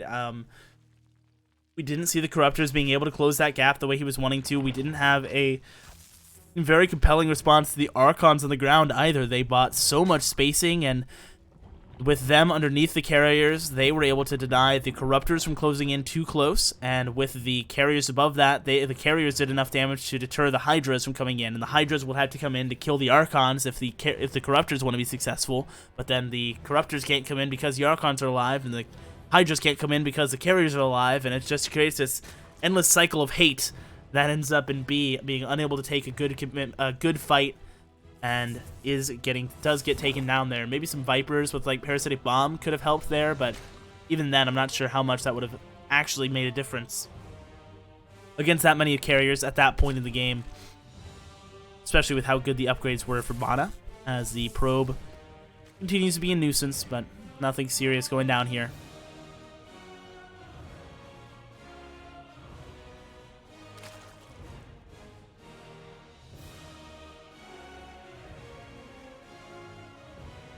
As I keep accidentally hitting that button, we have the Stargate on the way for Mana once again.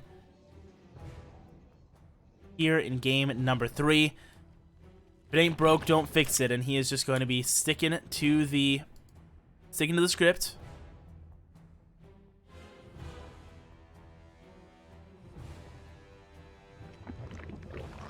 Have the probe checking out the third base now as it sees that it is coming down. These mineral patches will get taken down by B, so he will be connecting those bases without an issue. Have the Overlord keeping an eye on the front of the base here for Mana. Going to know exactly what Mana is sending out first, which is going to be that Adept to complement his brother that's already across the map and in that main base, checking out the drone count, but won't be getting too much. Not going to commit as the Oracle comes out behind this for Mana. Overlord will be checking everything out. It has Pneumatized Carapace once again as he's valuing that scouting information more than having 100 more gas in the bank for a potential earlier layer. And since it is not a Phoenix first, he may be able to still keep this Overlord alive. He sends it out back home. See if he ends up just leaving it there, as we have seen Overlords just get left in their opponent's bases for quite some time and never get killed. So not too crazy to think that might happen here. As the second Oracle is going to be the call for Mana behind this as well. The first Oracle now arriving near the third base as the first two Adepts are up in the main. Getting a couple kills on some Zerglings and looking for some drones, but not finding any so far. Being on the first drone, second drone going down, third, four. Oh man, this is going to start to really add up. As the Oracle, meanwhile, is here at the third base, killing this Spore Caller that is coming up. We're trying to weaken that for the next Oracle that is going to be coming up behind this. 5 drones in total have fallen as this Adepts do get chased away by the Queens finally here at the front side. As the Oracle of Mana is still here at the north side, keeping an eye on things. The third base coming up for Mana here, as he will be able to get this up pretty safely, right? It's 10 army supply to 12. A lot of that larva for B right now going to be going towards remaking these drones.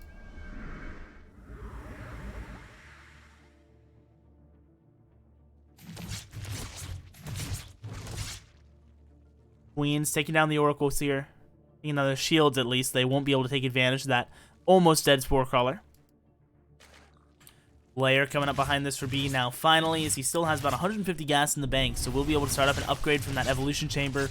May still see a Spire or something get taken as he's now securing additional gases, 2nd, 3rd, 4th, and 5th. Or just going to 4 actually in total. Getting secured now for B.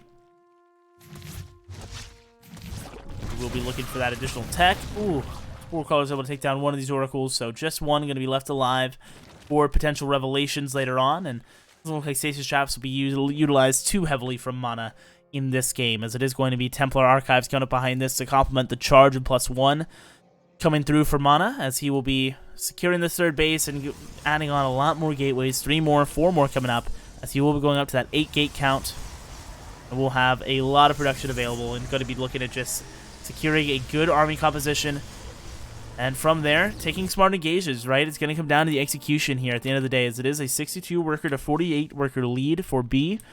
Not, you know, it's not a huge deal for Mana. He will be able to come back from this very quickly, as of course it is the nature of the matchup for Zerg to have a lead right now, but now his larva going to start to go more towards army instead of more drones, and so it's going to be important for Mana to make sure he's maximizing his warp-ins here and does not fall behind in those in that army as his production facilities come into full swing. He will be really getting this production going the way he wants it, as he will have a very nice set of army behind this. Going to have Archons added on. Charge is going to be finished before any fighting even begins.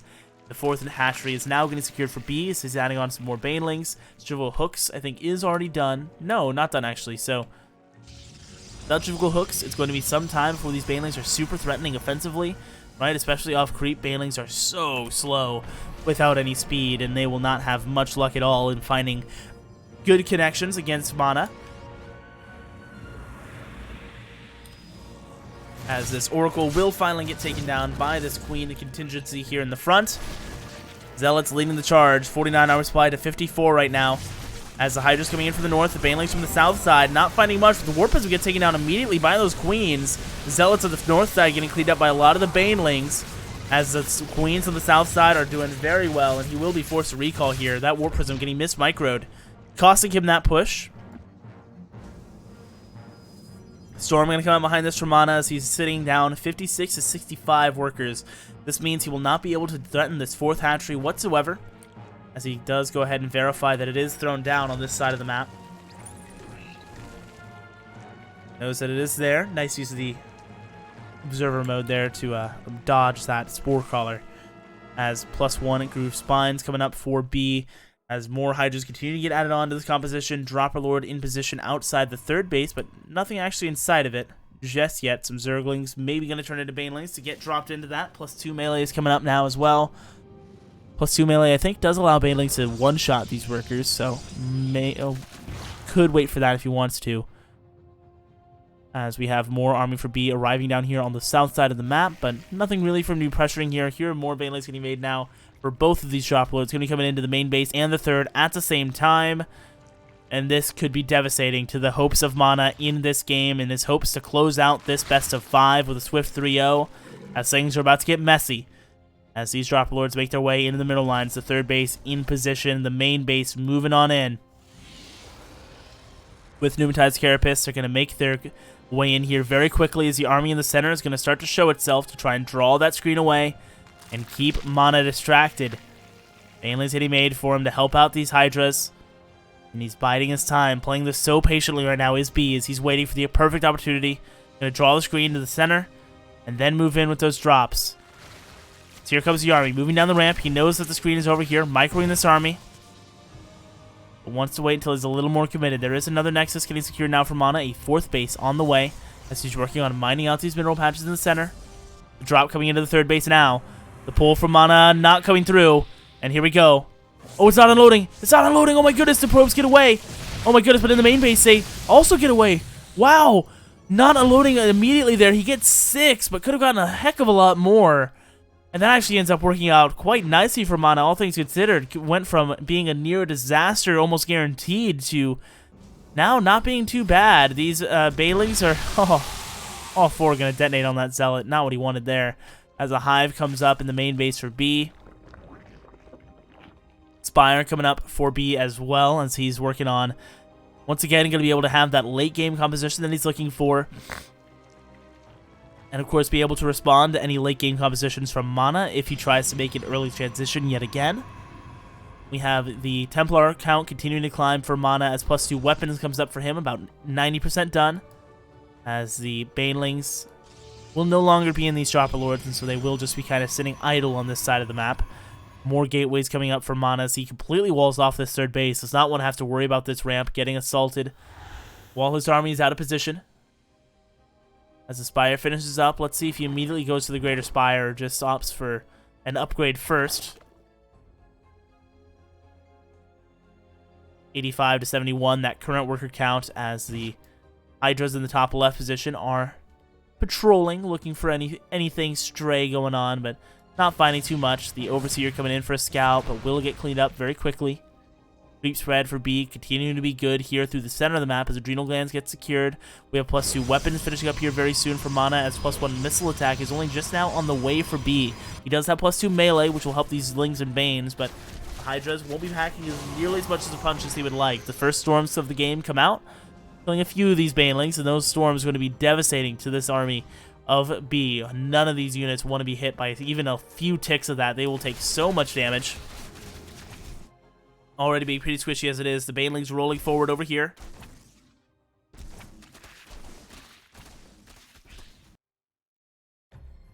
As the Dropper Lord is ready once again, but 3 Stalkers are here to receive it.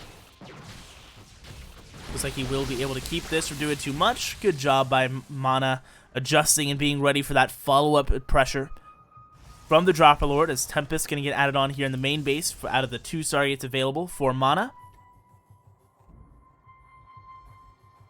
And we do have now Mana establishing a nice ring here in the front of this army. 97 army spy to 113. He's up in upgrades, though, in terms of overall upgrades. The Hydras being the only thing that are behind right now, is with the first Broodlord starting to get added on. But we will have those Tempests as the response available for Mana, so he's going to have that traditional response, have a very traditional late-game composition here with the Mothership on the way, and +1 air weapons finishing up, as +1 air weapons is just now started for the side of B. So once again, another upgrade advantage for the side of Mana, as these Banelings are spreading out. Trying to break through this wall are the Zerglings on the bottom. Some High Templar are behind this wall, ready to get involved with some storms, but the first gateway will get taken down. And that'll mean the Zerglings get in. Storm going to actually shred a ton of those guys down. And a big warp into Zealot's going to help him stay safe. Another Storm gets a little wasted here, but he's still just buying time. The rest of the army of Mana still holding still right now. Wants to wait to see more army get committed before he moves down here to try and contest this. More High Templar are moving all on their own. Oh my goodness. Oh my goodness, this is so scary. Oh, all of them go down to the Banelings. 4 full energy High Templar get taken out as the Banelings are now rolling into the third base. Oh man, that mineral line. 5 pros going down. More about to die as well. Oh man. 13 in total go down as the Hydras are now holding the natural base ramp as well. It's a 30 army supply lead for B as the Storms come down on this ramp to try and buy him some more space. The Broodlords have arrived on the side of the map as the Tempests are now making their presence known. 4 here coming in for the defense as this third base has been taking some serious pressure, and he's lost now a third gate of that wall. The Tempests continuing to try and trade out as it's 74 to 96. That army supply. Storms coming through, coating some of these Corruptors, but they are still able to snipe one of these Tempests and continuing to push them farther and farther back. The Mothership is now available, and the Overseer, though, giving enough vision to help him finish these guys off. The Broodlords will now be the next target for these Tempests, as the base is finishing getting killed down here in the bottom position. This 4th base will not be here for very long. Well, although actually there's not quite enough Hydras here yet. He's going to have to bring over more army. 3 Tempests at a time are getting made for Mana as he's down to just 52 workers behind this. The economy significantly in favor of B as time continues. The Archons here on the right-hand side, not in the best position, trying to get underneath this now as the Mothership gets sniped, and that's not going to be nearly in time as he loses 10 probes, and GG will be called as B takes game number 3 here. Able to strike back in a very nice fashion there, getting himself out to that late game composition, getting those Broodlords in the right position, and able to keep the Tempest from doing too much, right? He had a great job of utilizing his composition very well, of spreading out his Banelings and playing that so patiently. We saw Mana trying to play it patiently as well, but he just ultimately did not have enough to be able to match. He was not able to defend that 4th base for long enough and ended up coming out on the losing end of things as he will be down, or now up still 2-1 over B. B having to win 2 more in a row to be able to win this series. Still a long way to climb.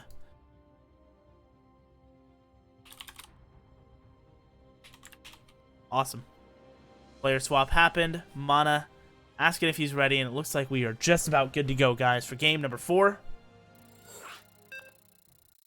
Here we go, guys, on Triton for map 4. Let's see who comes out on top. If Mana will be able to close things out, or if B will be able to force another game 5 and continue the streak of game 5s here for this OSC Season 7 Championship. Let's get into it, guys. Triton, be the map.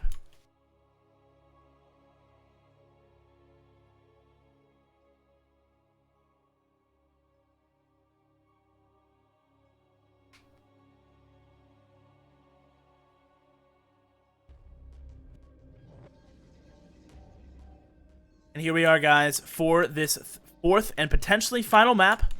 I want to, of course, remind you, if you haven't checked out the Maturino page, there is still plenty of time to do so. You can donate to the prize pool for free with the code OSCS7. Just type !Maturino. Oh, let me type correctly in the chat.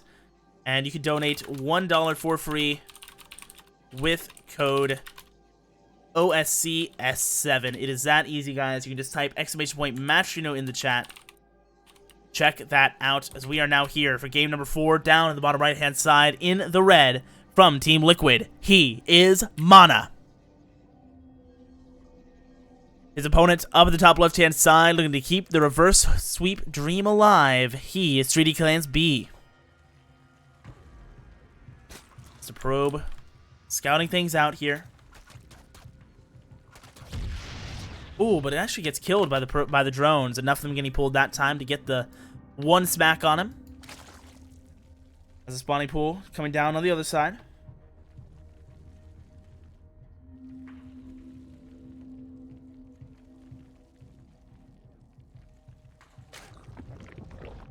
We have the Overlord of B making his way across. This is a very standard opener from side of Mana. Once again, as his natural nexus gets thrown down.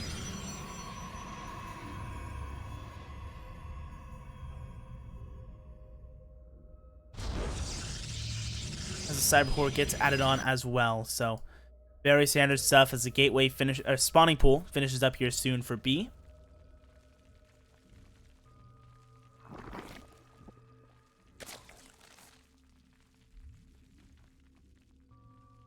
Drone making its way down to the natural base as he will be saturating things up here. We're working on a third base here in the near future.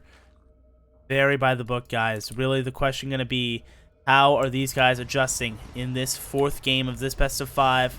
We've seen a pretty standard openers coming out from both sides so far.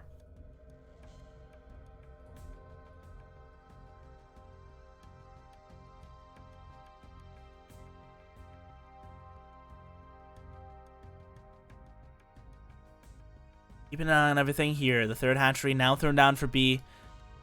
Stargate coming out, as well as the Stalker up next from this gateway. Once again, going for that Oracle first. Going to be looking for that harassment on the other side as the Adept will be staying home this time. I'd have been worried about some Zerglings already being across here or something, but like now we'll be shading back across once again.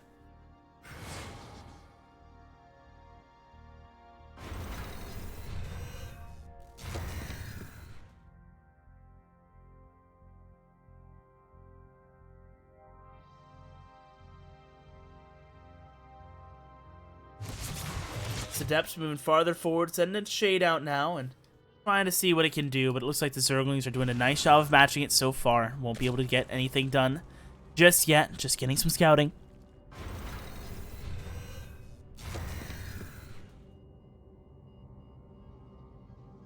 Ooh, Overlord narrowly avoids death from that Stalker.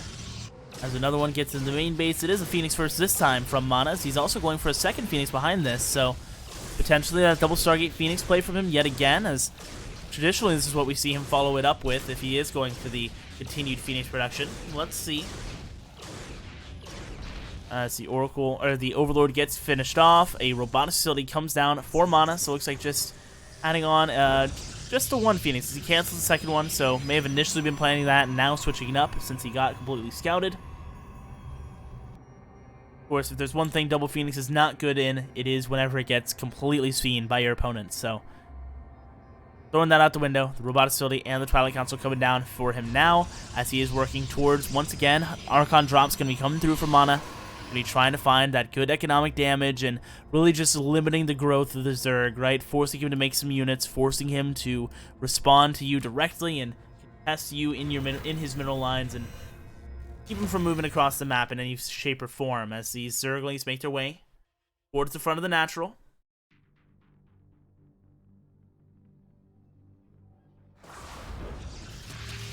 Zerglings are getting in here, trying to nibble their way through, but it doesn't look like they'll be able to break their way through just yet. Still holding on very well.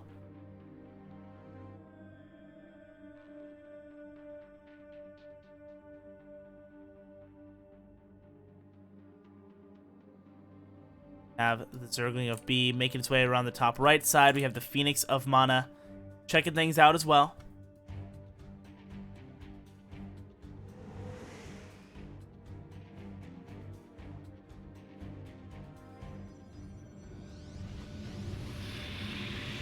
Archon's getting made now as part of this drop. We have the charge on the way behind this, as it will be continuing to be a pretty standard style coming out from Mana. We'll see how much damage these Archons can do and how good the response is from B, right? These roaches will be coming over as or no roaches are going to be coming over as there is no roach warren. The Queen's doing what they can, but the first Queen going to get taken down. Next Queen getting lifted up here is already taking a lot of damage onto some of these back Queens in the back as well. Already down this Archon. Ooh, is able to take down the Phoenix.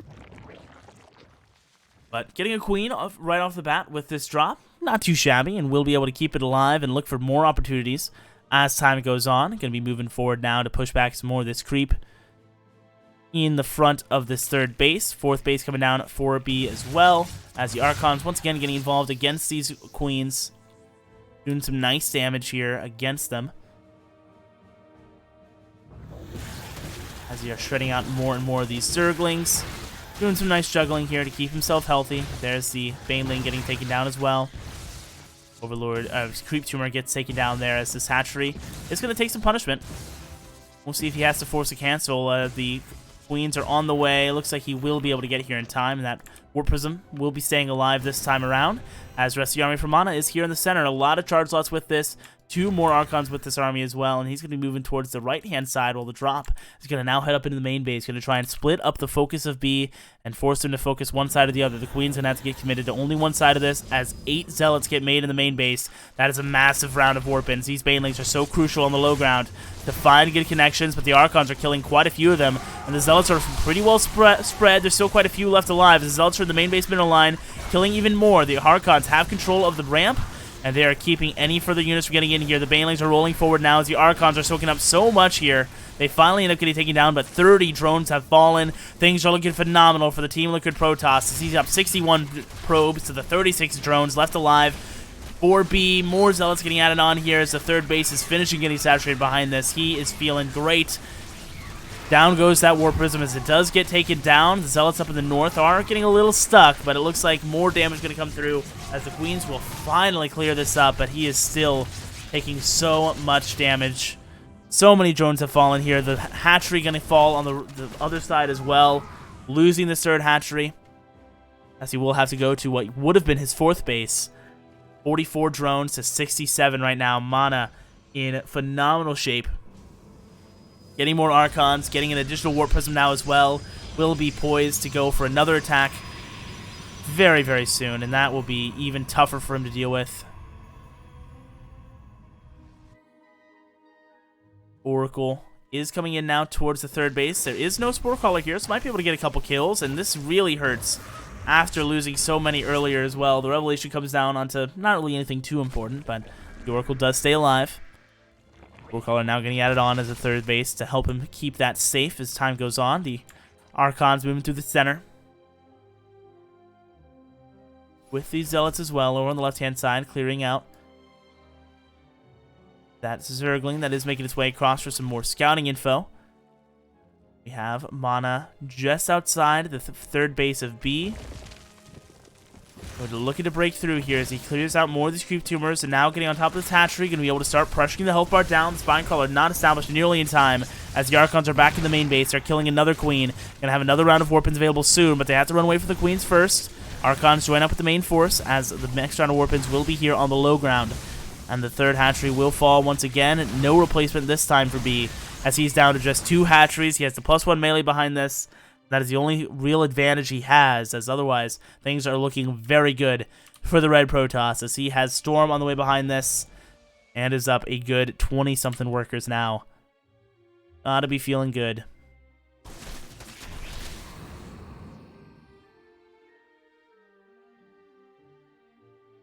Zealots in the center are making their way back home, as we have the Archon making his way back home as well, as to be expected.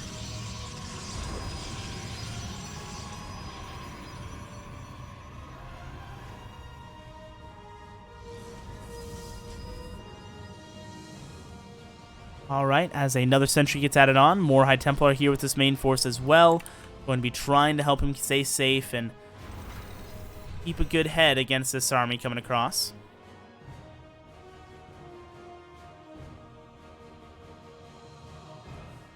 Dropper Lord's going to get made here for B. Might be looking for some more Baneling drops once again, but he's down 92 to 58 army supply, and he's going to have to now find a way to deal with this army as the storm comes through right on top of those Hydras. Continuing to push this back as well. He's gaining ground and marching forward. Now this hatchery going to be the next target. As the trades continue, the Archons being this front line, storms onto the Banelings, killing quite a few of them. He's down to below 40 army supply now, as it is 50 workers to 71. The Archons soaking up so many shots. The Zealots now getting in front and getting on top of these Queens. B is running out of units here and running out of lives here in the tournament. And he will be saying good luck next as Mana takes the game in the series and secures his top 4 spot. Will be moving on to face off against Denver in another best of 5. Congratulations to him securing that top 4 berth. And yeah, gonna move on to face off against Denver here, guys. Winner of that series will be moving on to face off against Clem. So even more awesome StarCraft coming up after that. And then the winner of that series will be moving on to face off against the lovely Cure, who is waiting in that grand finals best of 7. Stick around, guys. We'll have a lot more coming up. Gonna take a short little break while we get that next lobby set up. Don't go anywhere, because we'll be right back with more OSC Season 7 action.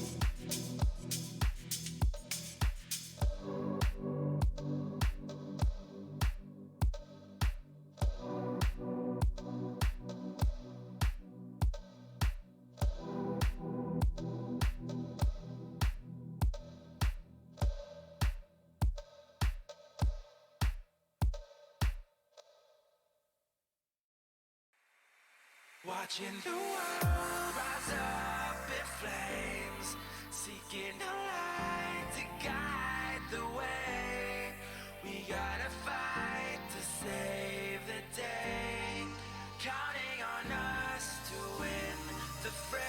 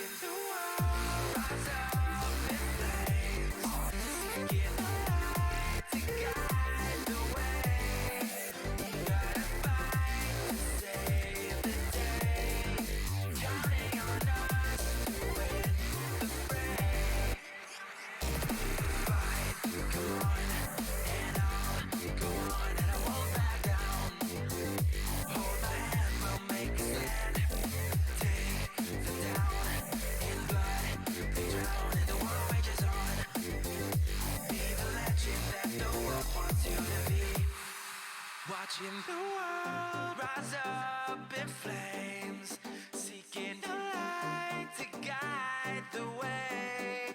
We gotta fight to save the day, counting on us to win the fray. Fighting the darkness all around, calling the soldiers, stand your ground. We are the chosen, we the true. Right into battle, we'll break through. Let's go.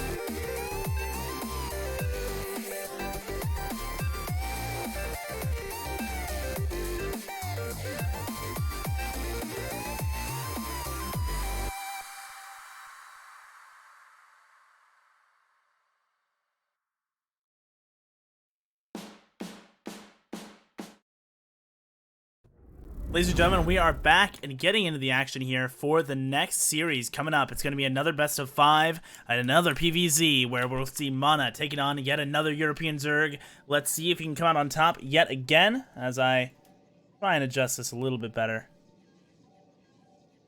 Whatever. Here we go, guys, into game number 1 of this best of 5. And kicks things off down on the bottom left-hand side in the red. It's the man himself, having some good results so far in these PvZs. It's Mana. His opponent in the top right-hand side, been awaiting him, now is here in the top 4. It's Denver from Infinity Gaming. Loser will be going home in 4th place.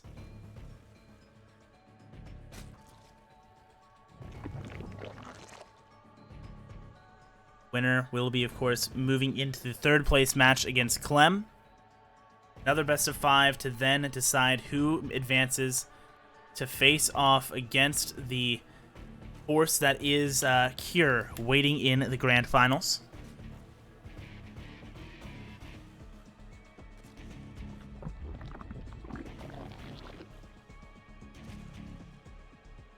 Is very standard stuff. Mostly, there's a forge now on the way for Mana, and this pylon's going to come in at the 3rd base, so something cheeky is going to be happening here. Cannons and shield batteries looking likely.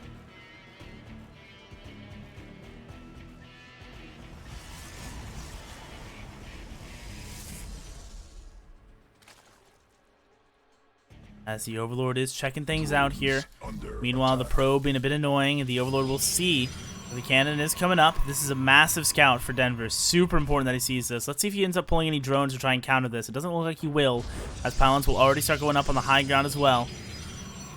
And so once this pool finishes up, I imagine we'll be seeing a Roach Warren thrown down next, as he'll be trying to get Ravagers available to break through this, and that's going to be the necessary unit in order to be responsible against this attack. There's the Roach Warren immediately thrown down. Denver knows the move he needs to do to be defensive here and to be safe, as the Cybercore will be finishing up back at home for Mana, so shield batteries will be able to start coming in as the robotics facility gets added on here at the low ground. And so we'll be able to start production of those Immortals very soon, and those Immortals are really the kind of key to all of this, right? They are so lethally effective, and they do just such great damage. Obviously, especially against roaches, as the 2nd photon cannon does finish up, it is able to push back these Zerglings and keep itself alive. As the natural base is finished up for Denver, He has that additional larva available. The queen is coming very far forward, actually taking a ton of damage. It might actually go down. It does take down the one probe, but there's still a second one available here that could try and find its way up there. It looks like the queen's going to try and do its best to keep that from happening as more shield bounders get added onto the low ground. The first immortal now in the production tab and getting chrono boosted out as Mana starts that up at this proxy. I need to update my stream title as well.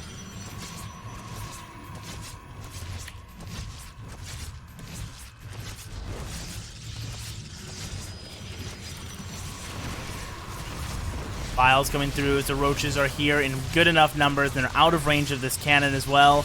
Looks like they will be able to take down the robotics facility as the immortal finally pops out. It's going to do what it can to try and make this work. But this is the perfect response from Denver, right? He's got the roaches and ravagers out. He's fighting with this queen support. You try and break through this. There's more shield battery energy available, though, and it looks like this immortal will be able to kill quite a few of these, getting a lot of good value for itself so far as he dodges out from more of these biles. Now they're trying to finish it off, but the new shield battery finishes up just in time as the transfuse has to get invested to try and keep the ravagers alive. They're trying to find that probe, but the immortal is targeting down the rest of them, trying to get the last couple of hits. The shield battery is so clutch, but not quite able to save that probe.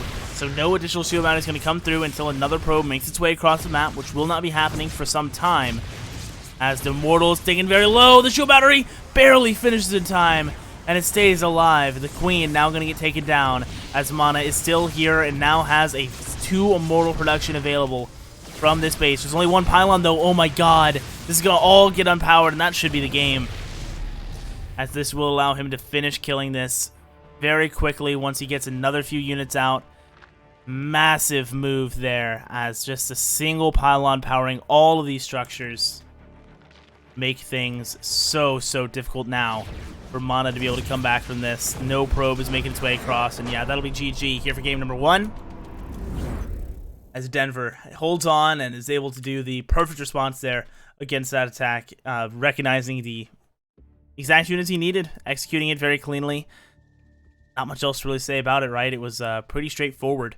We had those Zergling, the Roach Rougers, doing their job very well and trading out against the cannons at the front, filing down and getting himself in a good position to be able to push that back once and for all, as now Ephemeron will be the next map here, guys. Getting everybody into lobby to get set up and ready to go for this. So we'll be working on it. Mana going to be looking to come back now and strike back here. I'm sure going to play a little bit more standard of a game here in game number 2, as Denver is looking good, though, in terms of his defense. Responded very well, didn't hesitate or anything like that. So good moves from him, still clearly playing at the top of his game, as he had a great couple of first series today, winning 2 ZVZs in a row. I believe it was 2 ZVZs. I'm not if I'm remembering correctly. Yeah, beat Eric and then Bly, both 3-2, so both of those games. Oh, and sort of today as well. So beat sort of Eric and Bly all in 3 ZVZs back to back to back. 3-2, 3-1, 3-2, and 3-2. Now is here in the loser side of the top 4, up 1-0 against Mana. Winner moving on to face Clem, as everybody is getting ready to go, and we will now head into game number 2. Down in the bottom right-hand side in the red from Team Liquid, it is Mana.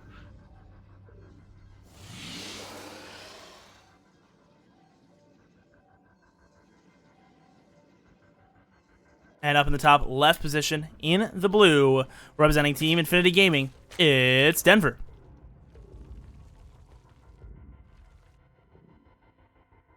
Alright, so the probe is going to be making his way up here.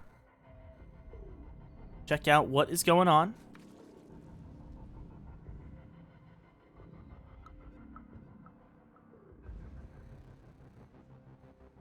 Have the third base coming down for Denver now, as new gateway on the way at the front for Mana. Once again, very standard openers here for this third match, or the second map rather, of this best of 5.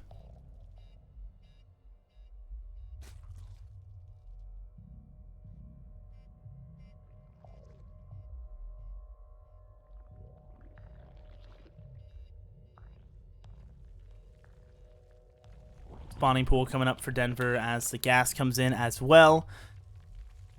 As to be expected, we'll see how aggressive he's going to be looking to be through the next parts of this game as the probe finishes checking things out. He's going to head back out across the map,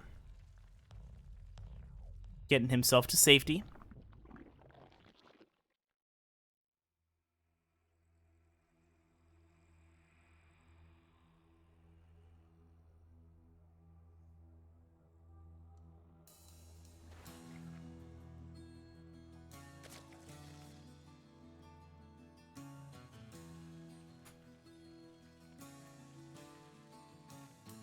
Checking out everything in the main, getting everything transferred back over. Speed started up for Denver now as the third base comes up for Denver as well.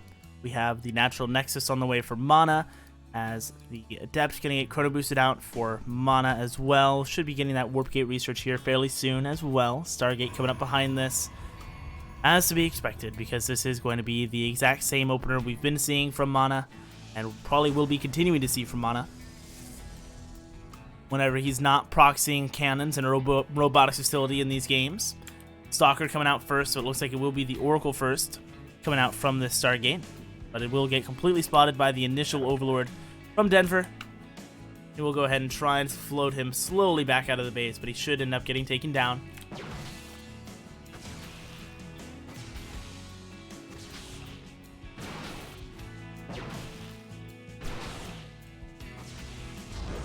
Second gateway sealing up the wall here at the front as the Overlord gets taken down. The Stalker finishing the job here as we have continued Queen production coming out from Denver as his third base will be finishing up here relatively soon, finishing getting that creep spread connected as well as stuff continues to be very normal, guys. Nothing much to really go into here as it is a 2 Adepts coming back home for the side of Mana. Never mind, just clearing out the third base location.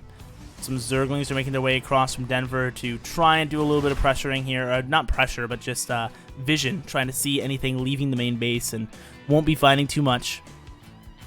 We have more Zerglings in the center of the map here for Denver making their way back home. Going to be looking to defend this third base position, trying to keep these creep tumors alive and connect these 2 bases safely. Here's the Oracle with these Adepts. Going to be escorting them up this ramp as the Adept Shades move through the center, crossing past those Queens and heading up into the main base. Won't be fighting too much more just yet. We have the Oracle heading on back home along the left-hand side of the map. We have the Adepts heading on back home through the center as well, with the single Zergling keeping an eye on the third base location of Mana. It is going to be that Resonating Glaives build once again. Coming out from Mana, we've seen this be brutally effective against Zergling-only players, right? If we do not get a Roachborn soon from Denver, he will get caught in a very sticky situation where these Adepts will just shred all of his units, and it will not even look very close. These Adepts do, I mean, just phenomenal work against Ling Bane. So long as they can remain spread and not get hit by too many Baneling connections, they just wreck house, man. They deliver. You know, it's like X go and give it to you. They perform the entire song, kick your face in, kick in your door, and beat the crap out of you and your entire middle line. There will be the Roachborn that will be finished up before this is all said and done, and so he will be starting to add on more of those Roaches as he takes his second and third gases here at the third base. Also going up to 4 gases total as he takes one in the main as well, so could potentially be looking for a Spire transition after this as well. Resonating Glaives finishing up as the Overlord did see that something was coming, and now with the Adepts showing themselves, we'll know exactly what that was. Here are the Adepts committing, and they're going to start this trade. The Zerglings getting surround on the Adepts on the top side of that, on the ramp actually, and a lot of them going to go down before the fighting even really kicks off. And man, that's a phenomenal way to deal with that from Denver, as he cleans that up with only losing 3 workers. And that's the entirety of that pressure from Mana. Just like that, it is completely wiped out, and suddenly that Resonating Glaives does not look very good anymore, as these Zerglings now have full control of the other side of the map. Yeah, that army being split up, the Adepts were unable to limit the surface area that they had available to those Zerglings. The Oracle's having to get recalled now to come and defend the third base, as he's going to be trying to keep it alive against these Zerglings, trying to keep these workers alive, most importantly as well. As the Oracle has to use some energy to Finished off the last of these Zerglings. The third base is getting saturated as more roaches come out from Denver, making their way here to the third base. There's a single Archon here that will be immediately the target of these roaches, but the Oracles have energy, plus the Archon does some decent damage, and he shouldn't be able to take it down. Actually will be able to take it down. Oh, nice block. The Probe's getting involved in that fight to save the Archon's life. Mission successful here for Mana, as a third hatchery comes down for a fourth and a fifth hatchery, excuse me, coming down for Denver, as he is continuing to get more larvae established, continuing to get more places to mine from, and his economy will be continuing to grow up to 77 drones now to the 61 of his opponents. We got these Oracles heading along the left-hand side for Mana, going to be heading towards that natural base, looking to get some damage inflicted if he can. See what he'll be able to do here. Overlords do spot these guys coming in. There is already a Spore Crawler here and the Queen moving into position, so shouldn't really be able to get too much. Gets literally one drone and a Revelation, and we'll just back off. Here's the Warp Prism with a couple of Archons. Going to start contesting some of this creep spread. Doing his part to keep things under control and keep Denver contained here within reason.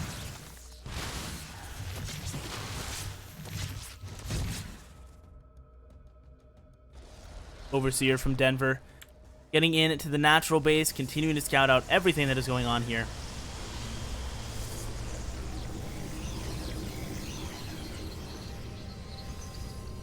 More Zealots getting added on for Mana, as he will be continuing to make this army better and better to deal with Lingbane Hydra coming out from the side of Denver. Although there's actually, there is a Baneling Nest, but Pivotal Hooks have not been taken. So it's still going to be some time before these Banelings are really useful off creep. And so really going to be looking for on-creep engagements almost exclusively for Denver. As now it's going to be Mana opening up these rocks, looking for another opportunity of an angle of attack towards this fourth hatchery that is coming up. Or now finished and fully saturated as Revelation tags up all of the army here. Warp Prism gets set up. Another round of Zealots going to get added on as Storm comes up behind this, but going to be, again, some time before that's available. Drones getting pushed away from this base as the hatchery getting taken very low. The Archon's cutting a little too far back. One of them gets surrounded. Down goes the sentries. The Banelings finding the connections. Zealots are still very healthy on the right-hand side and will be able to loop back around. 74 to 57, that army supply currently. As the Zealots, running all around the base there. Try to find the fight, but oh man, the Hydra sniped down the Warp Prism yet again, targeting it down. As on the other side, the Roaches just marched straight for the middle line, took down 12 probes. Now it's 54 to 70, that current worker count, as the rest of these Zealots finally get cleared out. That fourth hatchery was able to stay alive, and Denver is still up an entire base over his opponent. The Roaches are getting chased away, but not a massive deal here, as he will be backing off and regrouping with even more Zerglings here in the center. Storm is done, but he doesn't have any High Templar that are building up energy. He's just now warping in 7. They will not have Storm available for a bit, and these Zerglings have finished denying this fourth base in the bottom left side. Now going to be positioned to move in for another attack here at the third base.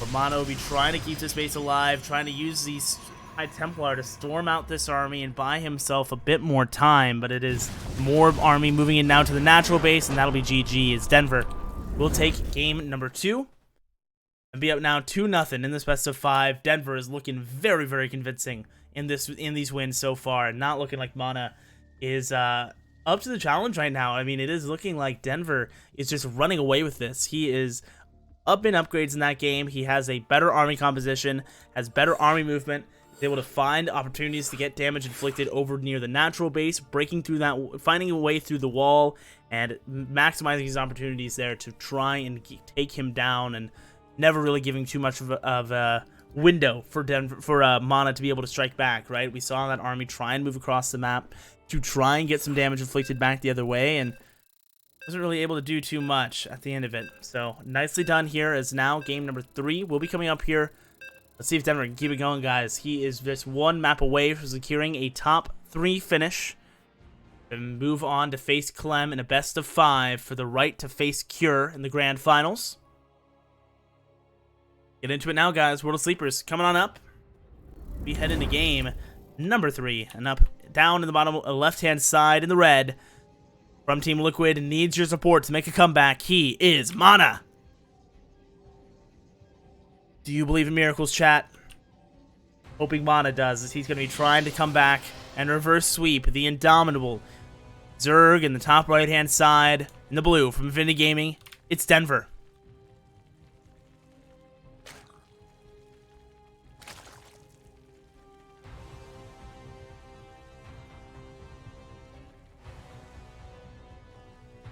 Remember, guys, Denver has climbed here all the way from the losers bracket round 1.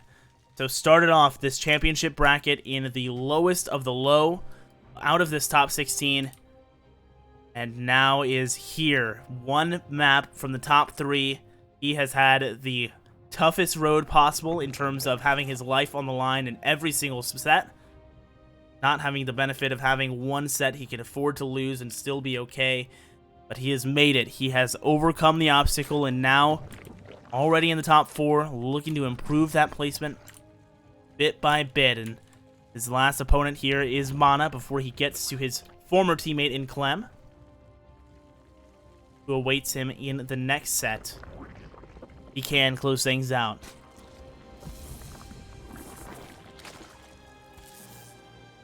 Probe being a nuisance yet again, as it is very standard openers.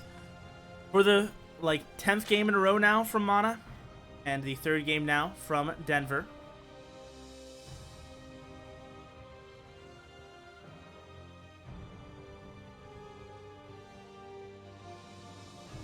Overlord on the other side for Denver, coming in to check out the front of the base of Mana, checking out everything that's going on over here.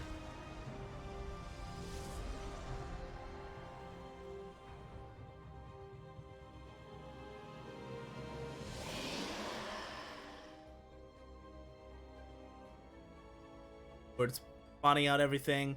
Not going to be in too much trouble here. Double Adept going to be coming out from Mana out of these initial 2 gateways, and this in itself is a little unusual with 2 gate pressure coming out from Mana. That will mean, of course, a later Stargate coming up, as it's going to be a 3rd Adept getting added on behind this. Still no Warp Gate research for him. Let's see if it is indeed even going to be that Stargate play from him, as he has a proxy pylon up here in the north position, ready to get something put down there. He's banking up gas, so it's looking like a proxy Stargate going to be coming into the north side of this map, as the Overlord continues to really scout nothing just yet. There's the Shades coming out now, as he will be moving into the main base with these Adepts. Will not be getting much done, as he will be getting chased away by the Queen over here in the bottom side of the 3rd base. 2 drones in total have fallen as they try to get transferred over. There's the proxy Stargate coming up at that proxy location. The Adepts actually shading back over to the 3rd base, and they will commit, getting a 3rd drone kill, and continue to trade out against as many of these Zerglings as he can, maximizing his value here as he's able to even escape with the other Adept with some really nice micro here from Mana, getting the nice value out of these. He does lose 1. The other one manages to stay alive. More drones getting added on for Denver to make up for it. As the Stargate nears completion, here's Mana returning back home with his Adept to try and help out with the defense. Zerglings are postured just outside the natural base wall.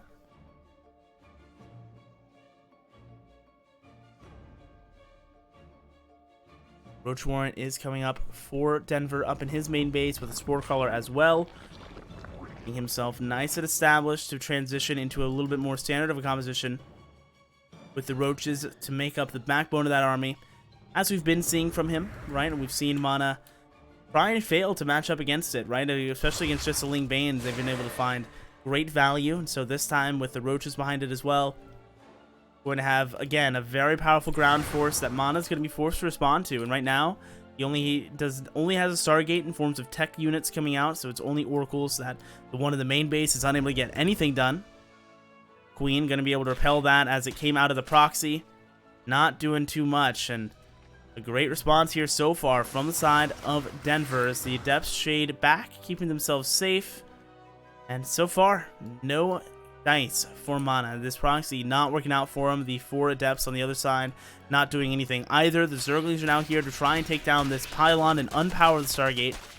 It looks like they will be able to do so, as they come forward to try and catch as many of the Zerglings as he can, but most of them going to escape all the same. Forge and the Twilight Council coming in from Mana here in his main base as he continues to just trot along here along this standard path. We'll have Immortal production starting up for him. We'll have Charge most likely getting taken for him as well. So let's see if he goes for Archon drops this time around. As a couple of drones will go down to these oracles. They come in on their own and get a couple of kills as Charge gets started up, and Immortal production will indeed be coming through for mana.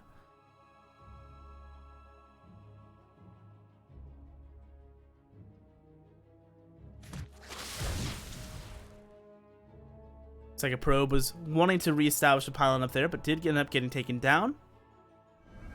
Oracles see these roaches coming across the map and gonna try and make a defense possible, and I think he should be okay, right? It's 43 armor spot to 26, yes, but there will be immortals out for the side of mana, or at least one immortal, and he will be getting a dark shrine behind this as well, so he's getting the tools he needs. The roaches and lings are moving forward towards the third base now. The immortal already getting some good shots, pushing these roaches away. The Ravager gets targeted down. Down goes two of these roaches as well, as more Ravagers are getting made. The Queens are arriving with this push as well. This is actually becoming much more scary than I initially thought, and much more committed from Denver, as more Zerglings going to get added on behind this, and he's going to continue marching forward and now take down the shield batteries.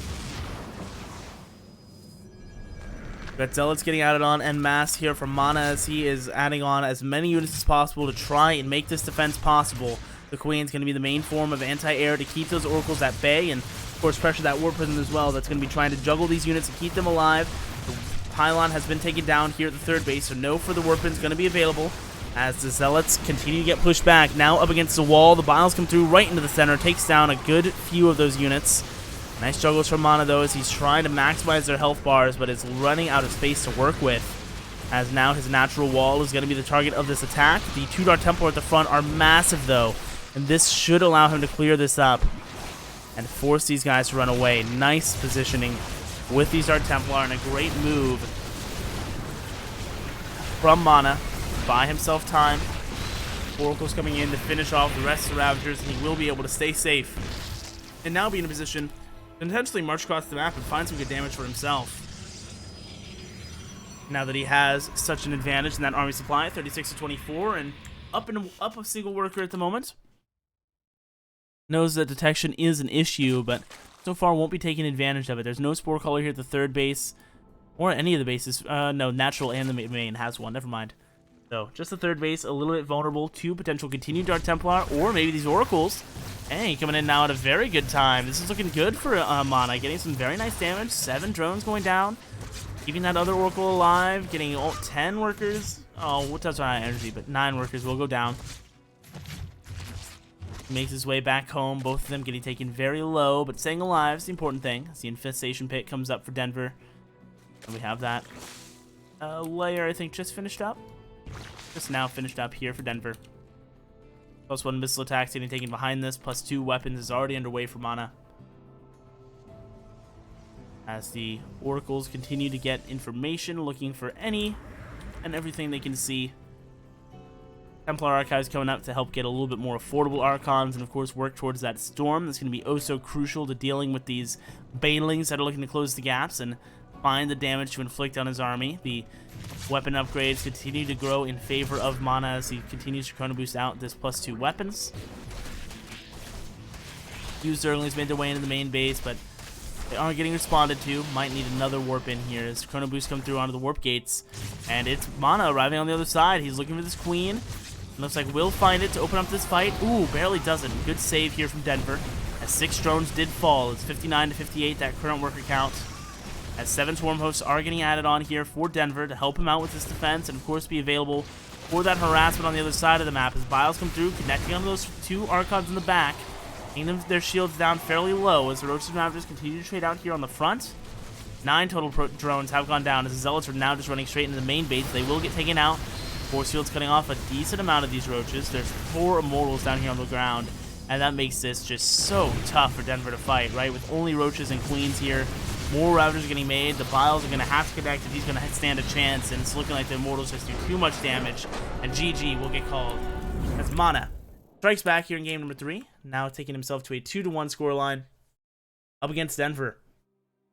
Not going down without a fight, and proving why he is one of the better foreign Protosses right now. He had some great moves with that army, and was able to find the damage that he was looking for, right? He was finally able to use those oracles to good effect, getting some really nice damage over in the third base, was able to bring the Archons forward to bear the brunt of that army, and just really having a better army composition than his opponent at the end of the day. Those Ravagers were not what he wanted to deal with that many Immortals, and just taking way too much punishment from them, as that game goes the way of Mana.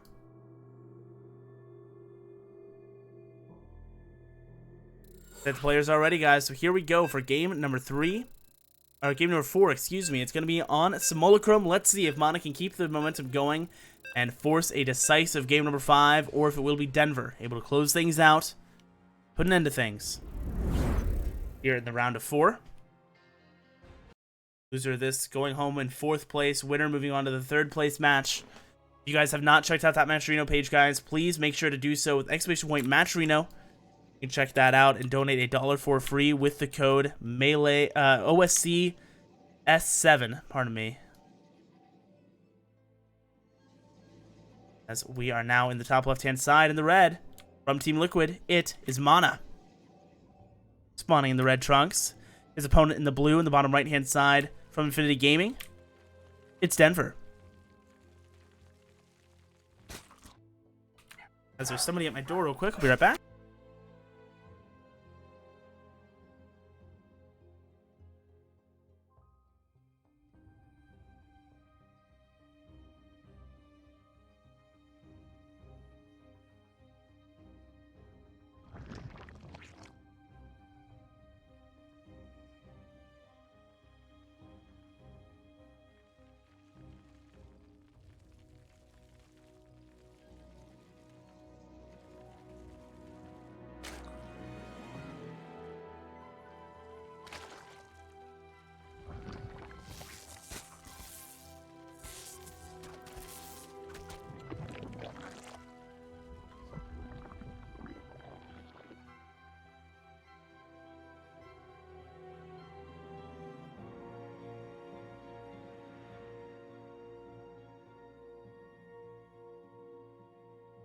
So, the probe. Being a bit annoying here at the front. Not getting any information that he's not expecting, right? It is, once again, a very standard opener coming out for both these guys.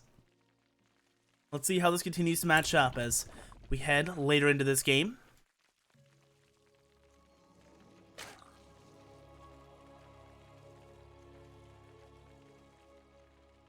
Mana's tournament life once again on the line here.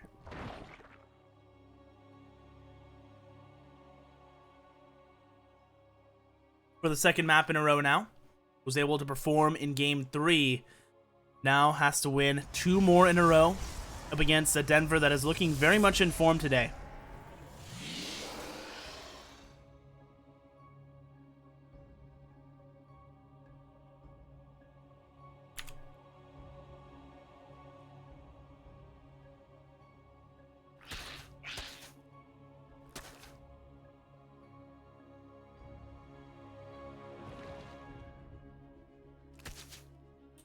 Speed coming up for Denver on the back side of this. He throws down the 3rd hatchery. Stargate being built inside the base this time for Mana. As the Overlord just keeping an eye on everything. Nothing crazy coming out. It's not going to be a soccer out just yet from this gateway, so may still be that Phoenix first. So try to deny some more of the scouting.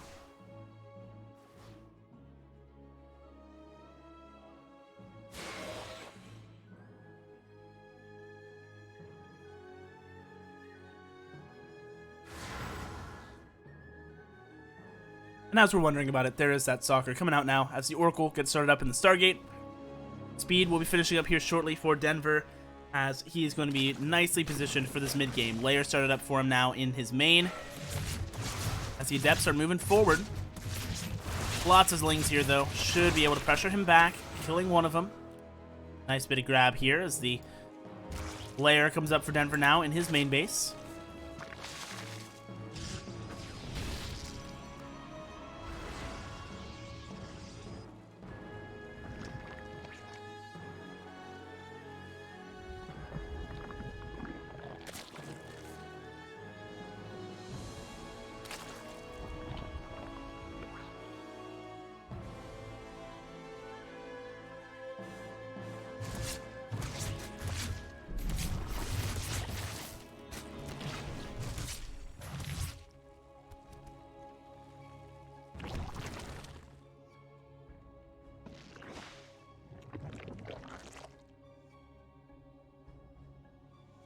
As I accidentally mute my microphone, apparently, we have the Oracle that came in, but was only able to get a single kill, and it looks like a second Oracle will get invested as well.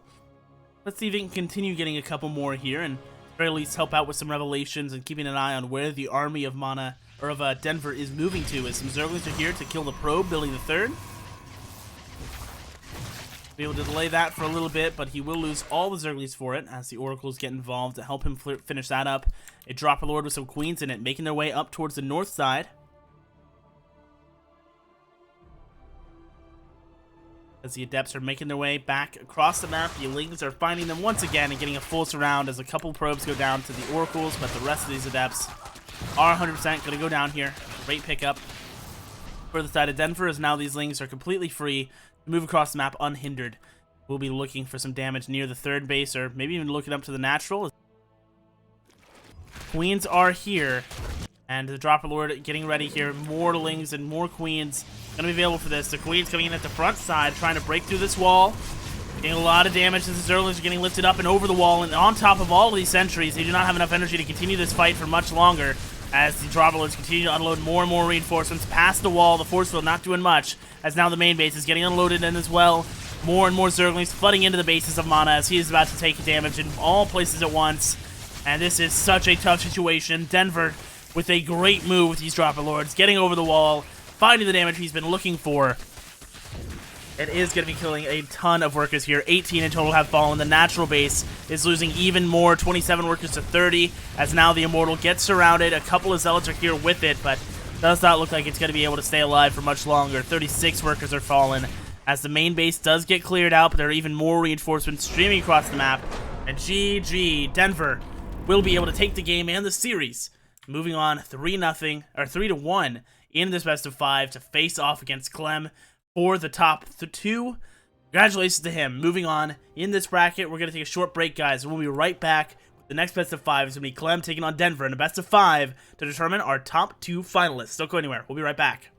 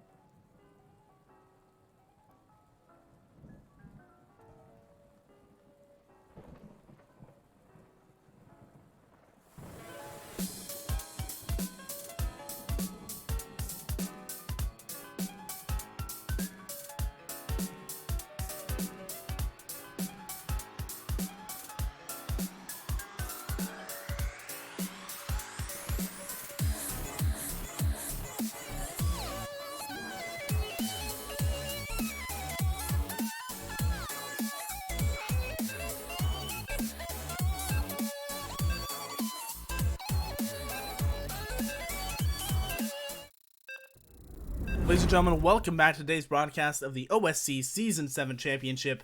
We are getting set for our penultimate best of 5 here. It's going to be Denver taking on Clem for the top 2 spots. Winner of this moving on to face off against Cure in a grand final best of 7. The loser going home with a bronze medal in their pocket. Let's see who comes out on top as we head into game. These former teammates turned enemies face off. The French nationalities duking it out. As up on the top right hand side in the blue, it is Clem, the young Terran, as he faces off against the red Zerg in the bottom left. From Infinity Gaming, it's Denver.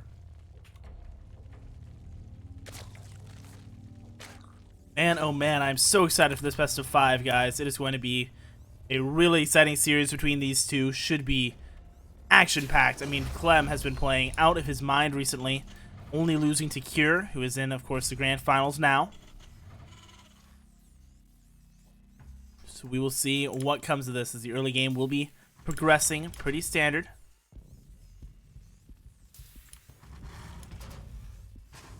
We will see as, yeah, just very standard stuff here, guys.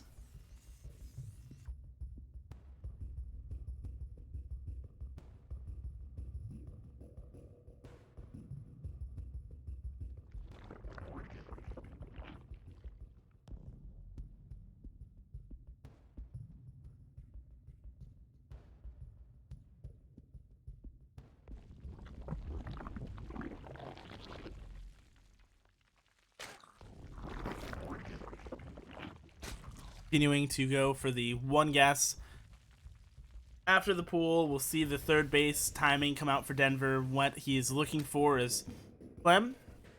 So far, so standard himself as well. His natural expansion thrown down as expected. Now this SCV scout going to be making its way across to hopefully join up with this Reaper in a moment. Let's see what he can get done with it.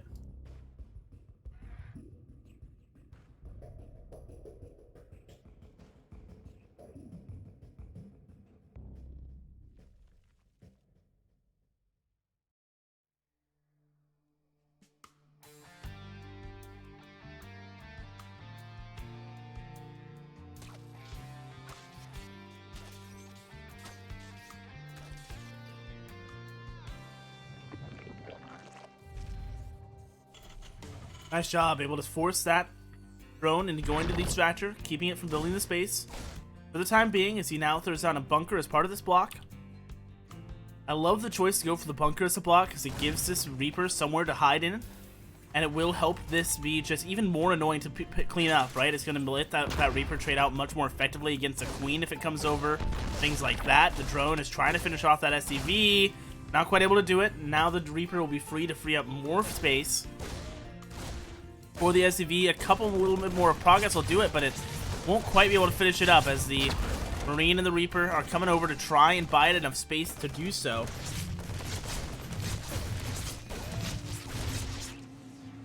Wow. Taking it very low here.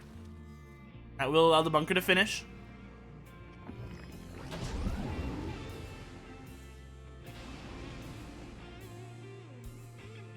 Reaper making his way across the right-hand side as the Zerglings have arrived on the other side. They clean up what looks like one heli in there. No, it's an SCV that he caught. Taking it down, but not too much more as this bunker finishes up and second SCV goes down. The Reaper gets surrounded, and this will get finally resoundingly cleaned up by the side of Denver, who will be able to finally throw down his third base here at almost the 4-minute mark. So about a full minute of delay here Clem was able to accomplish, as he has Banshee production on the way behind this, with Cloak on the way as well. He's going to be very well established to start getting even more harassment going for himself as this game continues.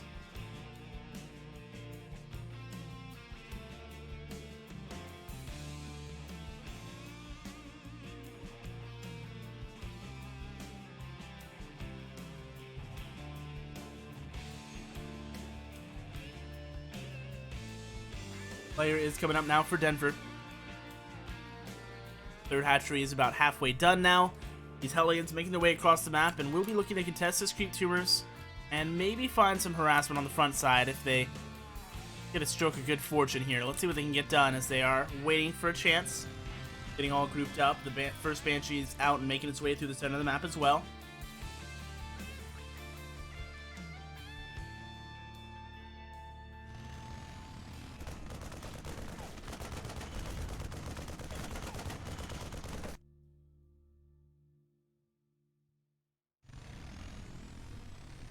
Hellions moving in now. The one queen is in a good position, but the Hellions won't be able to do too much. The Banshee, meanwhile, is still just waiting for its chance.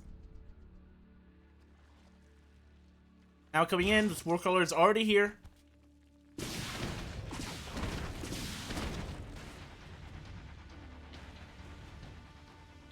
So we'll only be able to get one kill. There was a second Banshee made, so will still be a very powerful threat, right? It's going to be able, if Stellantis can stay alive and keep pressuring the mineral lines, it's always going to have to be in the back of the mind of Denver. It's going to have to still, you know, play around with the fact that they are still out on the map somewhere.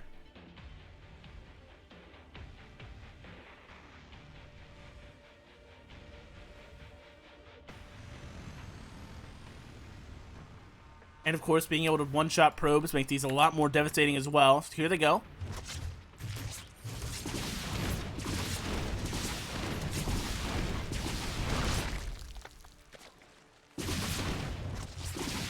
Ooh, even getting a second queen. Super nice.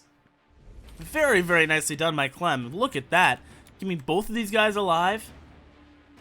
1 HP left on this Banshee. Super, super nice. Hellions are clearing out a creep tumor on the other side as well. Be continuing to cycle around here. So third base will now land on location for Clem. And his Banshees return home to get some much needed TLC. Gonna get repaired up here. Well, should get repaired up before moving across, but the mutas are now here as that Spire was finished up for Denver on the backside of this, and the missile turret's not quite done just yet. Oh no, the Bio is trying to stim over to try and respond, but he loses 3 SCVs before that happens. 66 to 49, that current worker count.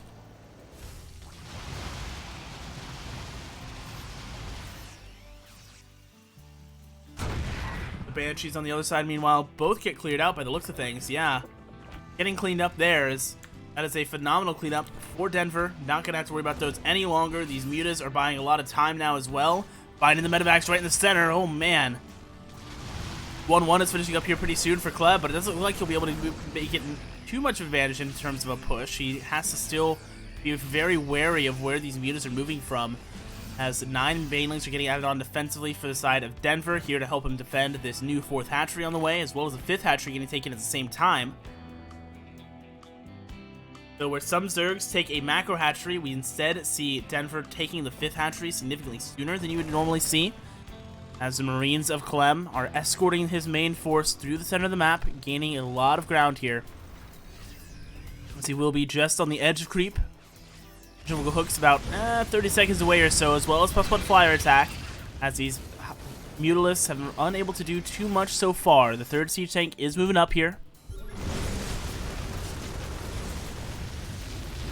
as the creep tumors continue to get pushed back. Here's the mutas right above this, looking for more harassment, but not quite finding it, as they will just try another angle, maybe try and come around the side of these siege tanks. As the Hellbats are getting in that mineral line now, as the Marines here to escort these Banelings, so crucial as they look for the connections, kiting back. Oh, a lot of Banelings detonating, but still so many more available. Look at that. Tons of Banelings here, as the RS supply is 63 to 50 right now, and the Marines are on the run for their very lives. Denver is running these guys down, closing the gap. 2 medevacs here with this now, as the siege tank gets set up once again. And now off creep, he will be able to have a little bit better of time now that he has the medevacs to top him off, taking this fight a little bit more convincingly and pushing these Banelings all the way back. But that 4th and 5th hatchery are all finished up for Denver. Now going to be starting to get injected. That's going to be more in larva available for the Red Zerg, and he's going to be continuing to grow in power for the time being, right? We have these mutas up here on the north side. We're looking for more damage, but only taking 3 SCVs down so far. Currently at 13 Mutalisks here for the side of Denver's. He's still looking to pressure this 3rd base.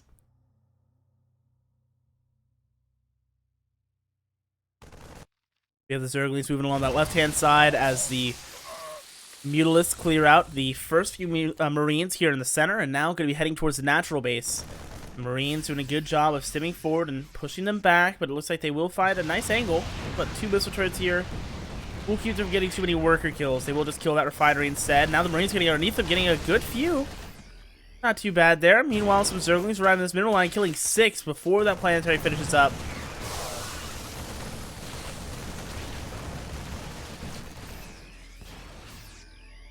Seven in total go down in total, as now these Mutalisks are still here, applying even more pressure to this side of the map.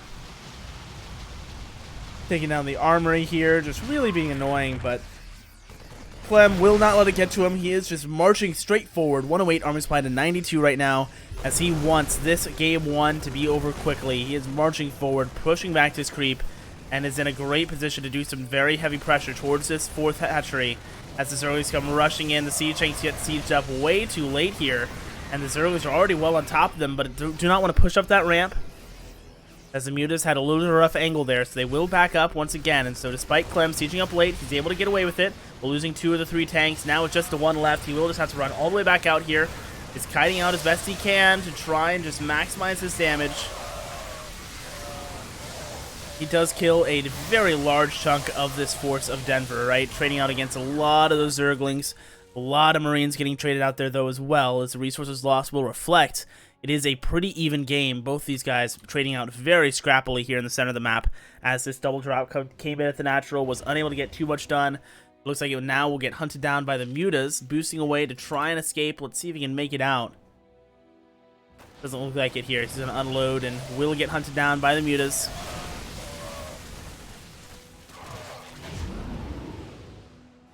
As the boost comes through to try and get him back into the middle line of the 3rd base, the medevac actually splits apart and will get one of them taken down. The other one will be able to unload here at the natural. The main army of Clem arriving on the south side as well. Not looking nearly as scary this time around. A lot less Marines with this main force as the siege tanks get set up late yet again. And the front siege tank will get cleaned up very quickly this time. Good siege tank shot into the banelings. Another good siege tank shot, but he just does not have enough of them to take down the rest of those banelings. And now these Marines, as part of this raid push, are just getting kind of wiped. They do not have nearly enough support. They continue staying alive here and continue this push as he's losing more medevacs, and GG will get called as Denver will take game number 1 of this best of 5 series in a very well played game from him. Great control of the map and using those upgrades to great effect. Finding himself all the opportunities for damage that he could and taking things to another level there. Really just demonstrating why he is one of the better players in this league, or in this tournament right now, and earning his spot here in the top 4, right? Very nicely done. Or top 3, I guess I should say.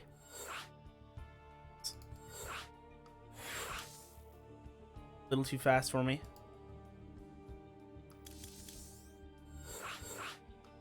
This game is still struggling to work for me, but there we go. Getting into the lobby now. It's Clem versus Denver. Game number 2 will be coming up here very shortly, guys. Just waiting on Denver to get in here. Then we will be continuing. Thanks for coming and hanging out. We do, of course, have the Matcherino page, guys, which I will go ahead and show you, actually, as we have a little bit of a moment while the players are getting ready for this next game. This is what it looks like, guys. You can type !Matcherino in the chat to be taken to this, and you click sign in the top right position. You sign in with whatever social media of your choice. I will sign in with Twitch. That is what I usually use. And then you'll click contribute, and you can type in the coupon code OSC S7. You can do whatever capitalization you want or whatever you want to do. You'll add $1 to that prize pool and you click contribute. I already used the coupon code, so I cannot, but you still can. Go and check that out, guys. OSC S7 is that code. You can also fulfill the sponsor quest, retweeting tweets, liking tweets, retweeting other stuff, and doing all the things. Subscribing to Base Trade on YouTube. Subscribing to the OSC on YouTube as well, giving an additional 20 cents to the prize pool. All this and more, guys. Make sure to go and check that out, as we are now headed into game number 2 of this best of 5. And to kick things off in the top left position, in the red from Infinity Gaming, he is Denver. His opponent in the bottom right with an SFV already making his way across, it's Clem. Alright, so Proxy going going to go down here from the French Terran.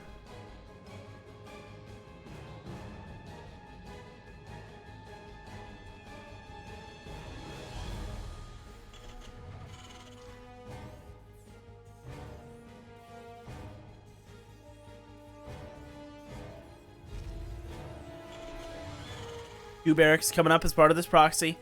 Natural hatchery first for Denver. Looks like it is going to be, once again, a hatchcast pool coming through for him. As the barracks are coming on up.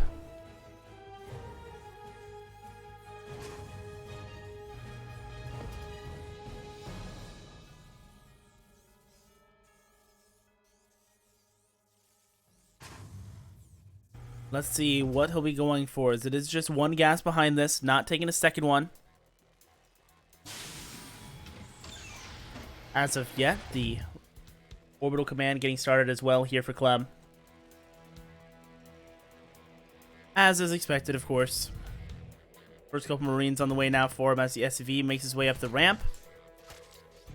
Getting the fisticuffs as he wants to get a bunker up here, but doesn't look like he'll be able to, as the drones with a nice shot pressuring him away. Now he will begin to attempt it. Two bunkers coming up, more drones getting pulled, as keeping these SCVs from getting those bunkers up is crucial to making this defense possible. The drones at the front are going to be pressuring the Marines back, as the other two are going to be trying to target down the SCVs, building the bunkers. Actually, no drones have died just yet. The first SCV just now falling, as the spine crawler is already underway, but taking some serious punishment, will have to get canceled. Now getting rebuilt yet again as the SCV gets taken down. No bunkers going to be able to come up here for Clem. They will act as a little bit of a buffer to keep these Zerglings coming from one angle. Marines continue to kite back here as more Marines continue to get made from the barracks. But it's looking like this proxy will not be able to do very much more, as that spine crawler will be able to get finished up. Might even be looking to cancel it here as he finishes off the last of these Marines. Eventually gets the final few hits here, as just two of the Marines left alive for Clem. He's still making two at a time, of course, as a reactor comes onto the factory back at home. And now these Zerglings of Denver going to be moving through the center of the map.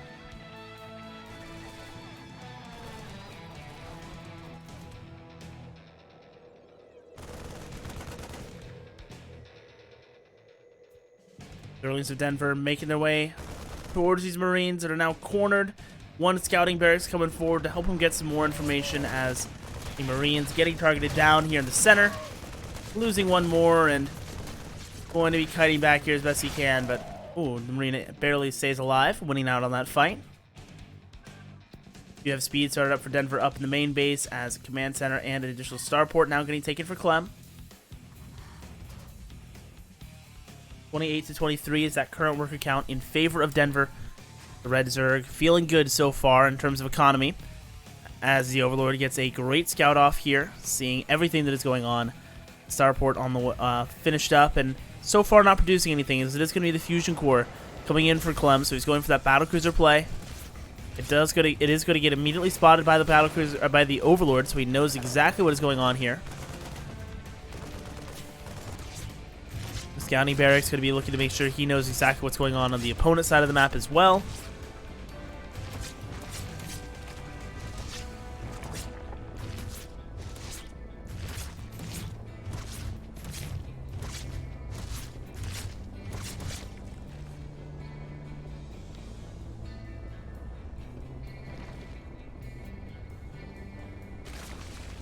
Barracks here, floating around, looking to get some more value for itself. Just getting the more intel. And being a nuisance, forcing him to go and kill it with those queens. The Hellions coming across. Looking for some damage, but won't find any just yet. The queen's in a good enough spot to keep those Hellions out of harm's way. Or out of the mineral line. More accurately, out of his own harm's way. And Roach Warren is coming down now for Denver.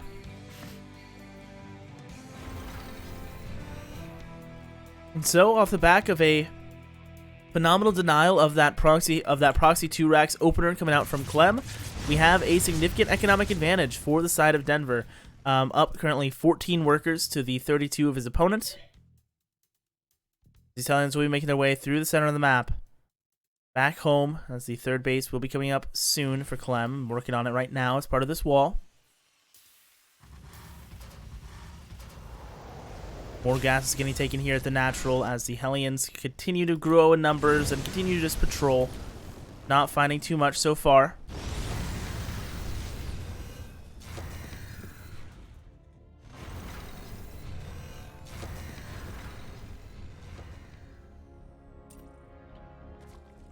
Four Queens here protecting the third.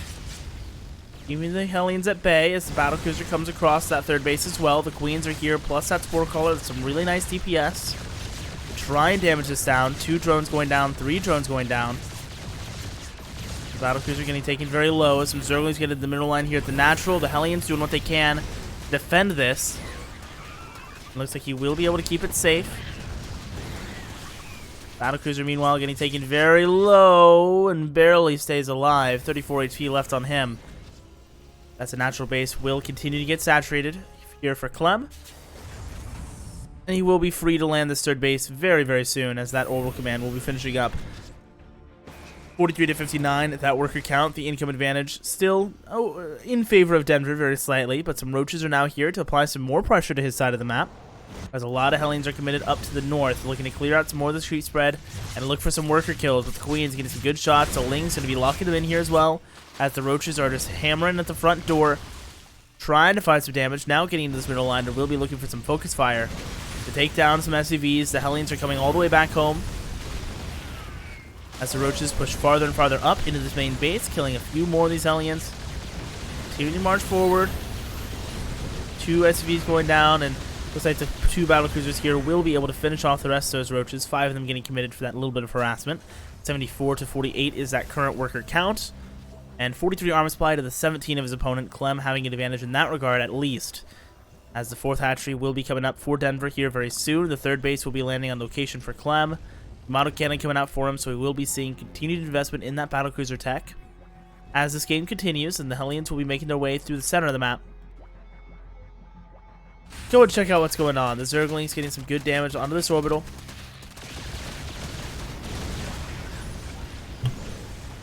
But will get cleared out and pushed away. Nice job by the Hellions here, as they will now be on a creep duty, which the creep is already getting pretty far across this map, not too far away from the 3rd base, all things considered, as these battlecruisers make their way through the center of the map. The Hellions on the right-hand side getting caught by a couple of roaches. Obviously could take this fight, but does not want to. Just going to be backing away here, as the battlecruisers in the center now contesting against some corruptors, and this is exactly what the corruptors want.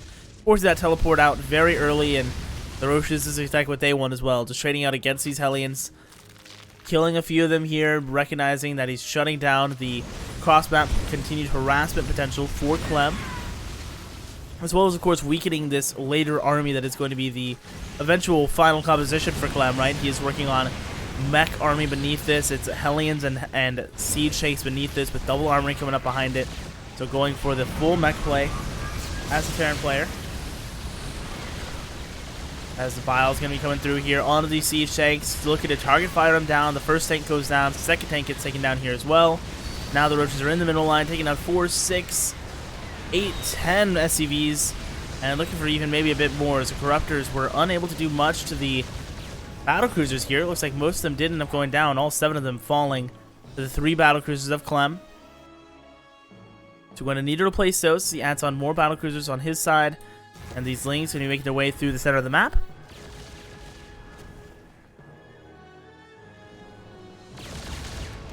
Teleport is available for these guys, so they still have that retreat available as they find a couple of Queens. That's a great start. Getting those gals taken down very, very quickly. Roaches on the other side looking for more worker kills and finding a few. Still a significant worker advantage in favor of Denver, especially now that he's continuing to kill more. Here the battlecruisers on the other side trading out against some of these corruptors, and they're just looking to maximize their damage before they teleport away. Looks like he will finally get forced to teleport both of these guys away as 11 drones fall, but one of the battlecruisers will get taken down, lowering that count back down to 3 of these battlecruisers in total that are all here at the 3rd base of Clem. We have 1-1 on the way for him back at the natural, and we have a 4th base ready to be in the works should he so choose, as the Corruptors will come in towards the natural.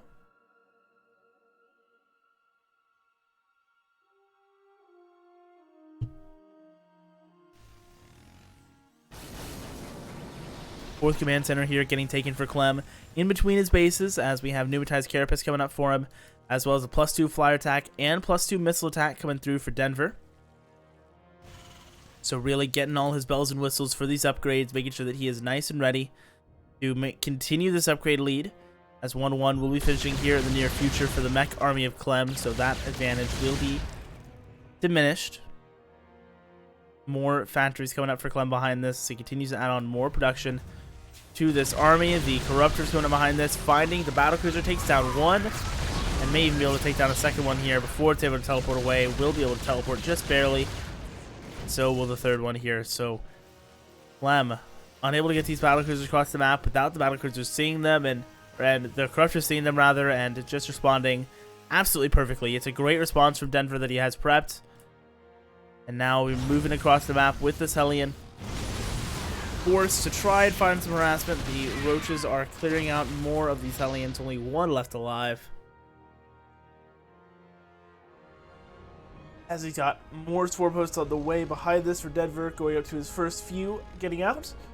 And more Ravagers getting added on for him as he continues to work on that 2-2, finishing up very, very soon.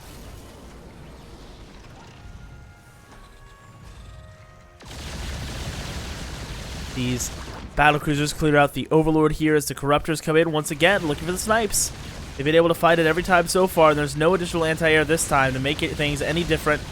Down goes the first battlecruiser, and that'll just be GG, as Clem is just unable to keep up with the production that he needed in order to keep his units alive, losing those battlecruisers so rapidly, and just is unable to make it work. I mean, a very convincing game there from Denver yet again here on Game 2. As Nightshade will be map number 3.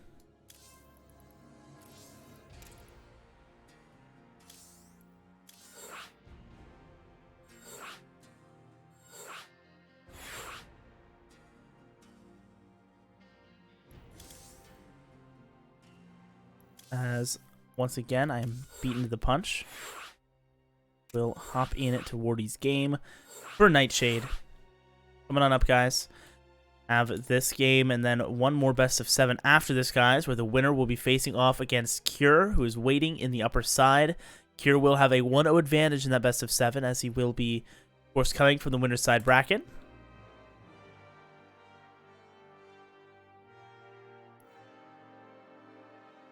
As it looks like everybody's all good to go, guys. So Nightshade coming on up for game number 3. See who comes out on top, and if Denver can close out this series. Heading on into it now.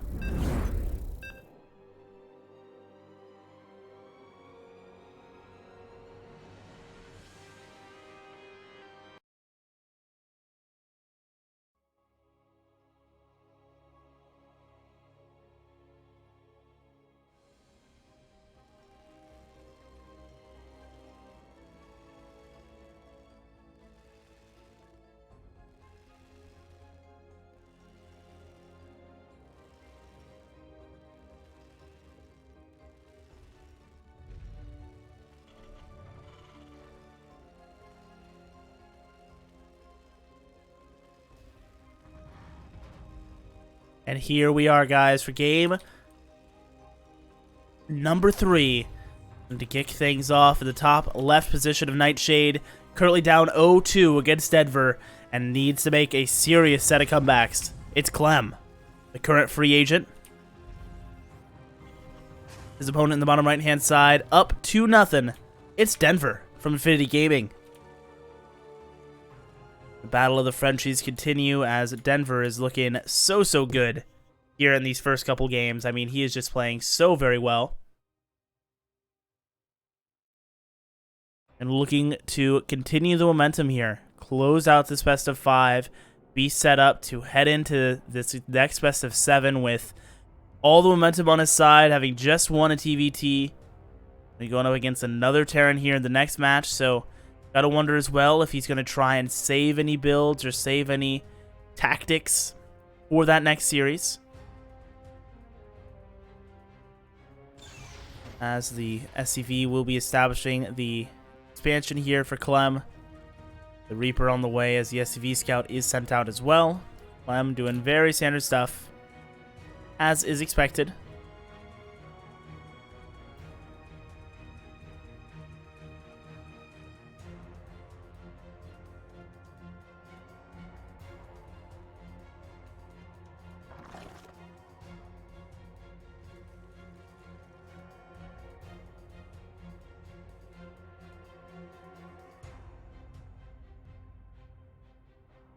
As this SCV keeps an eye on the third base location. Got the natural base all finished up for Denver and working on getting saturated. Factory coming up in the main base for Clem with reactor about to start up for him now as well. Sticking to the script, following the book here. I mean, this is all very, very normal stuff. We've got the Reaper at the front side killing the first Zergling and looking for a bit more here. This is going a little bit better for Clem than it has previously, but again, nothing too significant.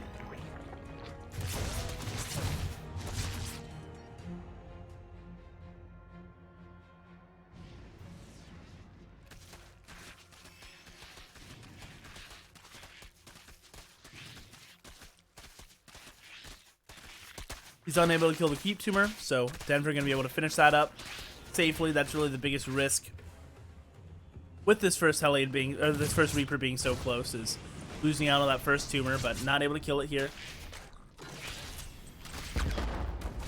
New tumor is on the way, and Reaper wanted to kill it there, but unable to get the shots he needed to finish it off. Not quite enough damage available for him, as speed will be finishing up here for Denver.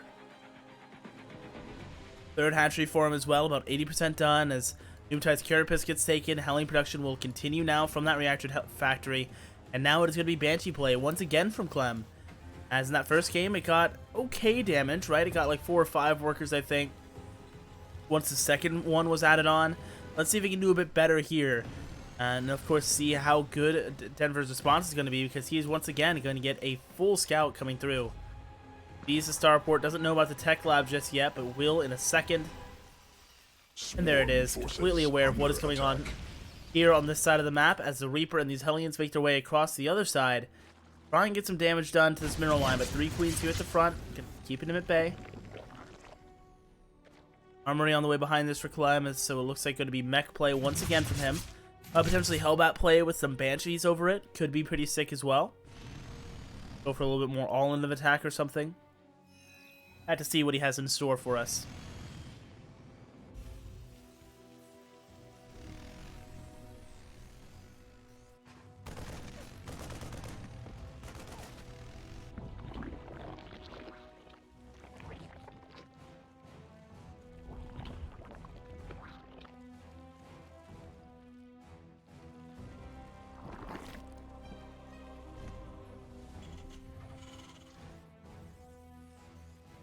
Stim started up for Clem as 14 more Zerglings are getting added on for Denver as the Bailey Nest finishes up.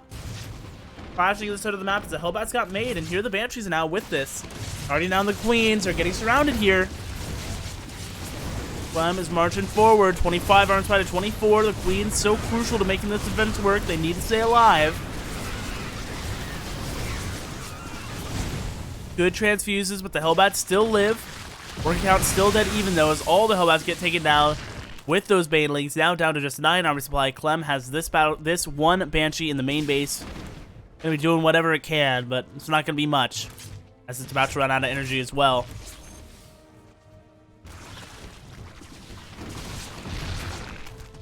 Second Banshee did roll up though, and it was able to help him snipe one of the Queens, which is better than nothing. But overall, this was very nicely defended by Denver. And Clem will now be heading back home with his tail between his legs. These 2 Banshees unable to get very much done at all. All those Hellbats going down for only a couple of Queen kills, right? I think he only got 3 in total. Resources lost. It is in favor of Clem. So, he is down in workers, but traded out more efficiently. He's going to be down at almost in 2 entire bases here soon, as his third base is just now finishing up into that orbital command. We'll be looking to land on location soon. We'll see when he ends up going for that. And if Denver will be able to make some pressure happen with this centrifugal hooks on the way for him and +1 carapace as well, he's going to be looking very strong behind this. As he continues to drone up, the Zerglings forming a ring of peace, and now splitting up to head across the map, getting a little bit more information.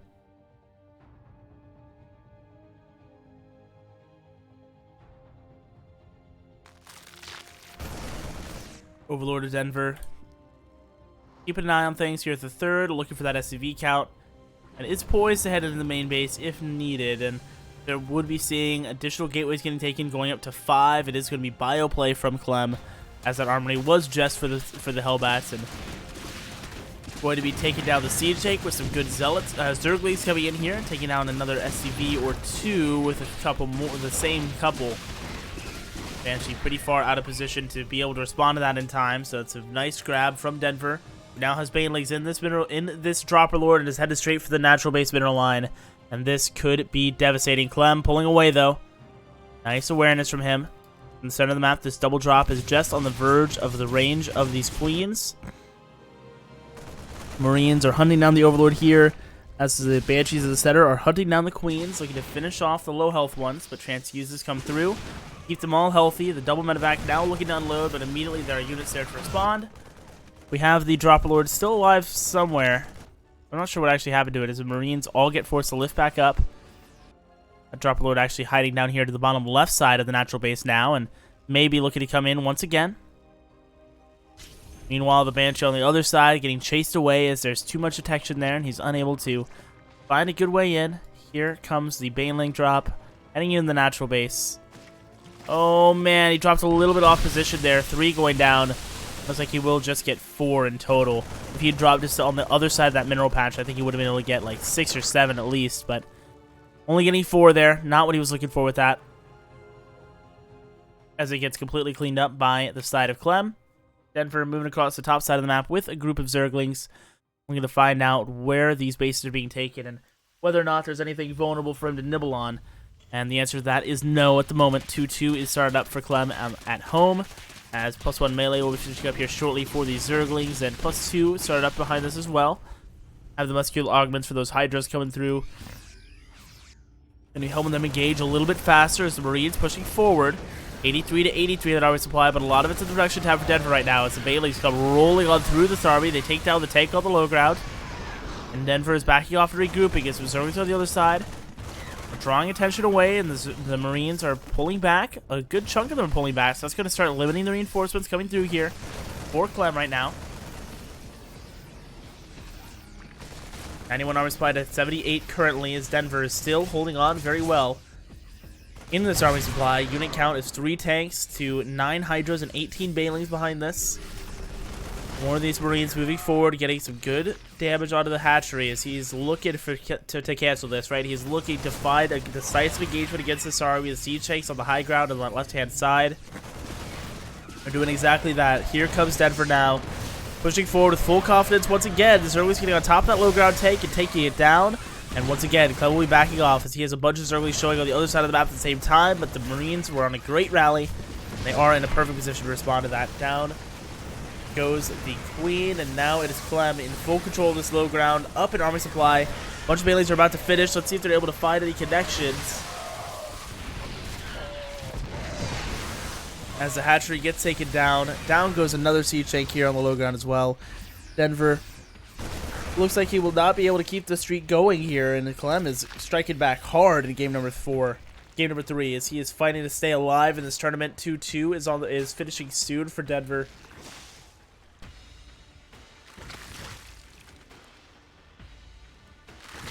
As the Zerglings of Denver continue to patrol around, looking for anything they can. We have the medevac loaded up with a couple of tanks, ready to go and march across the map to join up with the main army of Clem here. It's 104 to 82 army supply in favor of Clem.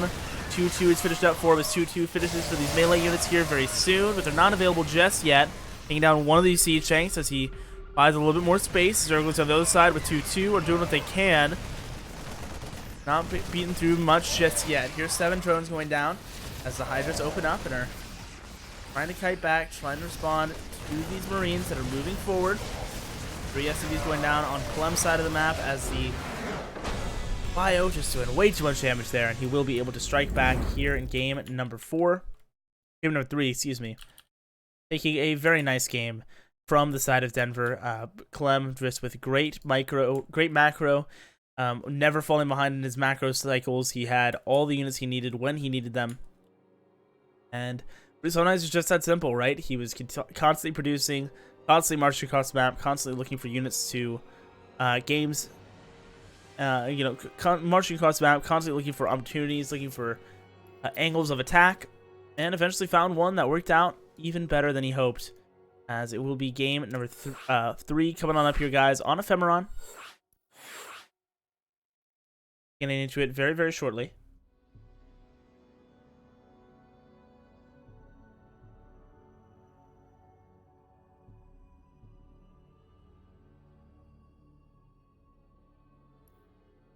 Clem and Denver are ready, so here we go, guys, for game number 3 of this best of 5.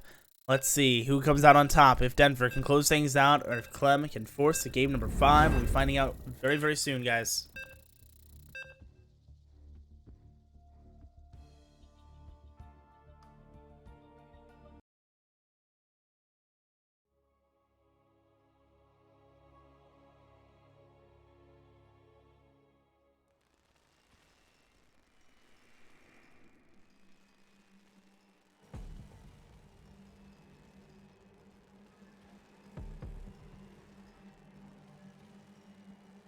Ladies and gentlemen, here we are in the top left position of Ephemeron, and in the blue trunks, he is Clem, the current free agent, as far as I know. His opponent down on the bottom right-hand side represents Infinity Gaming. He is Denver. Sorry for the freaky camera there.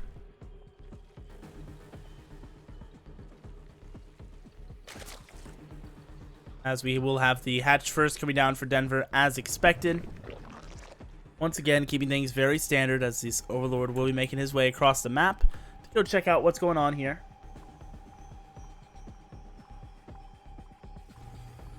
Barracks on the way for Clem. Inside his base, he's taking the 1 gas with this. Not mixing things up.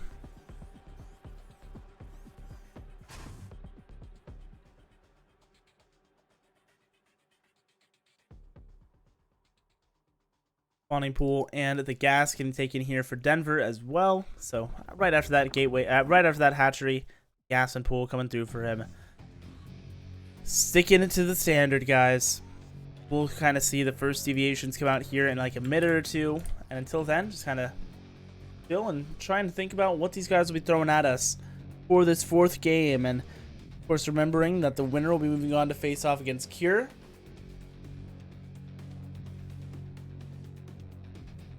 Which is unenviable prize, right? The winner getting more money, but then also going to have to face a significantly tough opponent, right? A player that has been looking absolutely dominant. Clem getting trounced by him in the upper bracket finals yesterday. Cure was in full control of all 3 games and didn't really make it look very close either. So I'm interested to see. I would be interested to see Clem take a rematch against Cure in a best of 7, but part of me also wonders if Denver would have a better chance at taking him down, and if we will get Cure potentially upset there in the grand finals if Denver is the one to advance. Possible to tell, right? It all comes down to the execution at the end of the day. Who's playing better on any given day, as this Reaper is looking for another creep tumor kill, but will not be able to find it.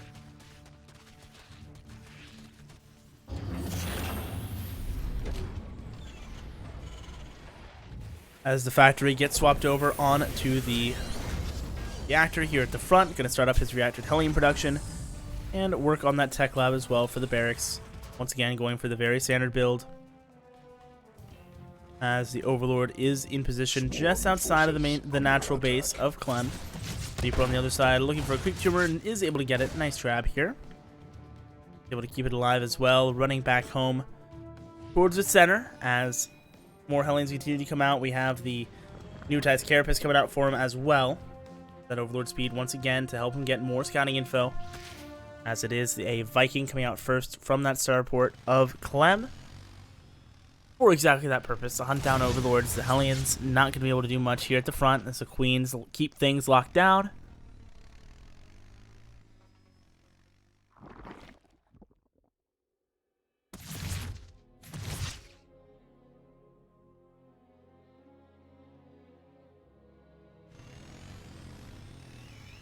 Continuing to patrol along the front lines here as the Viking will now begin hunting down the Overlord.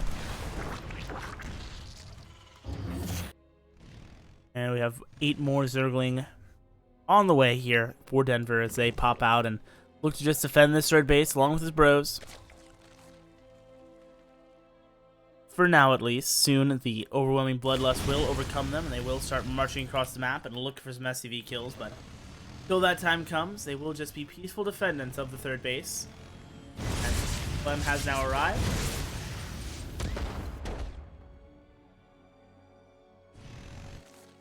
Creep spread continue to get established here for Denver, getting better and better by the moment, as Clem is continuing to run all around the edge of this creep. It's looking for any opportunities or angles to get in without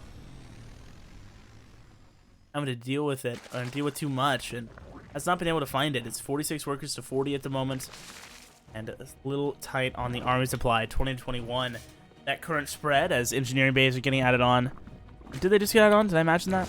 Yeah, engineering bays just finished getting added on here for Clem to start up those upgrades to begin to transition out of this. We need to reduce more bio as the combat shield is now started up for Clem, so those Marines going to be benefiting from that fairly soon, not having a ton in the bank for him.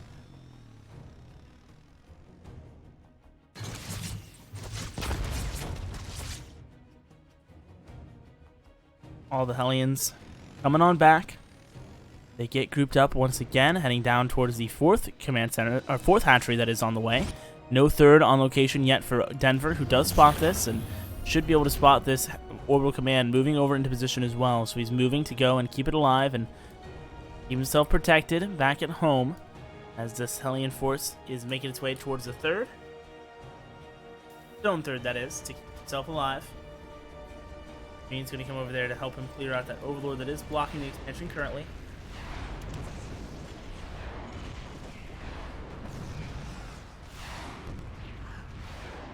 As down it goes the overlord here outside of the 3rd base. Clem able to finally secure his own side of the map without having to worry about too much scouting coming through, as Denver is actually going to send another overseer over here. Oh my goodness. So this time it is Clem with so much knowledge right now as to what is going on. Moving forward, he knows where the creep spread is. He's going to be pushing forward to contest it over on the right hand side.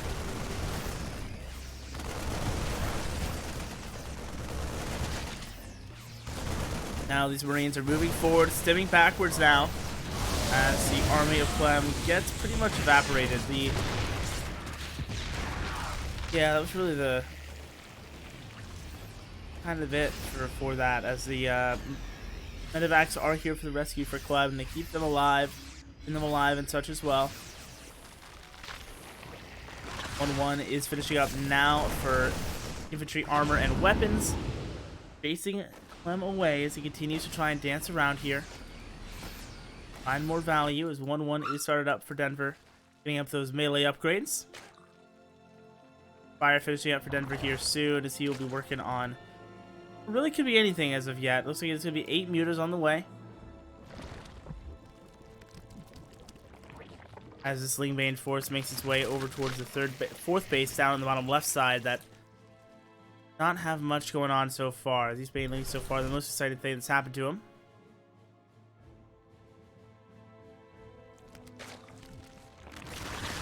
More gas is getting taken here at the 3rd base, as it is also at the natural base, finishing taking all of those.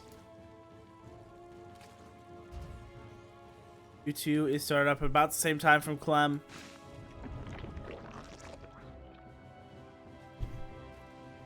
As this drop does get spotted by even more Zerglings over here in the center, and those will be able to respond to this very, very quickly. Getting much done.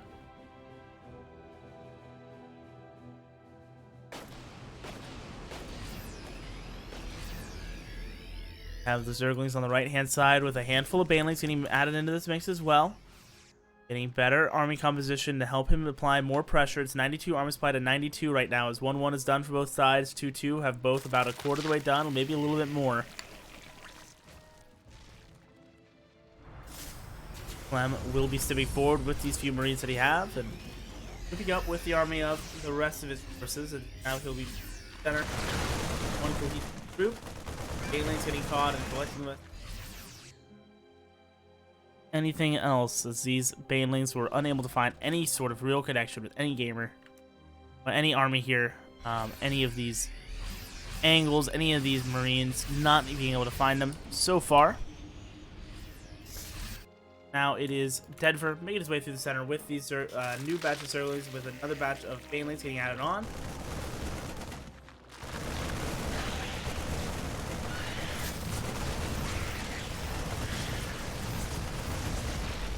Means arriving forward here. It's 128 army supply to 100 right now, as Denver has to make the stop, but he's losing out on all the banelings getting made on the top of this ramp. Meanwhile, the Zerglings have arrived at the third base spinner line, throwing out 10 SCVs and looking for a bit more. Clem, though, still in full control of this side of the map. The Hydras, oh my goodness, the Mutas get eviscerated by those Marines, and the banelings are now crashing forward. Getting some decent enough connections, but it doesn't look like it's enough, as the Marines are still alive here on the low ground, crashing through the last of these Marines. There's still enough alive to keep the push going. That was all the energy that Denver had available. All the Zerglings on the other side are having to back away as well.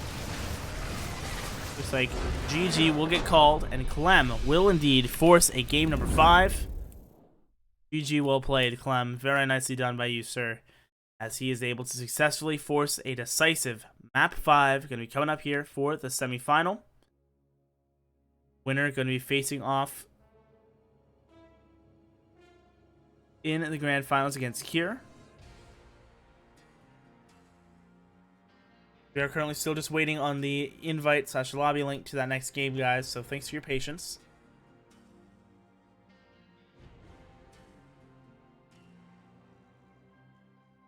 I try and get my shoulders to relax a little bit here. I'm like super tense and like shoulders right now for some reason. Getting that going fairly soon. So Molochrome going to be this next map.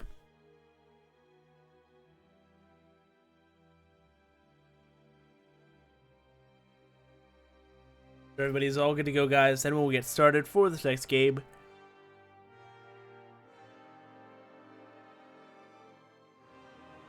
Game number 3 of this series. Here we go. Denver versus Clem. Let's see who comes out on top.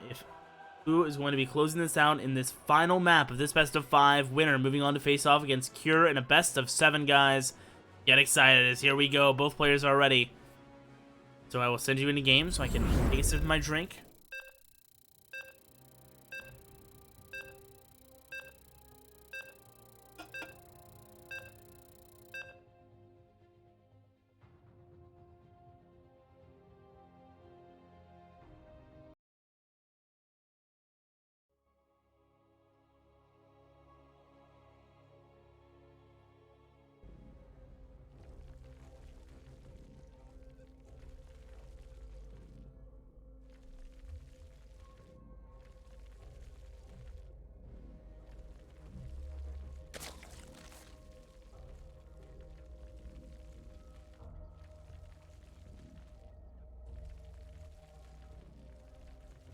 Ladies and gentlemen, it has come down to this. One final map in this best of 5 to determine our next finalist.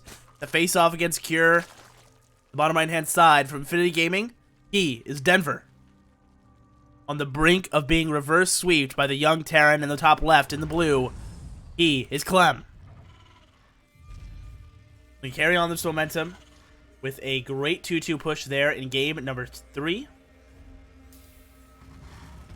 Game number 4, I guess. Excuse me, as math is hard.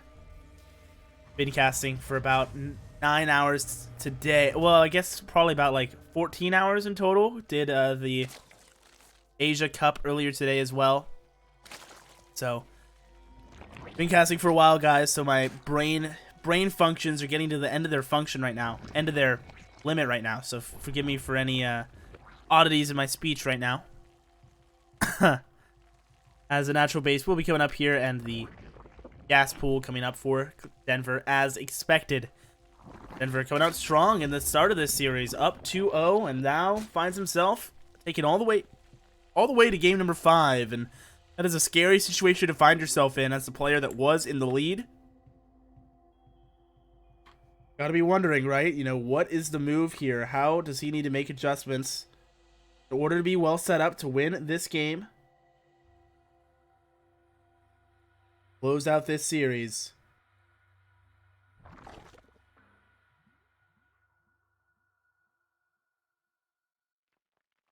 And right now, Denver is one map away from setting the record for the longest losers bracket, for the highest placement out of the losers bracket in the season championships, as he came all the way from losers bracket round 1 and now is in the 3rd place.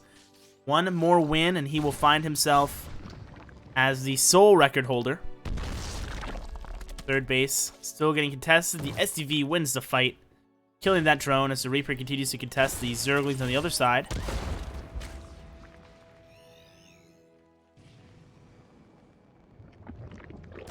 Zerglings getting added on here at the front. Try and hunt down the Reaper, but it will be able to escape into the main and, oh, maybe back down before it goes down. Nicely done.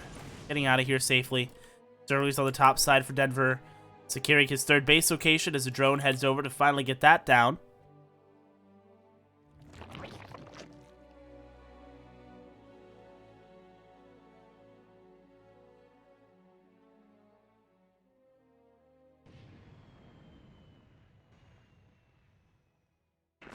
Clem's Reaper still poking around the front, looking for any openings that there are, and there currently are none as the starport comes down for Clem.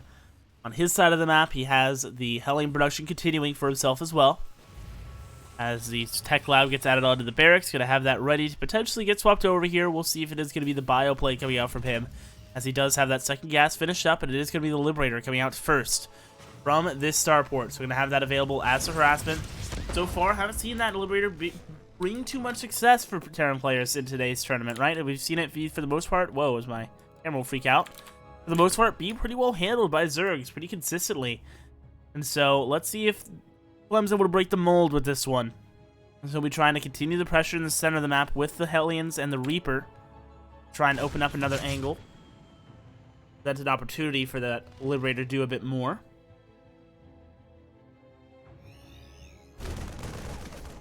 As the Overlord here for Denver is getting hunted down by these couple of Marines.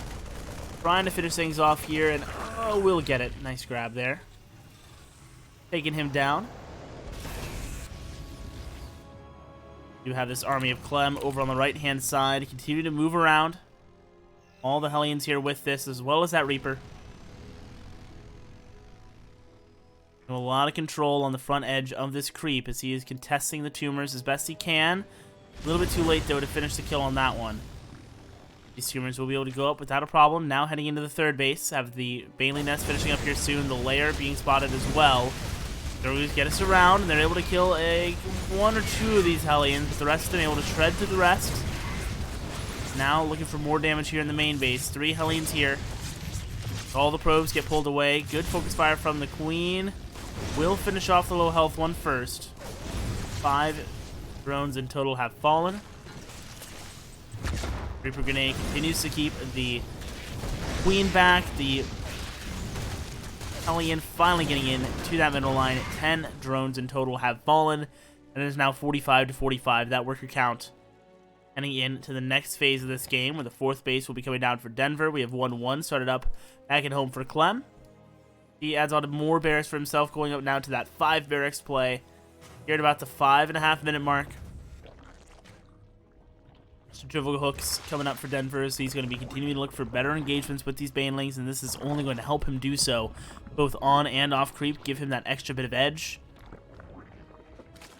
Creep spread continues to get better for me, or Denver rather, as he is continuing to expand his influence on this side of the map, and a great way to do so with that, as his army is going to be pretty decent as time continues here. So far in terms of tech, he does have the Baneling Nest only, as well as that lair, so just several hooks finishing up here is a big deal. Let's see if he throws down any follow-up techs with this, as he takes a 5th and 6th gas or 4th and 5th gas, excuse me, here at the 3rd base position.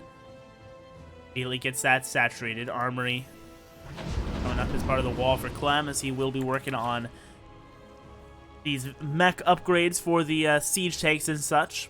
1-1 for the infantry is finishing up here soon, as this double medevac drop will be making its way right down the middle. That's some of this creep down on the south side of the map. And we'll just be looking to trade out and keep themselves alive here. Not going to want to be too aggressive, as Denver has a good amount of units here already split up. Ling Bane and a few queens in position. Got 1-1 coming up for Denver back on the home side of this. Marines cleared out one of the creep tumors, and now are looking for more of these Marines, but will not find any as they all get picked up and over to the natural base, where Denver is doing the same thing. And so far, it's not looking like Clem will be able to find a good place to unload these. Just gonna have to unload way out here at the edge of the creep. Be able to get them all out.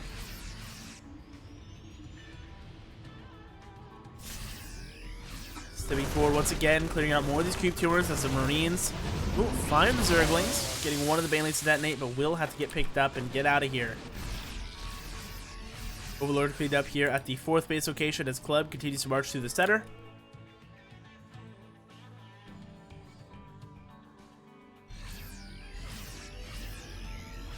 Popping up the rest of these Marines as he's pushing onto creep, clearing out the rest of these guys. A lot of these tumors will get cleared out. Getting a lot of space here as these Marines are still looping up towards the top side, looking for even more creep tubers. Not fighting as many over here, as we have drilling claws on the way for the side of Clem. We have 2-2, about a little under halfway done for the side of Clem, as medevac production will be continuing for Clem at home as well. We have this Overseer keeping ready to go in for a scout, as an Overlord on the other side is doing the same thing for the 3rd base. This 4th base is finished up for Clem and is ready to go and start getting landed on location as Drilling Claws is finished up, and these Marines continue to trade out. It's a 14 worker advantage for Denver, but down about 10 army supply at the moment, and that can be very, very difficult to overcome, especially against a superior army in a head-on engagement like Clem's currently is. I think his Widow Mines are going to be very, very potent against this force, especially with Drilling Claws going to be able to find some great connections and great engagements. Maybe even some fantastic harassment as he's heading towards the main base with this medevac worth of units. Marines moving in towards that center as the Marines on the left-hand side continue to kite away. Here the Marines moving forward with the Widow Mines. Getting burrowed up. Needs these shots to be good and clearing a good amount of those Zerglings, actually. Kleb is still doing this pretty decently, but here are a lot of Hydras now for Denver. And it will be a little bit too much for Kleb to continue pushing into. 93 to 82 is that current worker supply, or army supply is 83 to 75 is the worker count. As, oh man, the Widow Mines get the damage. 15 drones going down right here at the 4th base, and that is phenomenal stuff. Another Widow Mine even getting a shot off over here on the natural base, killing 18 drones in total. So very nice. Great moves here for Clem, as that brings that worker count right back down to just about dead even. As we cross the 10-minute mark, here are the Marines once again on the edge of creep. 102 army supply to 82. Denver down in army supply, trying to make this work to try and earn his spot in the grand finals. The Widow Mine connection isn't the best. Ooh, the second one's much better though, but now the medevac's getting targeted down. 2 of them going down as the rest of this army gets cleared out by Denver. 3 workers an advantage for the side of Clem, but Denver has held on and is now having 2-2 finished up.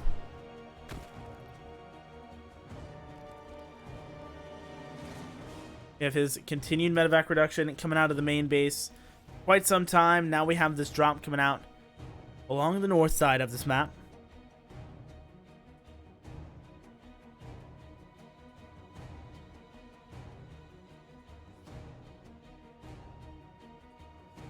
Marines and Marauders of Clem are marching it straight down the center.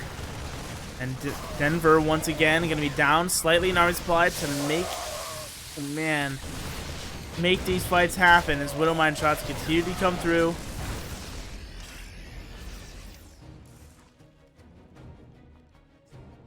We have the drops coming into this base now as well. Everybody's trying to run away, but 5 pro drones have already gone down. Now a bunch of Widow Mines have gotten hurt. or lost entirely.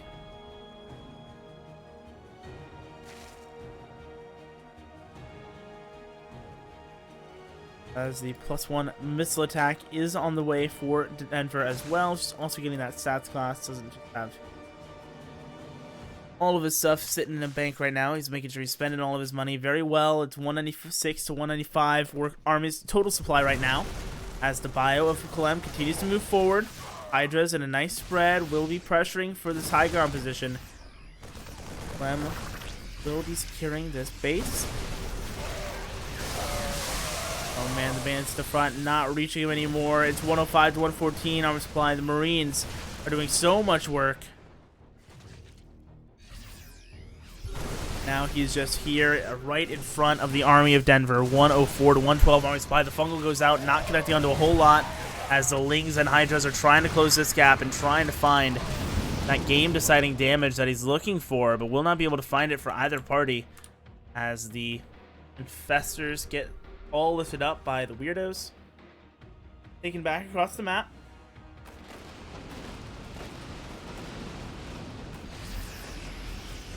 These bio forces continue to spread out here, getting themselves set up in a defensive arrangement. As Clem rallies more and more reinforcements here to the front lines. 3-3 is coming up here soon. Clem is getting jumped on now as the fungal catches a nice chunk of this bio here at the front lines.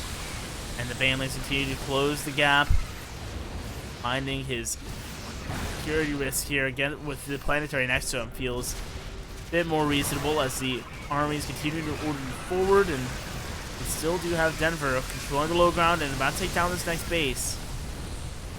As he does find the kill, 9 SCVs in total go down, bringing us down to 74 all around in this total worker count in the backside of all this. Another base taken up in the top right position as we have adaptive talents being taken here as well for the Zerkers, going to be helping them even faster move around.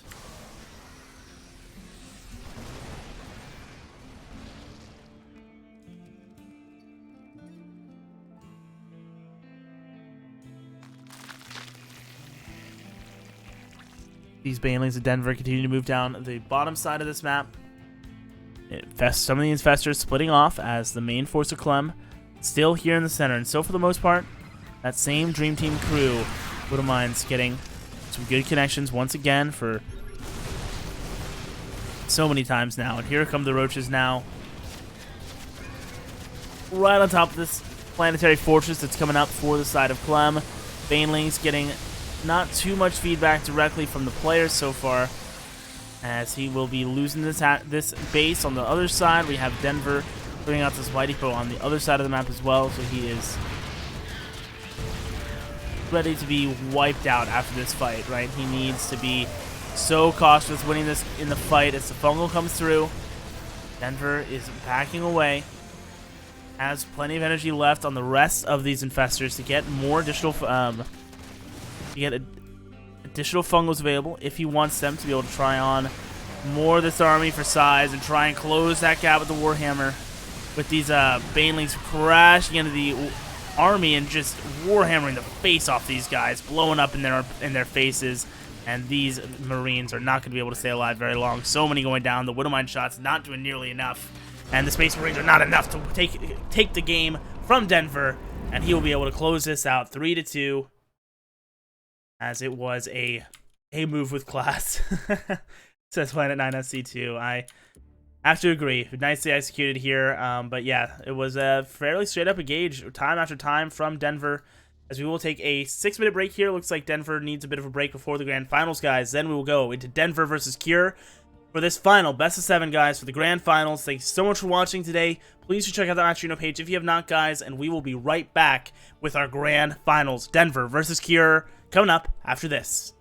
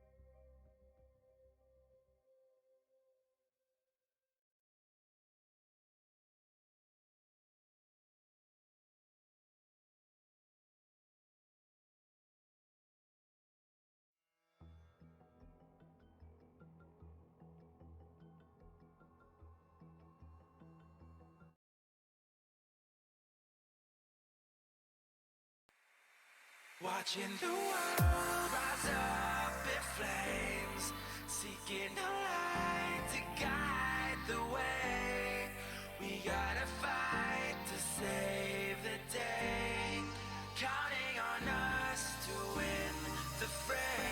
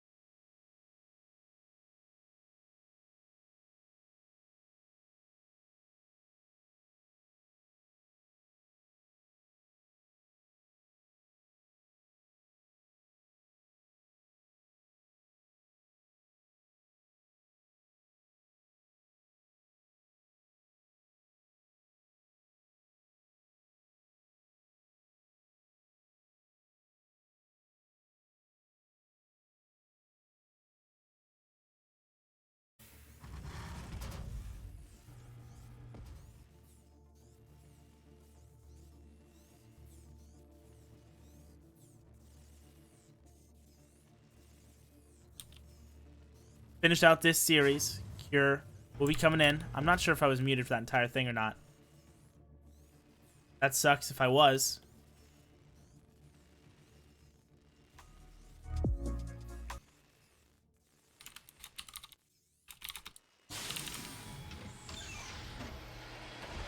Alright guys, so I was apparently muted, so I will just go ahead and tell you that in the top left side, it is Cure coming in here for the Grand Finals. Opponent down in the bottom right side in the blue is Denver, of course. Pool coming up after the gas here as his natural base comes down. Man, I really, my stream lied to me. Told me I was unmuted, but I clearly was not. Unlucky.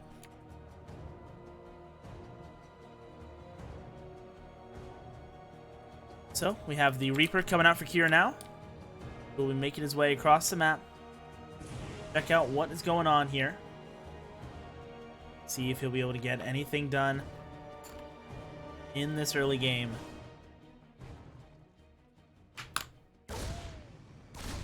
Reaper is coming around now, but there are Zerglings already here, and the Queens are about to pop out in order to finish pushing this back. Reaper is just trying to target down the last of these Zerglings, getting the first kill. Almost getting a second one here, but will not quite be able to find it. A couple of sword callers coming in. Save those drones' lives as the Cure Reaper will evacuate towards the lower ground here. Fading off the Queen on the right-hand side, keeping him safe and keeping that guy zoned out. As the third base will be attempted to get established. This Reaper going to try and kill this drone if it can. Keep it from going up. Let's see if he can. Look like he will be able to. Well, does block it, and now he's looking for that drone. He's right on top of him, but oh. Nice juke there from Denver, able to get that hatchery down. All the same, only slightly delayed here. Overall,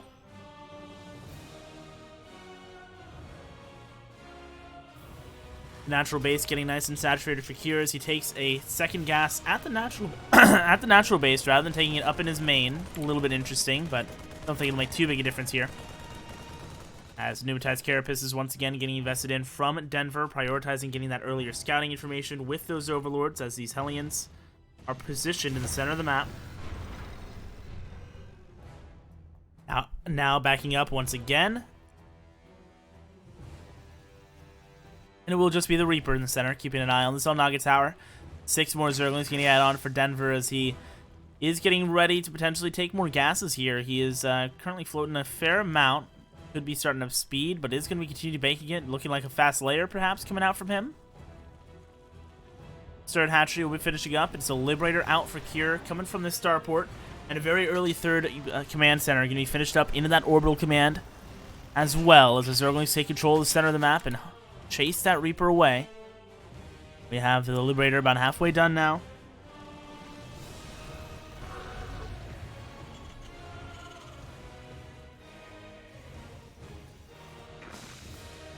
As this third hatchery gets injected and he is getting himself ready to go for this mid-stage of this series. The Hellions and Reaper making their way straight across the map here. Stim started up behind this for Cure as the Baneling Nest is thrown down for Denver. Entire season coming down to this, guys. Over 528 seasons in the 2019 season. Coming down to just a few final maps to determine our champion. As the Queens are moving forward to contest those Reapers, those Hellions away, and they will be backing away. Double Evo Chamber coming down for Denver as he secures the third and fourth gases for himself as well.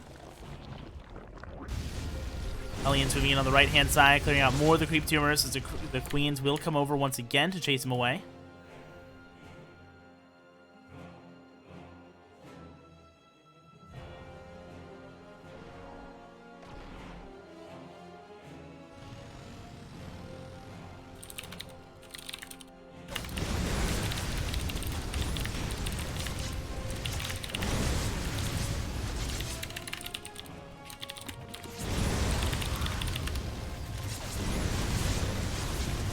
Hellions getting in. They get 7 kills so far. Looking for even more. 10 going down here. 13 going down. Oh, this is phenomenal damage for Cure to open up this game. 14 in total go down as these Zerglings finishing off the rest of these. And now the Zerglings will be backing towards the main base, but 15 drones going down here. This is such good damage for Kier. And behind this, he has his third base established.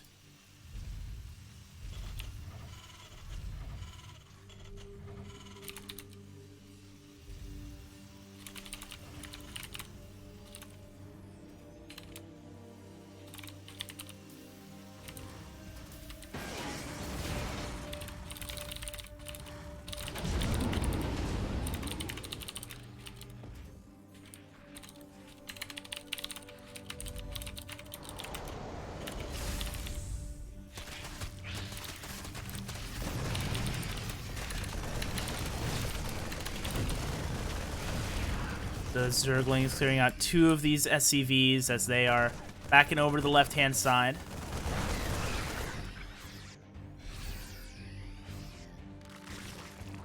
Banelings are over here in the center for Denver.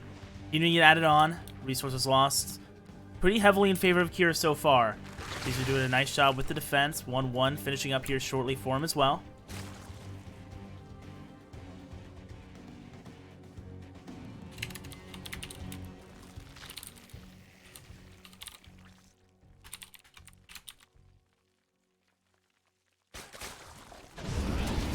Banelings waddling through the center as the drops heading over to the right-hand side.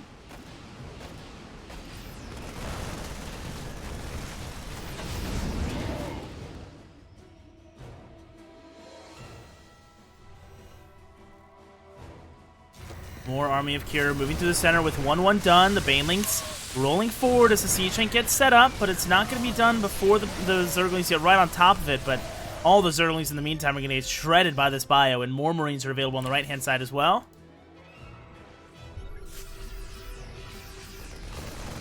Now pushing farther forward, clearing out more of these creep tumors, now getting in this mineral line. Once again, as more armies still in the middle of this map for Cure, even more reinforcements going to be coming into the center of the map to pressure this third hatchery, as now the main base is going to be the focus of this drop, and it's looking to get even more value here. This is trading out very nicely so far, forcing a queen to go down, taking out some hydras with it as well. Now the main army arriving on the other side, the drop right on top of these queens as well, as Kira is looking to go up 2-0 in this best of 7 grand finals, as he is pushing forward, taking down the queens, and now the third hatchery in some serious trouble. Getting a lot of damage inflicted on it already as the hydras are backing off to try and keep themselves alive somehow, some way, but this fourth hatchery will get taken down and GG will get called as game 1 goes to the Korean Terran of Cure. A very well-earned victory from him as he just has better macro, better control, and finds those opportunities in the center of the map. The makings OSC champion. He is doing fantastic work here so far in this best of 7. Simulacrum going to be the next map here.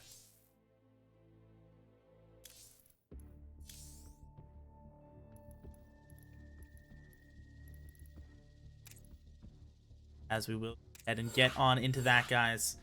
Game 2 coming up shortly to see who will be coming out on top and if who will be able to get Denver getting back on the board here in this best of 7. Cure looking phenomenal.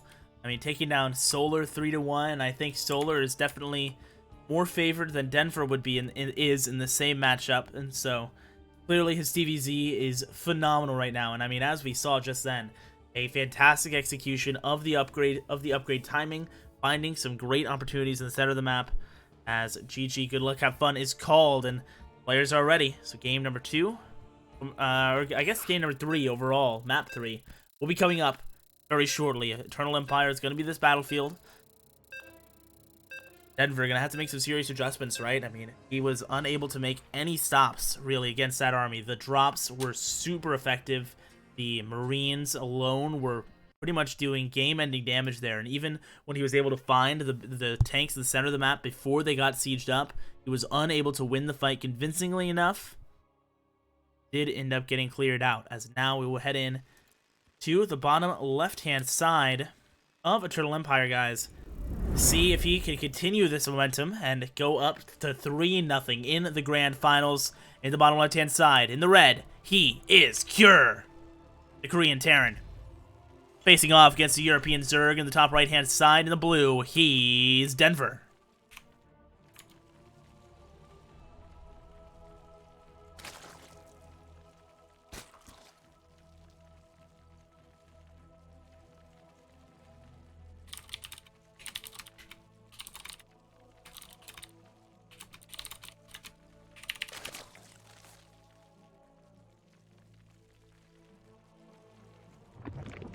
Hatchery coming down now for the side of Denver, as it is once again a very standard opener from the Blue Zerg as he sends this Overlord across the map.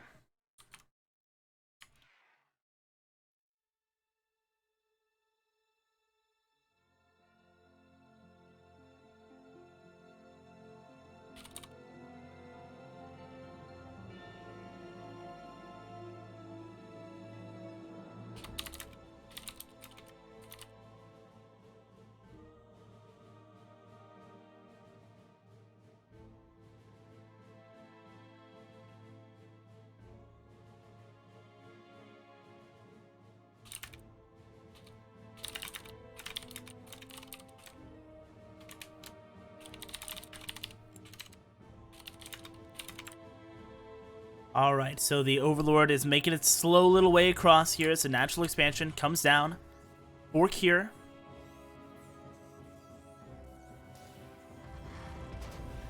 Get himself nice and ready here as the Reaper will coming out from this barracks. Making his way straight across the map. As Queen production will continue for Denver, the third hatchery will be coming down for him as well very soon.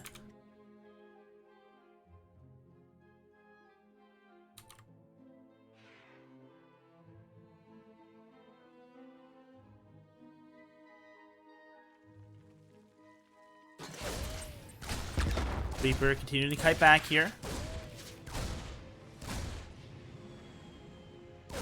And awesome, guys. We did use up all the Matcherino codes for the tournament, so thank you guys so much, everybody, to check that out. You can still donate doing the sponsor quest if you're so inclined, as this Reaper almost goes down, but it is able to stay alive, and we're spotting this third hatchery if you didn't already know it was there.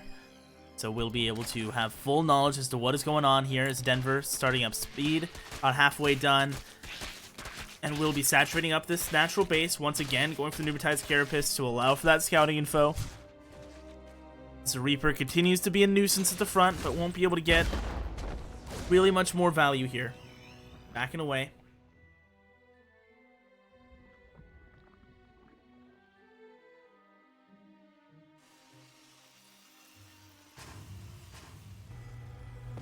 Have the speed finishing up here shortly, both for the Overlord and the Speedlings, as he's still keeping 3 on gas, so should have some fairly fast tech to follow up with this. Third hatchery will be finishing up, as the Liberator will once again be the call for Cure. And again, haven't seen this Liberator be too effective in this matchup so far today. Most of the time, only getting maybe a couple kills, maybe a little bit of mining denial. Let's see how it will do for Cure. It seems that everything he touches is gold right now, as he is playing phenomenally well. Chasing down this Overlord. Clearing that up. Denver, with one more Overlord on the side of the map, will be in position to get a scout in a moment, should he so choose. There is the third orbital now done for Cure, right around this 415 mark, and this is one thing that I think makes Cure's TVZ so very good, is already having this third base done in an orbital at this point. Yes, it means he has less of these Hellions instead of the map, like only just now getting his 6-1s and sending them across, but it means that the third base is established at such an earlier time than we've been seeing from Terran so far today, that it allows his economy to be in such a significantly better position than you traditionally see at this point, right? Despite his third base only just now finishing getting saturated, still the third base is on location, already building up energy and calling down mules, and so his income is going to be almost even with the Zerg, as opposed to being a little bit behind at this point, and it's going to put less pressure on these Hellions to have to find damage, to allow his economy to be in a very comfortable situation behind this, as that Liberator gets a couple kills and it's denying mining at its natural base. No Spore Crawlers in this base just yet, as the Liberator moves in for another angle. Might be able to find the Queen this time, as it has to move its way out of there, denying even more mining time now, as the Hellions continue to jockey for position in the center. Liberator, again, just forcing this Queen to move, being such a nuisance right now, and oh my goodness, the Queen actually ends up going down as the Hellions drew the attention away for long enough, and now gets 7 drone kills. Just a slight lapse in concentration opens opportunity here for Cure to establish an advantage already, as now the Queen comes in, is barely able to stay outside of that range and get another kill. 8 drones go down before that Liberator pops, and these Hellions don't even need to get any damage done now. That Liberator paid for itself 3 times over, just about. 675 to 300, that resource is lost. So I guess only about 2 times over. As the Hellions trading out against some of these Zerglings. That Reaper does end up going down as the double Evo chambers coming up for Denver. Also working on that centrifugal hook is going to help these Banelings find a little bit better connections as time goes on here in these engagements. We have the double drop coming out for Kier. About halfway done. Looks like he'll just be grouping up with the Hellions perhaps and trying to do a little bit more dedicated pressure over towards this third base, excuse me. He does have 1-1 coming up relatively soon for Kier as well, as this army will be arriving, and it's going to be pretty scary. 48 armor supply to 31 with Sim already done for this bio. Right at the 6 minute 40 mark, just about. 4 Banelings available. That is not going to be nearly enough. Kier splitting up as the first Baneling detonates, not getting the best connections, and actually not a ton of Marines left alive, actually, so I guess good enough. As he will go ahead and back away here. Those Queens plus Zerglings, more than enough to hold on to this. Kier not quite having enough to make that attack really stick. As 1-1 will be finishing up here in about 11 seconds, and it looks like he might have been better off waiting for that, as that initial attack goes nowhere. Now linking up a couple more medevacs with the tanks this time. We'll be going for a round 2. Going to be grouping up with this force here in the center of the map. Look to pressure this 4th hatchery. 39 hours supply to 24-34 now here for Denver. So round 2 coming up. Let's see if Denver is once again able to overwhelm this tank line, as that has been kind of the theme for Kier. It has been losing these tanks, getting siege up a little late, but this time he'll be able to get established nice and early. The Marines moving forward, filling out more of this creep tumors. Zerglings coming down on the left-hand side with the Banelings as well, as these siege tanks do what they can, but it's not going to be a whole lot, as it will get cleaned up. Now these Marines are still looking for more continued trades. They're just wanting to find any picks they can get. As +1 vehicle plating is on the way, as well as 2-2 here for Kier. The 1-1 is finishing for the melee units of Denver relatively soon. We do have a Spire on the way in the main base for Denver, as of course this 4th hatchery will be finishing up here shortly. More Banelings getting added on for Denver as he continues to secure his position around this 4th base. The creep spread continuing to improve here in the center of the map at the same time, but not extending up here to the top side just yet, as of course these Marines doing a nice job of denying this.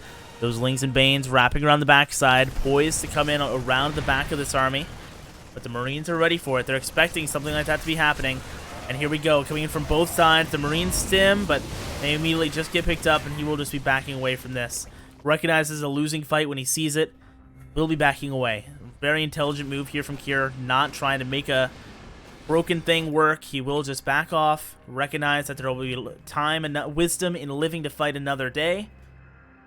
Now going to be looking to establish a 4th base of his own, morphing it into that planetary as Drilling Claws comes up behind this, and 2-2 comes ever closer. Here the Zerglings making their show of it now, over towards the natural base. There's no wall here, as the rally of Kier needs to get a little bit more focused in dealing with this. Widowmine's going to get involved, doing what they can to help clear this out, as the entire army of Kier had to return back home. 4 workers going down so far, and more soon to follow, as it's going to be the natural base under attack here soon. The main base wall going to get assaulted as well. Here come the Marines. Only 4 SCVs going down so far means that it has been a decent enough hold from Denver, not taking any significant amounts of damage here as the planetary finishes up here for the 4th base, but it means that his pressure was completely stalled out for this. Only losing 5 SCVs, yeah, but he will have lost all pressure up here near the 4th base, which is now completely saturated for Denver. Denver is also getting a 5th base finished up here soon as well. Denver had time to add on a nice amount of Mutalisks here, 7 to his name, and might be able to even squeeze out a few more and look for some harassment, as the main forces of Kier will begin once again here on the front side, with 2-2 finishing up to the side of Denver as well very soon. But for right now, it is a slight advantage, 2 upgrade advantage rather, for the side of Denver. Those Banelings not getting the best connection to start this off. 2-2, about 10 seconds out, as the Marines are very well split to start this off. And the Zerglings on the far side of the map are unable to do very much. And Kier is playing this so patiently right now. 34 more Zerglings are getting added on for Denver, as he's now coming in from all sides and engaging into this pre-set up force of Kier. Is Kier going to be able to win this fight? It does not look like it. He's going to have to pick up and move back here. Still an army supply lead, as he has more reinforcements coming over. And he is just whittling down this army of Denver, making him lose more and more units the farther off creep he chases. Sacrificing those siege tanks, sure, but keeping most of everything else alive as some Zerglings and Banelings tried to crash through the wall here at the third base, but are unable to do much more.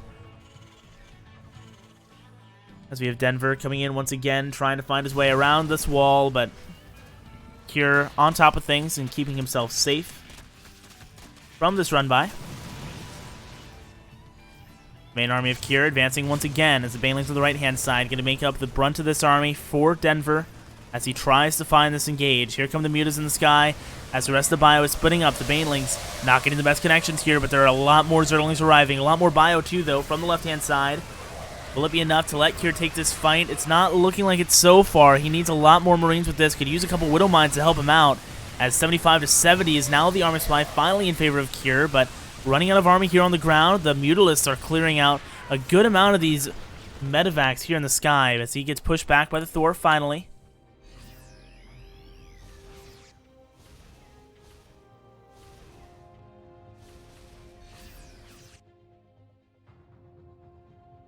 These Mutas grouping up right now as they are still looking for more damage to get. And so far, this game has been going much better for Denver, though he is still on the losing end of the resources lost. Cure has not been taking any economic damage despite his army being unable to get much forward progress made.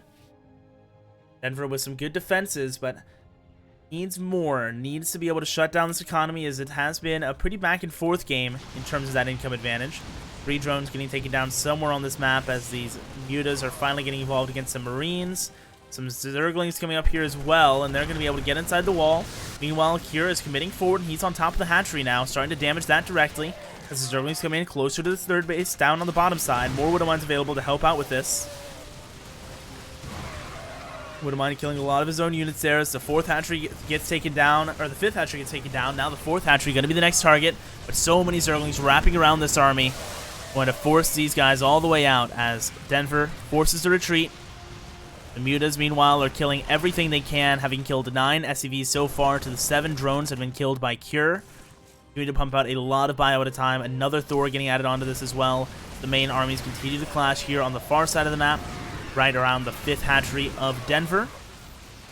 Widow Mines getting burrowed, looking for the shots in the Widow Mines. They're actually just going to get them into the Overseers. Not exactly what he's looking for, but all the Zerglings on the ground get cleared up as Cure outlasts the production of Denver.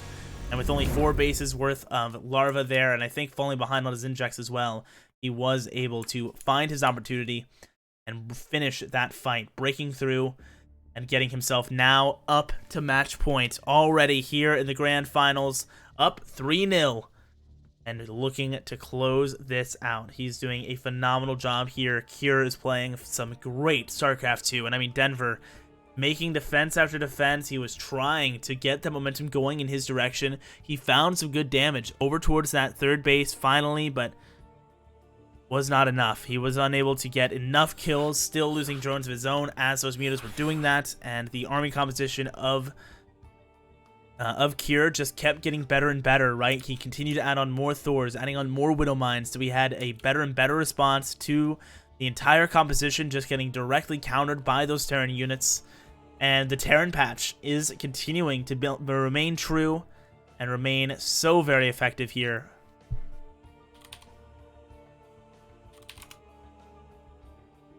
As of course, guys, with this being potentially the final map, I do want to remind you the new season of OSC is starting up next weekend. Saturday, January 25th, we'll be kicking off with our first tournaments. You can check out all the information at sc2online.com. Check out our upcoming events, of course, and all that, as I will give you guys a look at the Super Series that we have coming up as part of that new series, as we are loading into Simulacrum for game number 4, or game number 3, game number 4, pardon me. As we have the $100 USD Masters Cup, followed by the $50 USD Battle of the Americas for NA in Latin America. We have the SC2 Community Open, the Passioncraft Open, and the Australian Open.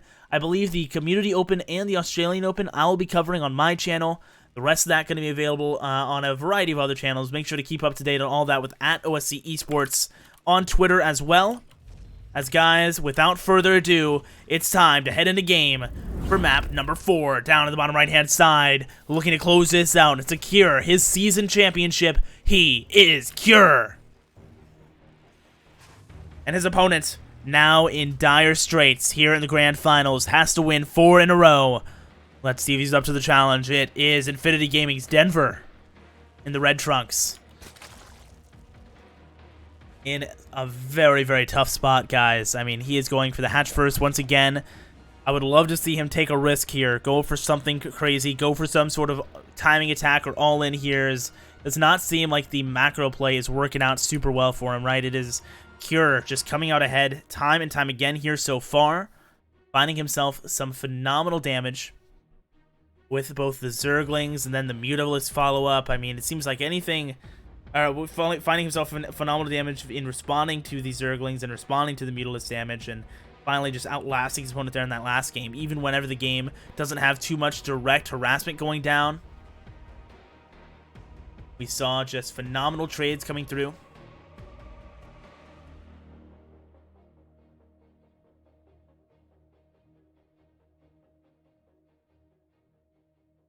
Here, making his way across the map with this SUV to go check out what's going on. Hopefully be able to deny this third base for a bit longer.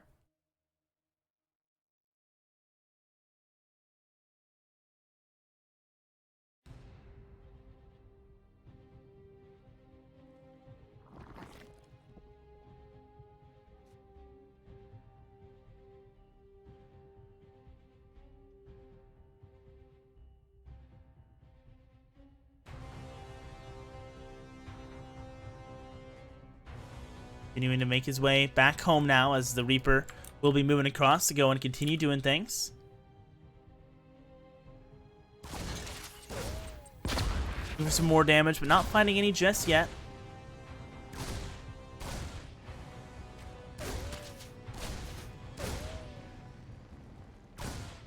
Speed on the way for Denver as the third hatchery does get established. This Reaper not going to be able to do too much, and it will get chased away.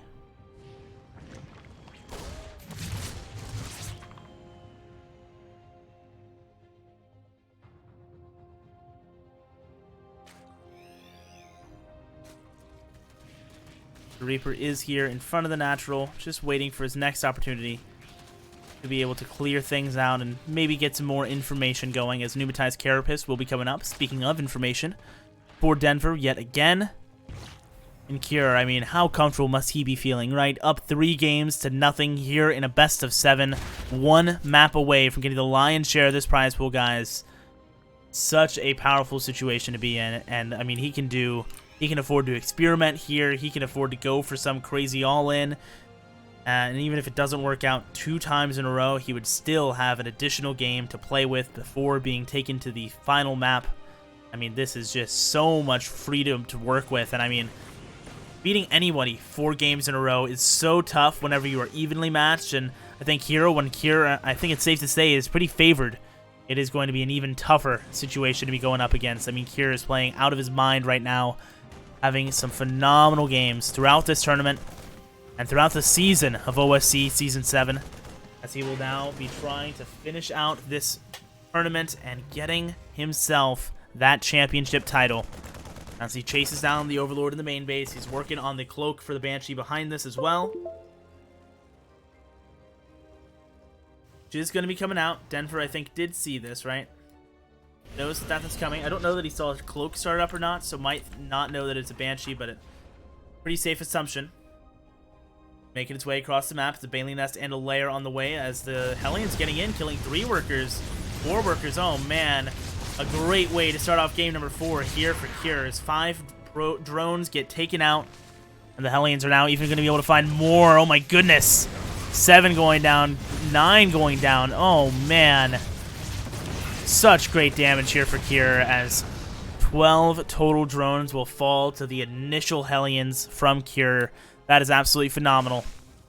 700 resources lost already as the Banshee is in position above the main base, waiting for that cloak. There is no Spore Caller here or even on the way, as it does not look like Denver has actually identified that this is the Banshee coming out. The Overlord will now be coming in. It sees the cloak, finishing researching. He's going to throw down some Spore Callers in a panic, I think, or try to, as his Overlord gets hunted down on the other side of the map. The Roach Warren coming down as the Banshee is ready, but it looks like he might wait for the second one to show up, as Overseers are getting made, but there is still no Spore Caller to defend the mineral lines directly. Double Evo Chamber coming up behind the mineral line, as that Roach Warren will be coming up as well. A lot of Zerglings over here by the third base, and So too will be a couple of these queens. The second Banshee is arriving. Still, no Spore Caller in the main base, and closest Overseer looks like is near the natural. So let's see how he can do as these Banshees will move into the main. 1-1 on the way for the missile attack units of Denver. And now these Banshees going to be looking for the queens, taking down the one with energy. Now looking for the drone kills. 2 kills going down. Oh, man. Deny all the mining here in the main base. And be looking for even more damage here. Queens are finally getting a good angle as it looks like the Banshees will just trade out for as much damage as they can get. 9, 10 workers in total go down for those 2 lives. Not quite as worth it, but if you factor in 22 total workers going down so far for the side of Denver, has been significant progress made by Cure with his harassment early on, as his third base is nice and established and already just about saturated here. As his 1-1 is about 80% done, has combat shields on the way and tank production continuing. He will have some nice tools to defend against any aggression coming back his way from Denver, as his third base will now be under attack. Not going to be too worried about it here. Has enough Marines to keep himself more than safe. Will be pushing these Zerglings back. Now the Marines all grouping up with the medevacs overhead. With this siege tank, will be getting positioned to send his way across the map and look for some damage near the third hatchery of Denver. Deep spread getting started to get cleared out. It's 52 arms by to the 54 of Denver, as 1-1 is finishing up here a bit faster for Cure. Still about 20 seconds away, oh now 15 seconds away, for the missile attack of Denver. As the siege tank is now set up on the low ground, the Marines getting fanned out, but not yet pushing up the ramp as more rally reinforcements are continuing to come through. 14 Marines at a time, with +2 combat shields finishing up, +2 weapons is now started up, and +2 armor now started as well for Cure. So he's immediately working on that next phase of upgrades. His macro is so on point right now. And Denver is not starting up that 2-2 immediately, so you see that upgrade deficit going to start to grow for him. Though right now, he is even. And so this is going to be the time where he's going to be able to look for a fight. 92 to 84, that army supply currently. As the Queens get taken down at the front, the tanks for here in great positions over on the right-hand side. But the Roaches coming in from all 3 angles. Miles going into the center, and they actually do connect onto that medevac, but not connecting onto a lot of the bio. The tanks are still getting some great shots here. A lot more of these Roaches are starting to fall, but it looks like the Marines are not quite enough in numbers here to continue winning this fight. He will have to pick up and head on back. Here, regrouping, as he did get pushed back, but still has a very formidable army, and still should be fairly safe against this, as more Ravagers and Roaches have arrived on his side of the map. They're looking at targeting down more units, but the siege tank is just backing away. Marines on the left-hand side catching more of these Roaches as they try to rally across to meet up with their reinforcements on the other side. So Cure is splitting apart this army of Denver, and now is finding some of the Ravagers here in the center of the map. Files are good, though. They catch one of the medevacs, punishing some of the sloppy movement of Cure, but he is just pumping out more Roaches right now. He is trying to match this army as best as he can, and Denver is desperate to try and get the momentum going for himself, try and get this defense up, and be able to make some sort of counter push going and keep it sustained. A ton of Roaches getting added on, more Zerglings on the way behind this as well, as he's trying to spend every drop of money he has, as the Marines are trading out very well. The siege tank not sieged up just yet. The Files will be coming through very soon. Try and take that down. The Marines, meanwhile, are just gaining so much space here in the center. They're about to have 2-2 as well. This 2-2 push from Cure has been able to seal the death blow multiple times before in this series, and is going to try and do so once more here in game number 4 to give him his crown.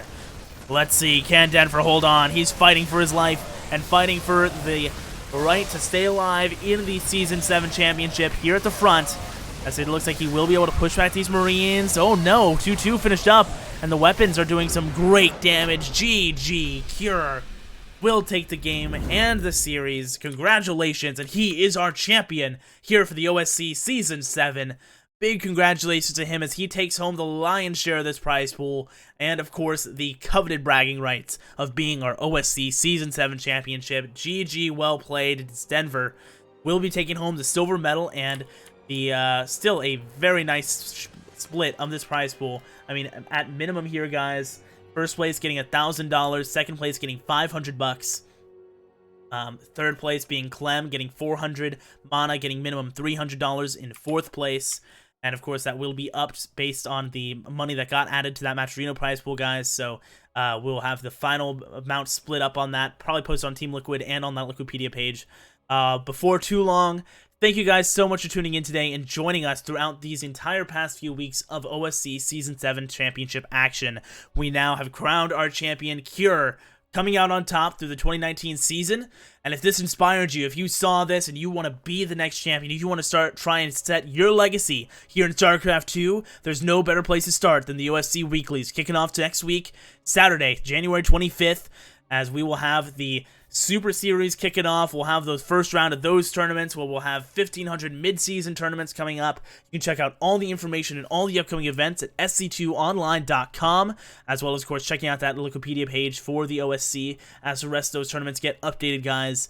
My name has been Nicole Taran. I'm a WCS Challenger caster and have been covering OSC events for a couple of years now. Been so thankful to be here, bringing you guys the action here on the B stream for the OSC Season 7 Championship, as we have now concluded this 2019 season. Thanks so much for being a part of this fantastic season, guys, and I cannot wait to kick off Season 8 for 2020 here in just a week, guys. Thank you so much for watching. We'll be joining the host probably over to Fear Dragon, who's commentating some of the ESL North America Cup, guys, so please enjoy more StarCraft 2 action with him, and you guys all have a great day. Take care, guys, and see you next week for Season 8 of the OSC.